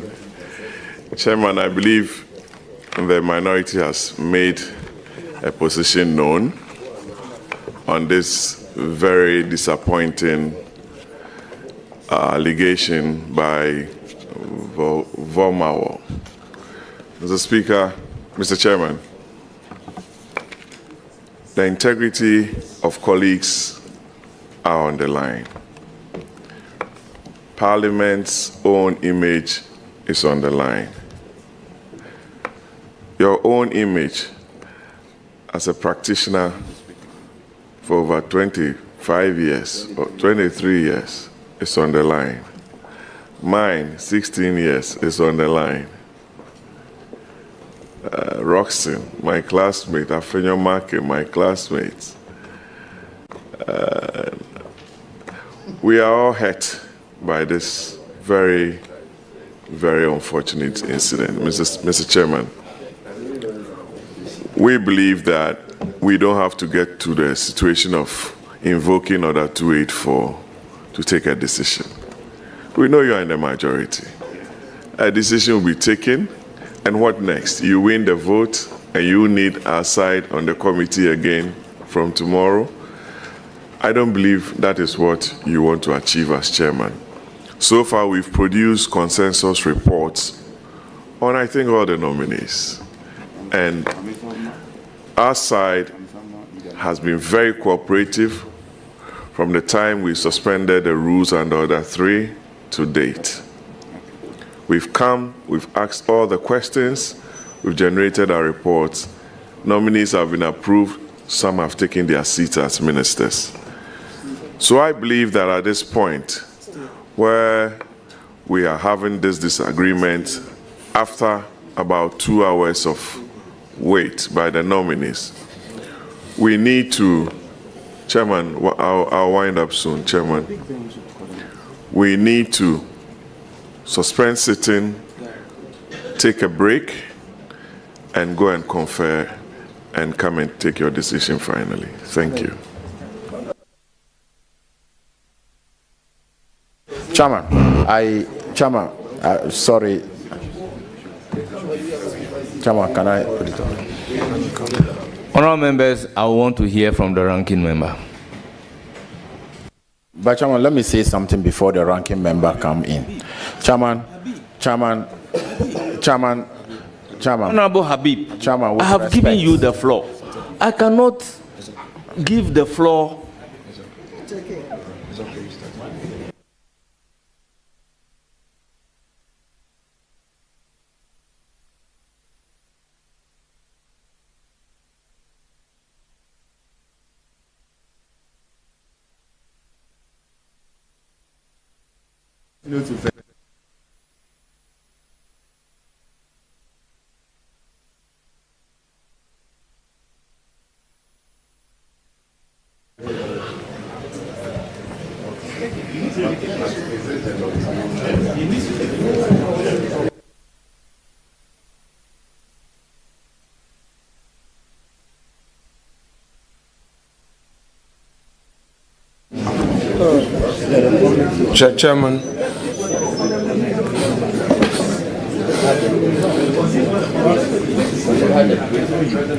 Chairman, thank you for the opportunity to make my views known on this matter. I have a couple of issues to bring to the attention of all of us. Issue 1, the views expressed by Honorable Ladi to the effect that he's pleading with the minority to allow the vetting. I must state that it is not about the minority opposed to a vetting. It is about the matter in issue, which is an express statement which alleges that the chair of this committee has been demanding money from nominees of his own government. 2, that the members of the majority caucus who are members of this committee, the NDC members of this committee, have been demanding money from its own nominees. We know, and it is a notorious fact, that Mr. Vamawo is a member of the NDC fraternity. It is a fact.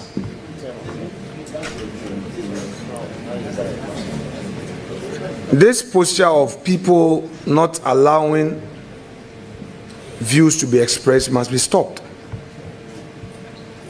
It is a notorious fact that Mr. Vamawo is a member of the NDC tradition.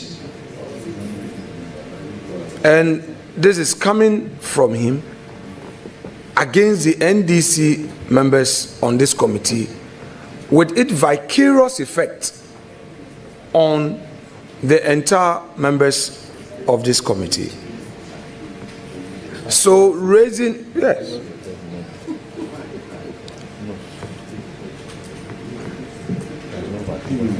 What it means is that you have done something, as he claims, but we share in that liability with you as the minority caucus.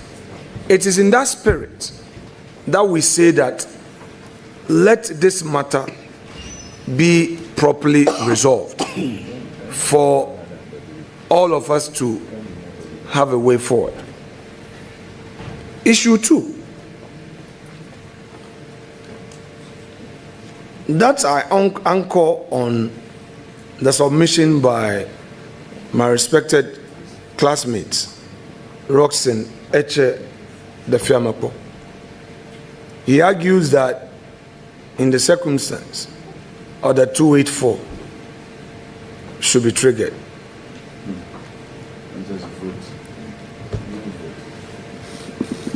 There is a matter of reputational effect.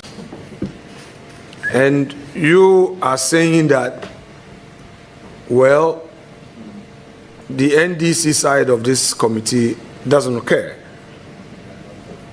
So there should be a vote so that the majority will carry the day.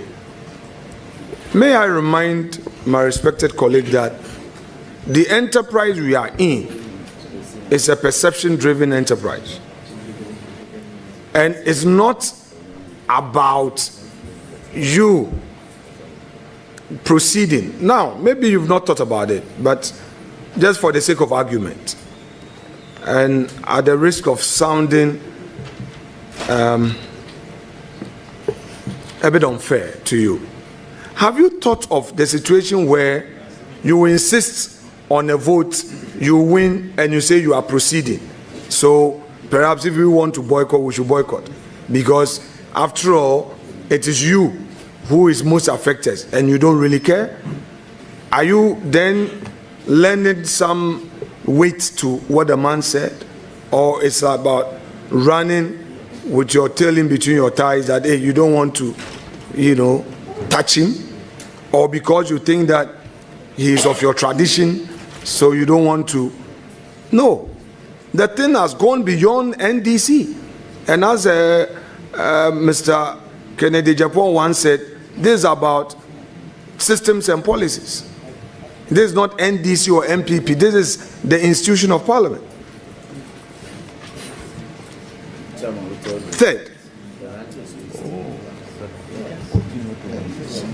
Third issue. Chairman, you have directed the clerk to the committee to invite I wouldn't want to say contemnor, but the person who is making this allegation. He put it on social media, and media houses, traditional media houses, are discussing this matter and all. You have directed that he be invited here so that tomorrow we suspend the sitting for tomorrow and at least proceed to do today's sitting. But may I remind you, Mr. Chair, that yesterday this matter was brought to your attention as the head of this committee, and to the best of my knowledge, the understanding was that this matter will be dealt with. It appears that we are not adding on this aspect of, in view of the matter still remaining unresolved, whether or not to proceed or not to proceed. Chair, in all humility, let me pray that you suspend sitting for us to go into conclave, to further deliberate and abide by whatever we'll be able to conclude, so that we proceed. And without overstretching the argument, we have, by consensus, passed all your nominees except one, Honorable Emmanuel Ama Kofi-Boa, which we are yet to take a decision on. But all others, yesterday's vetting, all others, we don't have a problem. sometimes our own side feel. You see the social media, they think that, oh, why is the minority side being all, cooperative? But we know that in governance, you don't oppose for opposing sake. You must find reason. So we are ready to take responsibility just for the sake of our democracy. So that side we don't have a problem. Where we have to say no, we'll say no. Where we believe that this one, we've been in government before, so we know that the wheels of government must be in motion, and we must have cause to say no or yes. So, Chairman, if you would agree with me, I conclude by saying that let us take a short break and then come back to know with direction, to overrule and say that you are the chair and that we should proceed would not be most appropriate in my humble view. I don't want to borrow the words of Honorable Minister for Roads and Highways, who, when I was in majority and I was the leader of the House, he once said that, leader, if you want to proceed to lay your paper, there will be chaos in the House. I don't want to borrow his words. Honorable Governors Kwame Agboja openly said on the floor that merely laying a paper, which will not even amount to a vote, would lead to chaos. I'm not of that school of thought. So please, you oblige us. Let's have a break and then discuss, and then we can come back. Honourable members, order. Honourable members, order. In fact, I have heard a lot saying and creating the impression as if we, the majority members, do not care about reputation, our reputation. I am placing it on record that we very much cared about our reputation. Let me also place it on record that we are just from conclave. Issues are settled on conclave. It is clear from the narration that the minority have made their mind that they don't want to take part in the vetting. It is about 1 o'clock, and we program to start vetting at 10 o'clock.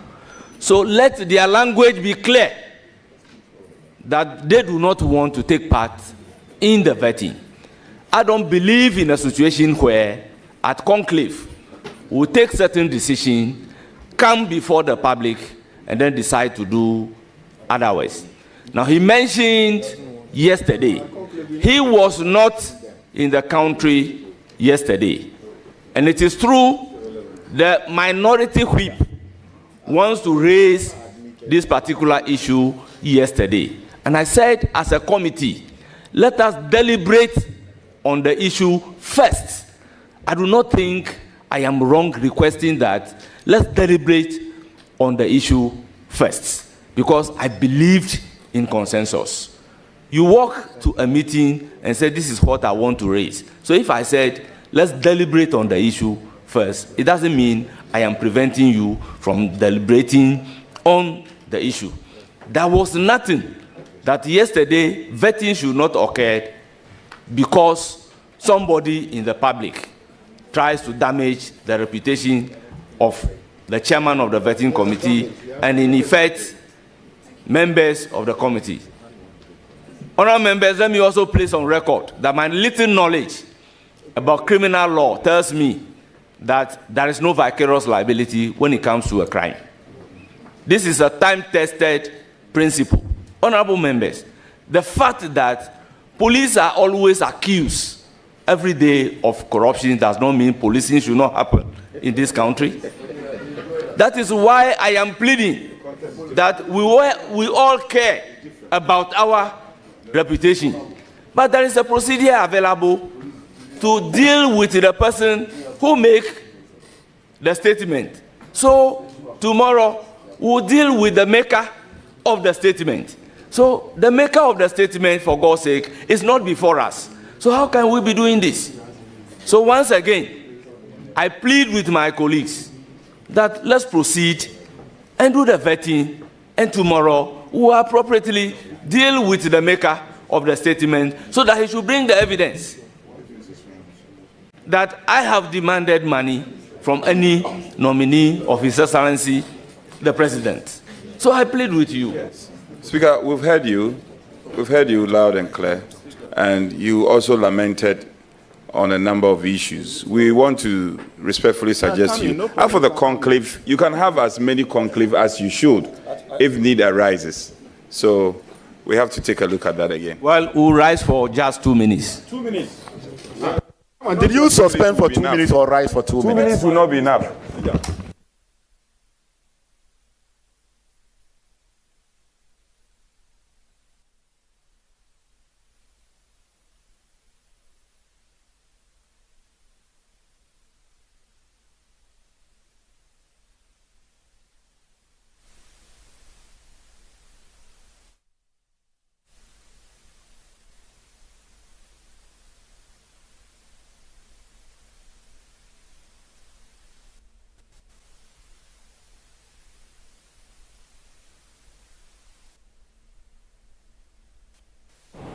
Wow, what a day it has been. Now, at this point, we're not even sure how it's going to play out at the end of the day. Leadership has gone into conclave once, and now they are suspending for whatever time, we're not too sure. I was of the view that once they had gone into conclave, a decision would have been taken over this matter. And so once they come back into the public space or for the public hearing, then the communication will be clear, and there should have been, it should have been a unanimous decision, right? Because I don't think for a matter that is against the committee, they should split heads about it. The matter in question is that the committee has taken, is pained that an allegation has been brought against it regarding bribery over its work in vetting and approving nominees of the president for various ministerial positions. And the committee, the chair did announce that the clerk should summon the one that made the allegation to appear before the committee. However, the minority doesn't seem to agree. For them, they feel that this is an attack on their integrity. It's an attack on them as members of parliament, and an attack on the institution of parliament, because they say that if the appointment committee is attacked, it's the parliament in general that you are attacking. And so these are serious allegations. Honorable members, may we have some calm.